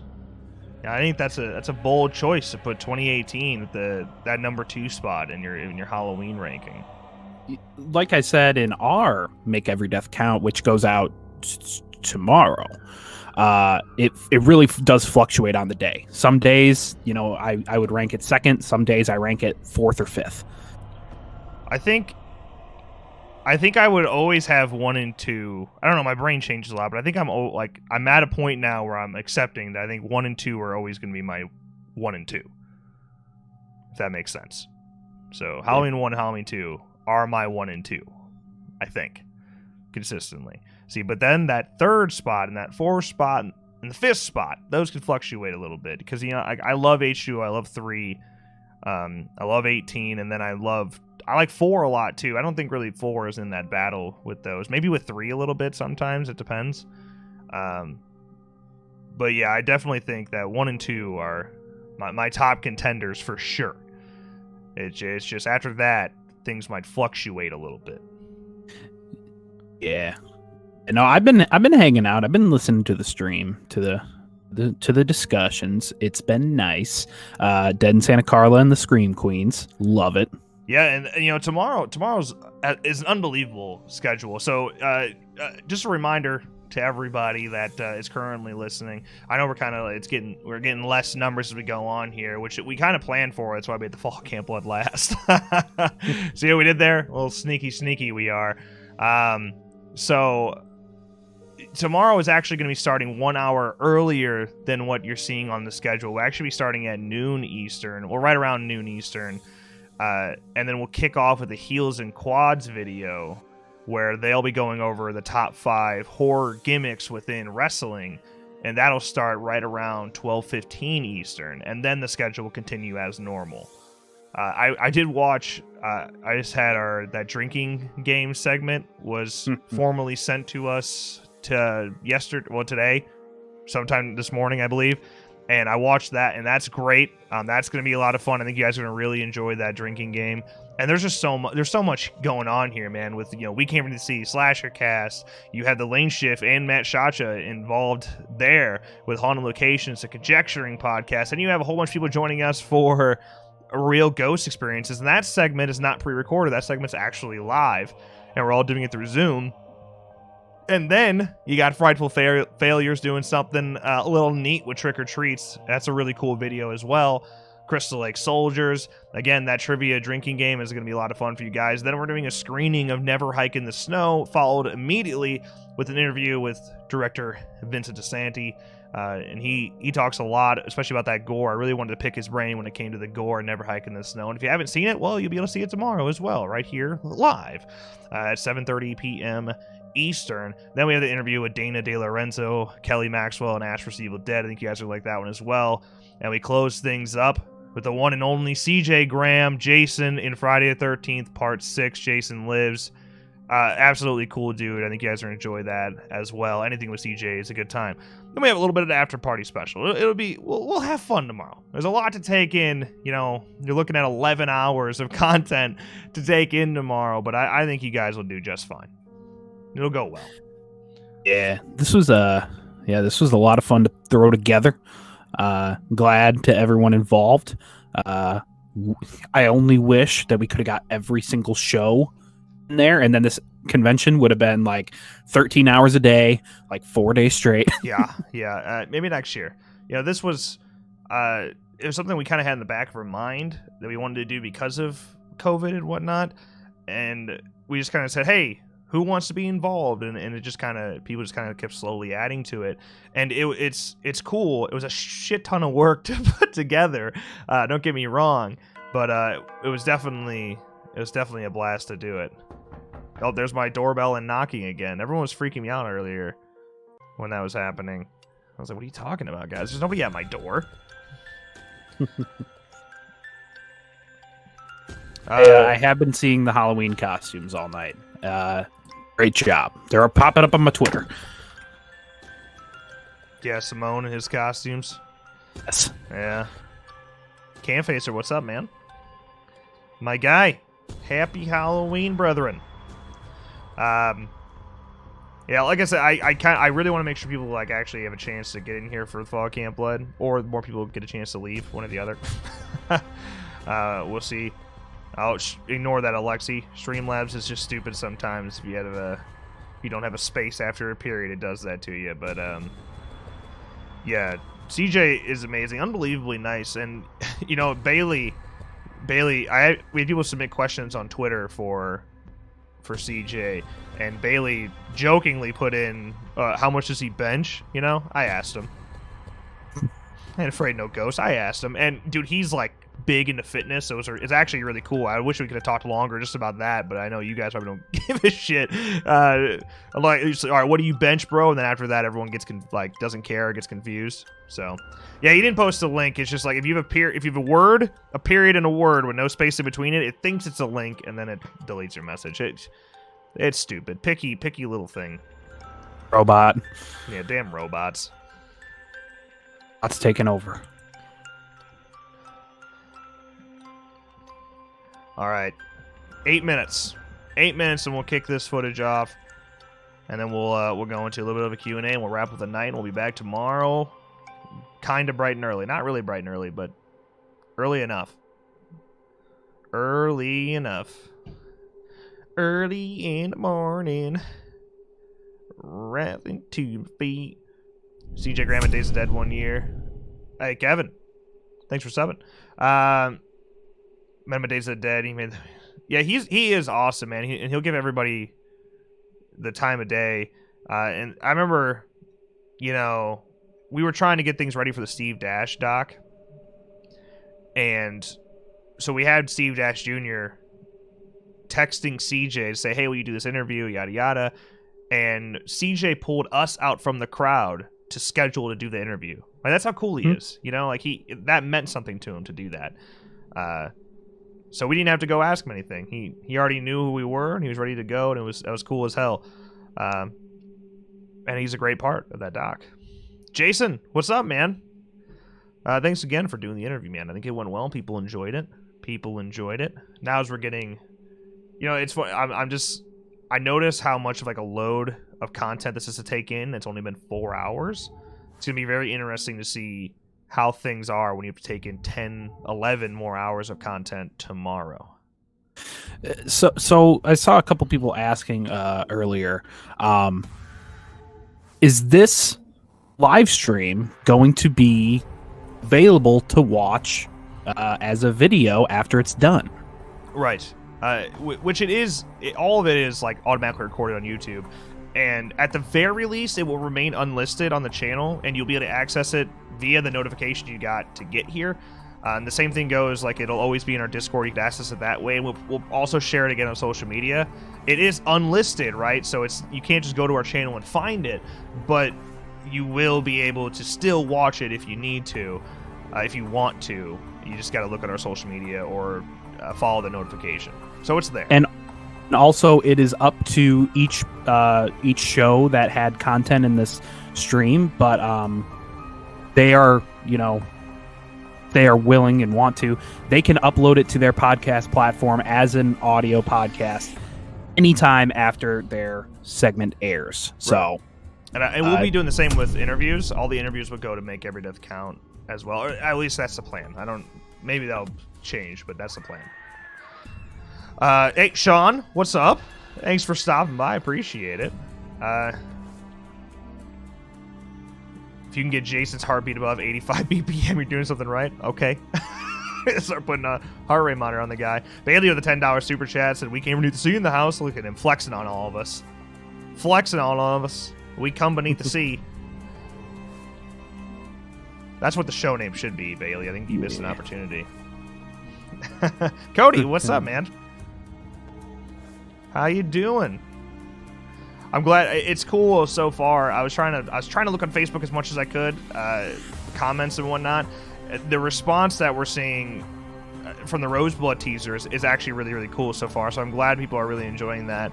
And I saw the Indiegogo jump a little bit as well. So that's awesome, man. I'm glad people are digging it. That's Peter's vision, man. Wait till he goes for the big vision. I think you guys will be pretty excited. And of course, Cody's in it, and that big son of a bitch, You ever seen Cody? You ever seen what Cody looks like? I have. Big guy. all these dudes that are on the fast team are all just shredded guys. They need to be. They got to take down Jason. That's true, man. I mean, they got to be. They're an elite task force. I mean, come on now. All right, 4 more minutes, and we'll dive into this footage here. 4 more minutes before Fall of Camp Blood behind-the-scenes footage. You goddamn right. Exclusive. Other than to backers, exclusive to the con. So you won't see this elsewhere. This is it. No going back. Yeah, you're in there, Logan. You make the cut. I think we actually have a shot of you in here playing with some toads. with Savannah. I think you guys are picking up some toads. Times. That opening scene was so much fun. A lot to coordinate, and it went relatively smooth. Yeah, no, it was a really tight knit production, and everybody, and that comes back to everybody that was involved in it, right? Because like everybody cared, right? Everyone was willing to put in all that time, and when you're going from that, it wasn't like crazy early in the morning, but when you're going from that early in the morning to that late at night, all in one run. It's a lot to ask, especially if you're not like formally trained. A lot of people that came in were not. So I mean, for it to go that well was unreal, and that just came out of passion for everyone that was there. The autumn of Camp Blood. Yeah. Which I mean, the thing is, it's not even that weird because we're in New Jersey, Oh no, I think he's referring to the autumn of Camp. Oh, I know what you're talking about. Yeah. The autumn of Camp Blood. Makes me sick. It was funny because we were filming and we heard them laughing and we're like, can you shut up over there? We're trying to film. And then, they showed us what they were doing and we're like, okay, that's pretty funny. It's like, all right, your laugh was justified. That's fine. All right, about another 60 seconds here and we'll go into this. We were making a fan film, but it got canceled due to coronavirus. Well, shoot. Uncancel it when coronavirus is gone. Really curious what the world's going to look like in 2021. It was not funny. Listen, all right, guy. Funny is subjective. Gotta take your blinders off sometimes, all right? We did a very good job at making sure, everything was as good as possible for a safe set during, this whole pandemic for that opening scene. And, it went really well. No one has the COVID. Yeah. Just gotta have hand sanitizer everywhere, bleach everything. Yeah, we did a lot of bleach and a lot of hand sanitizing. Yeah. Yeah, so it was like an H2O. Just leave. Just leave. You're gonna make fun of H2O. You can't be a friend of mine. All right, I think we've waited long enough. Let's go ahead and roll this footage. And if you guys find any questions from it, we'll talk about it. We'll be back. Enjoy yourselves, folks. Take your hand. Let's set. Ready, dog? Yep. Sound speed. All right. Here we go. Good. I'll just hold it here. Yep. Are you wanting us to flow through that whole scene, or do you want us to stop when it cuts off? No, we can go one at a time because there's really like a change of emotion each time because we're cutting away and coming back. Yeah. Well, once you see it cut, like we've been talking. Yeah, it's like time passed. Like there's lines that we're not hearing between you guys. Okay, yeah. Right.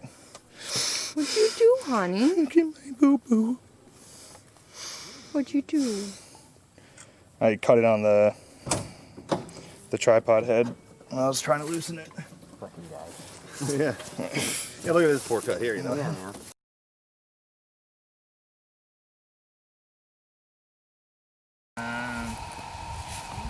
Okay. She's boiling! Jesus Christ! Oh, God! Which way do I go? Honestly, yeah, that was probably the coolest thing that could have happened there. Yes. And then I'll be like, well, we should get back up there. Hey, can we have Griffin? I need you to. Can you like hold this on this side of them? Have a bounce on the sun off of it? Like in the water? No, like right. Just stand.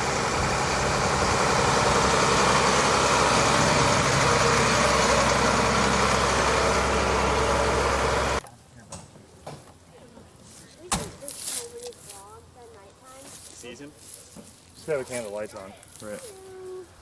The top left power button, turn that on first. Oh, careful on his legs. Okay, now you should be able to start it. There's keys underneath, bottom left steering wheel.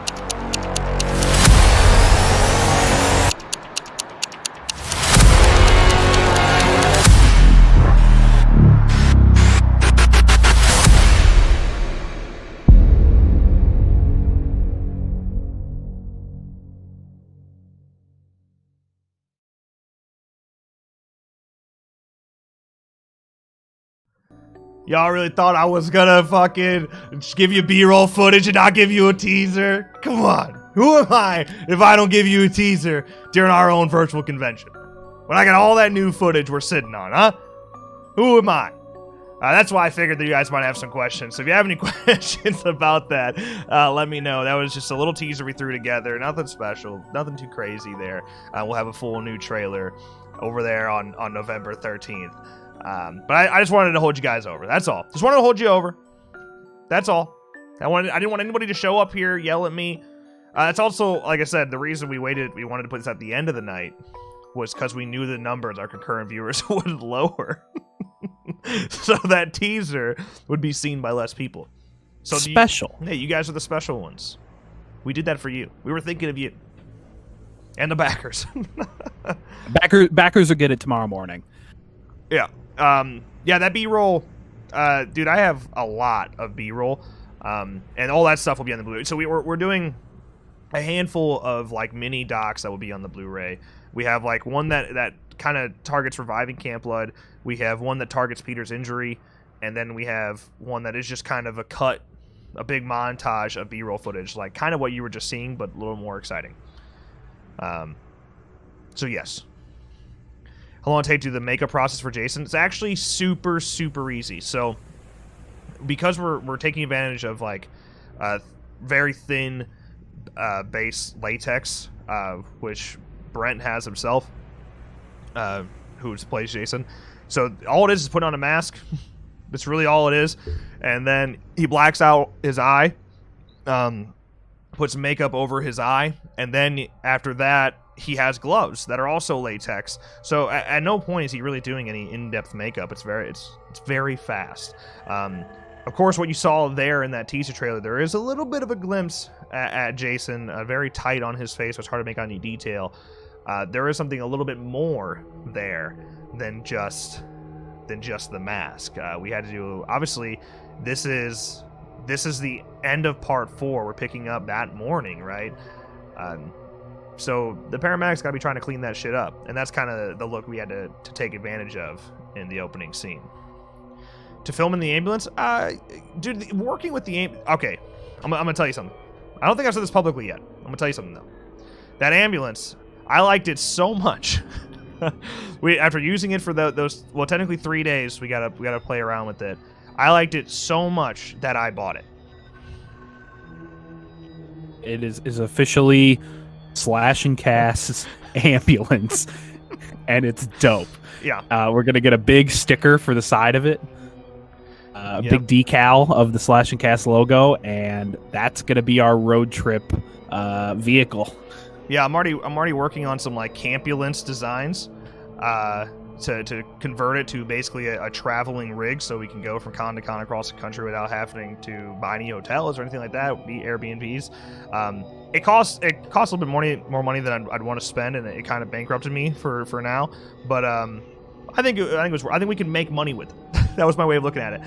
Yeah, so we rented it from this dude out of Indiana for the weekend. It's super cool, man. It's International 4900. It's a beast of a vehicle. It's a massive. It was once a search and rescue vehicle that we took. That just kind of been converted to a work vehicle, which is why in some of the B-roll footage you could see the toolbox. You will not be able to see that in the film. But yeah, so we were using that. All the lights work on it, which is awesome. Made it that much cooler. And yeah, and I liked it, so I bought it. That's all. Yeah. It's funny because I've never, to this point in my life, I've never actually had to buy a car. I've always just I'm cool with hand-me-downs, man. I just kind of keep working with those. And yeah, this is the first vehicle I've ever bought, and it just happens to be a fucking ambulance. I saw somebody ask what Jason, this is our film is based off of, and The Fall of Camp Blood is a sequel to Friday the 13th Part 4. Correct. Direct sequel to 4. We completely disregard all the other sequels, which I already know. We're like very prepared to get some hate because of that. Some people are just not going to be able to buy into that. We get it. It's whatever. But that's okay. I can take it. It's a fan film, bro. This is your time. You can be unique as unique as you want. That's what's great about it, man. Hey, the Gaming Shark with the $2 Australian super chat. Appreciate you, man. Thank you for that. Was it like? I mean, you guys saw the ambulance. You saw the ambulance itself looked like. Now it's gonna take me time, dude, because like it cost me a lot of money to buy the damn thing. So I'm chipping away at it to get new quote unquote like furniture in it and redo. And I want to, you got to be able to get a bed in there, while still having enough space to move around. But yeah, and the outside as well. I'd want to get it. I think I'm gonna work with my dad to actually do our own paint job on it. One step at a time. No rush. Biggest pain while filming the opening scene. So because it was usually when we do dialogue scenes in vehicles, for the most part in the whole movie it's at night, so we don't actually have to have the vehicle moving, like, ever. We can fake it and make it seem like the vehicle is moving and quote unquote fix it in post. But with this, since it was during the day, you could tell that the vehicle wasn't moving unless it was actually moving. So what we had to do is find a way to, on a very low budget, obviously, you're still not working with a big budget here, especially with the amount of people that we were, accommodating for this and getting there and feeding and things like that. We were working on a pretty tight budget, so we didn't have a big fancy rig to hook a camera up to. So, like, when I'm hanging, you saw the shot of me hanging on the side of the ambulance. That's what we did, man. We had it lit on the inside with battery powered lights, and then we had Nick running audio from the inside, from the back, and putting his mic to the front. And then I just stood there and I hooked onto the mirror, and we shot it that way. Whatever it takes, we had, and then not to mention, that ambulance is so big that you need a CDL to drive it, because it has air brakes. So Courtney, who had to be the one to drive it, has never driven anything like that before. So I'm putting a lot of faith in her to figure this shit out and not kill me. It went well. I'm fine. Yeah, you could see how fast we were going on one of those behind the scenes shots. We were not going fast. We were on a back road. We had a car behind us with hazards on, ready to warn us if any other cars are coming on the road. And then we just pull off, wait for them to pass, and keep on trotting along. Yeah, I think we peaked at like 15 miles per hour. So maybe, yeah. Yeah, whatever.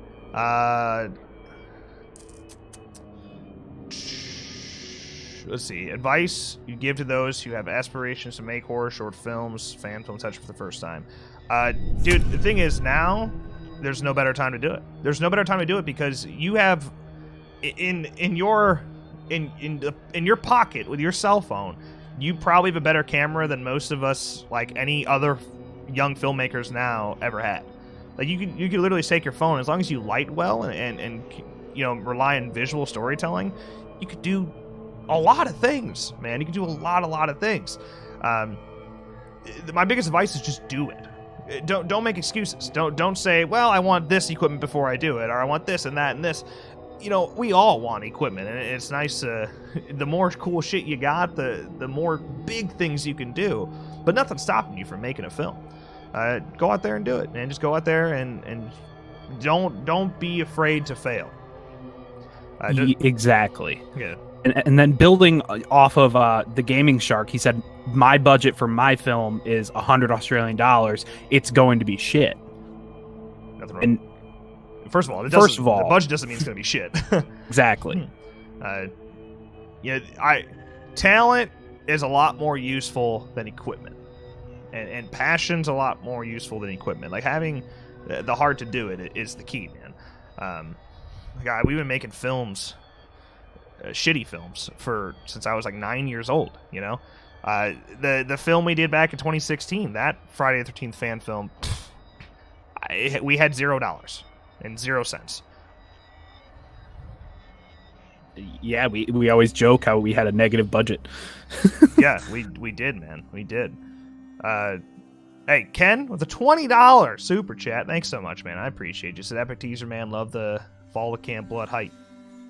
Appreciate it. Me too, man. Me too. I'm ready to get it out to you guys. Ready to just be done, Yeah.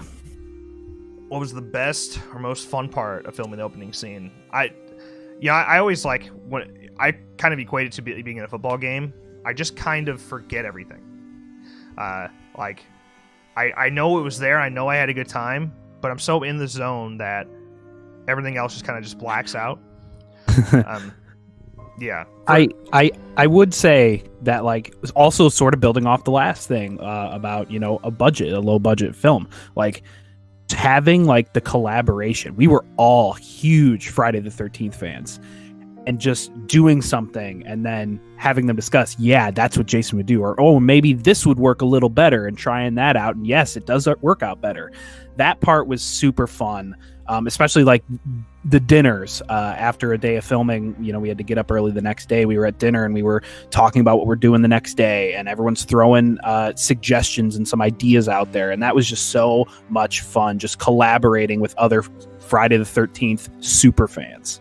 Yeah, at one point, I don't even remember what scene it was. Well, I mean, it was obviously part of the opening scene, but I don't remember what part we were doing. But Brent, was talking to me, and he was like, "Hey, man, I just wanted to thank you for listening to my suggestions." I was like, "Why the fuck wouldn't I listen to your suggestions?" So he's like, "Well, some directors just don't. Some directors just don't listen, and it's like." It's nice to be listened to and have people like actually care about your opinion rather than just being a fucking, you know, a hard hat, dude. So that's something that I take a lot of pride in is we listen to everyone around us, and there was a camaraderie the whole time. So that was really cool. I don't think I've ever been on a set like that, like really where every single person cared. Yeah, every single person. From the lead actor to the PA on the shoot, if you have something that you think you can help us do better, tell us. Like, don't be afraid to tell us either. If we'll try it out, we'll think about it. Is it possible? If it works, you just made the film better, and just because you said something. If it doesn't work, hey, we tried it, it didn't work, that's okay. What's your next great idea? Yeah. Cody asked how I became an F-13 fan. It really was just, I mean, I don't know what did it. My mom just tortured me, really. That's all it was. I was watching movies, Friday the 13th movies specifically, at the age of 2. So I just always have been a fan. Between F-13 and Halloween, though, when it comes to like franchises, like Halloween's my favorite movie ever. Like the first Halloween is everything to me. And the franchises are really close.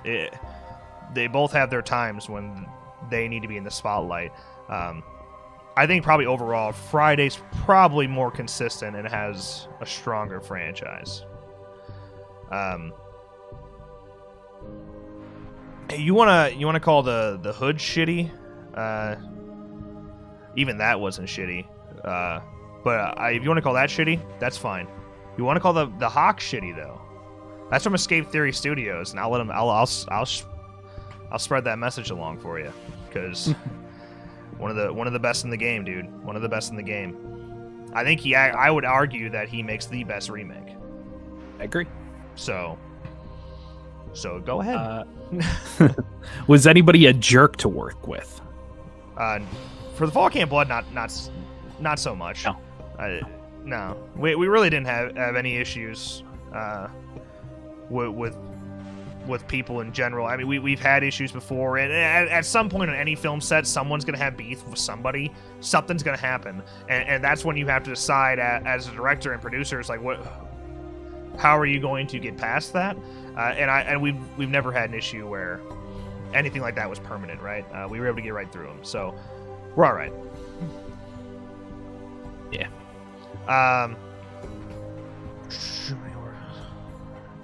Hey, JTO, J6 Omego's over there in Australia. Hit him up.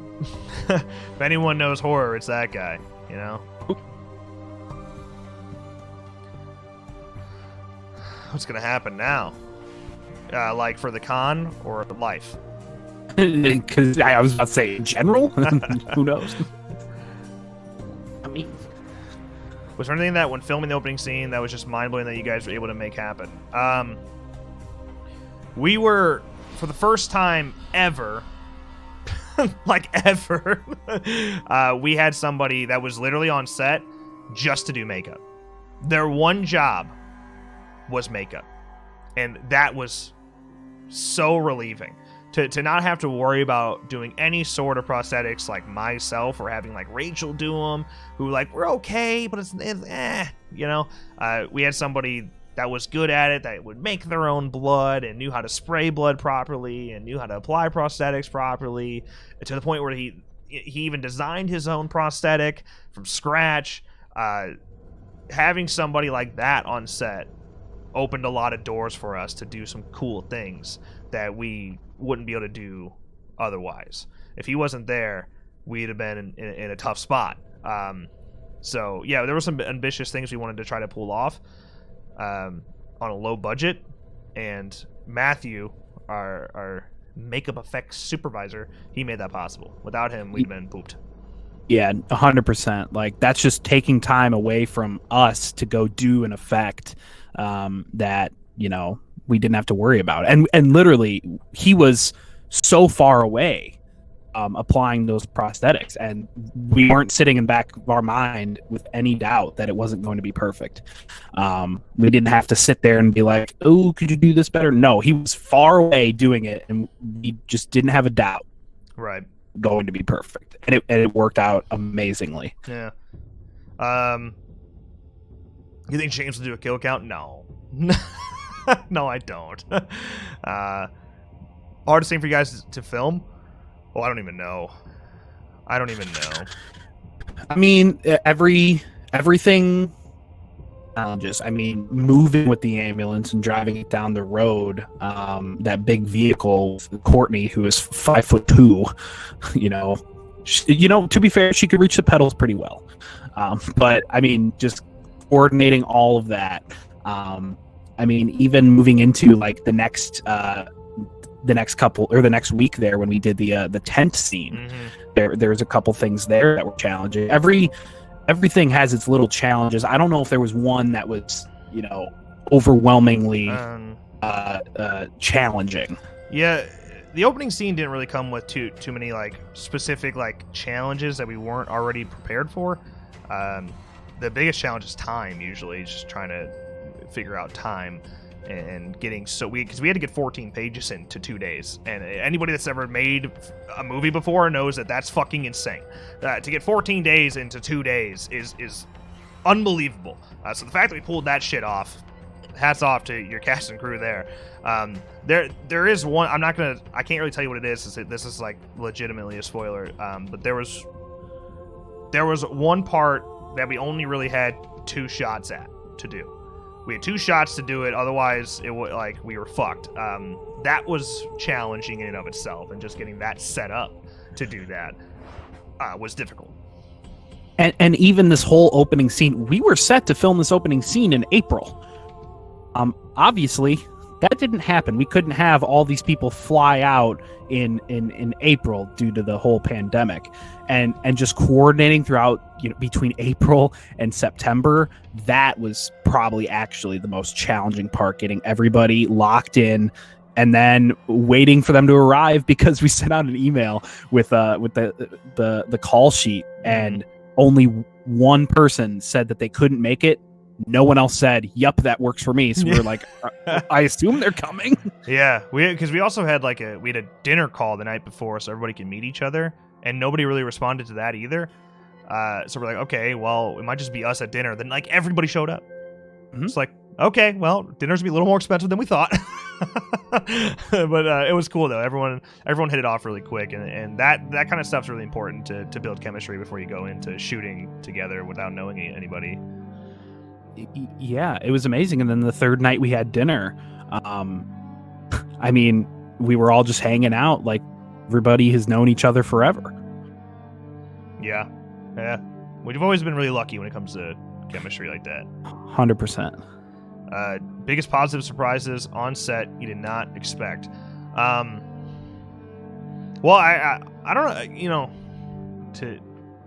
I mean, one of them is actually you, Peter, I would say. To have you come in with such a lack of experience acting. Yeah. When it's just like, we had you like at a bar here. It's like, okay, he's gonna come in, he's gonna get the job done. But then when you come in, you're up here, and you go above and beyond that. That was a pleasant surprise as well. And that's why we've said before that it's I can't imagine anyone else in the part, and I really can't. 100%. And the fact that you were one of the least experienced when it came to acting on the set, but you came the most prepared and got shit done so well. That was also not, it wasn't really a surprise, actually. We kind of knew that going in, that you'd be prepared. Well, being prepared, yeah, for sure. Yes. And then on the same note, Jonathan Ivey, for like the same reasons. Like no acting ever, no stunt training ever. Comes in, has an amazing performance, and then does a stunt that I didn't even imagine him doing it like that, because it would seem too dangerous. And he comes in and just, no problem, I'll do it. Nah, no problem, I'll do it. So that was awesome. That whole day was awesome. Yeah, the boy's a hero for you, son. And he'll still every time I see him talk about the movie, he's like, "Oh man, I sucked. My acting's terrible. You guys are gonna hate my acting." Like, no, you won't. None of you are gonna hate Jonathan Ivy's performance. I'm gonna give him a round of applause after that scene's over. I could feel it. 100%.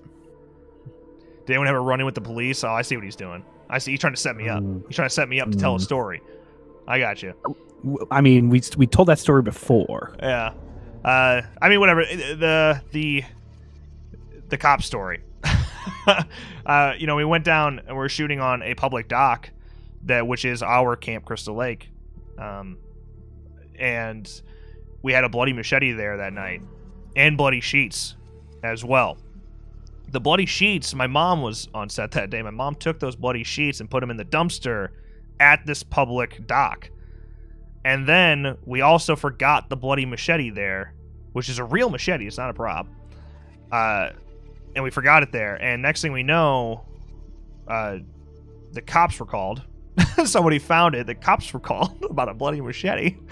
And of course, the bloody sheets in the dumpster to go along with them.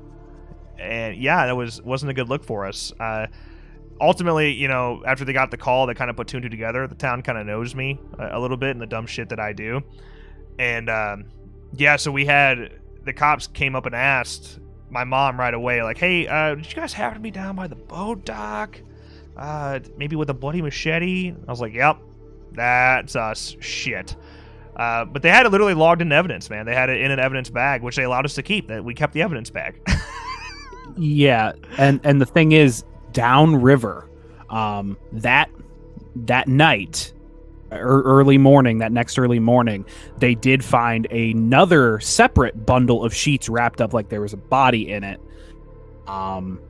So yeah, yeah. So they thought that that was the actual murder weapon for what was a potential body in the river. Yeah. So we have a machete currently with the rest of our props that is official police evidence. Yeah, I don't have it here. Bummer. I'd have shown it to you, but I don't have it here. It's back in the old hometown. Yeah, okay. Anything else? Anything else? If not, we can wrap this thing up and we'll be back tomorrow with a whole other 11 hours worth of content for you. Favorite thing about the production as a whole, Fall Camp Blood? Our inability to give up. Mm-hmm. Our ability to face adversity. That 100%. Like we did Reviving Camp Blood and we ran a Kickstarter and we made almost 9K, right? Yeah. After taxes. Right. And then that shoot went horribly wrong. Rained a lot of the time we had out, and we were not even close to being done.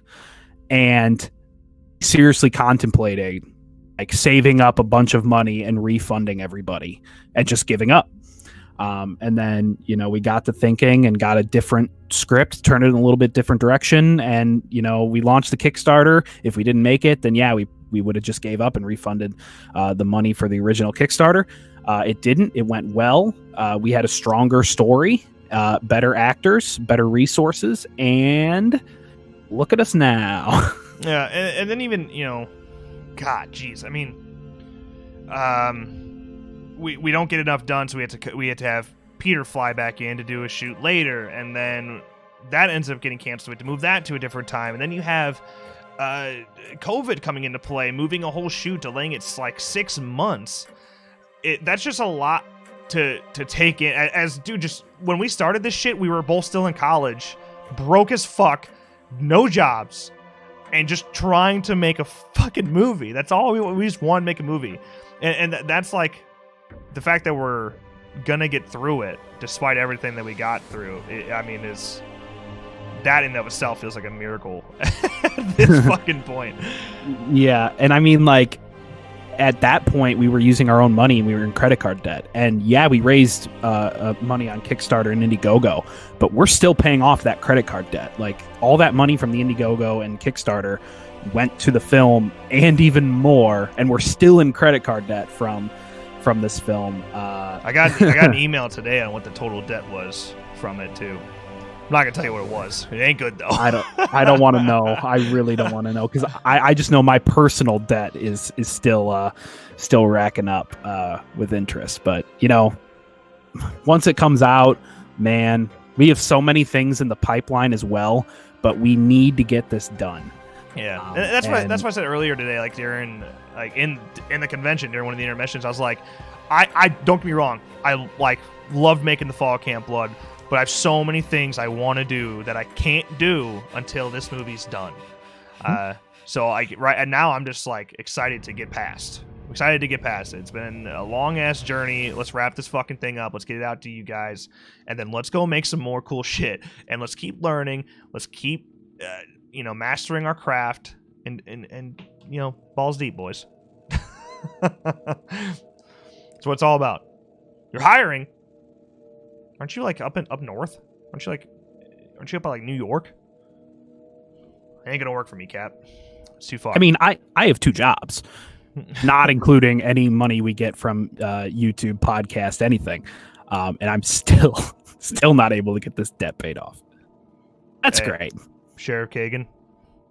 Thank you, my man. Appreciate you. Man, I'm thinking about trying to find another scene to sneak out, get Ken back out here one more time.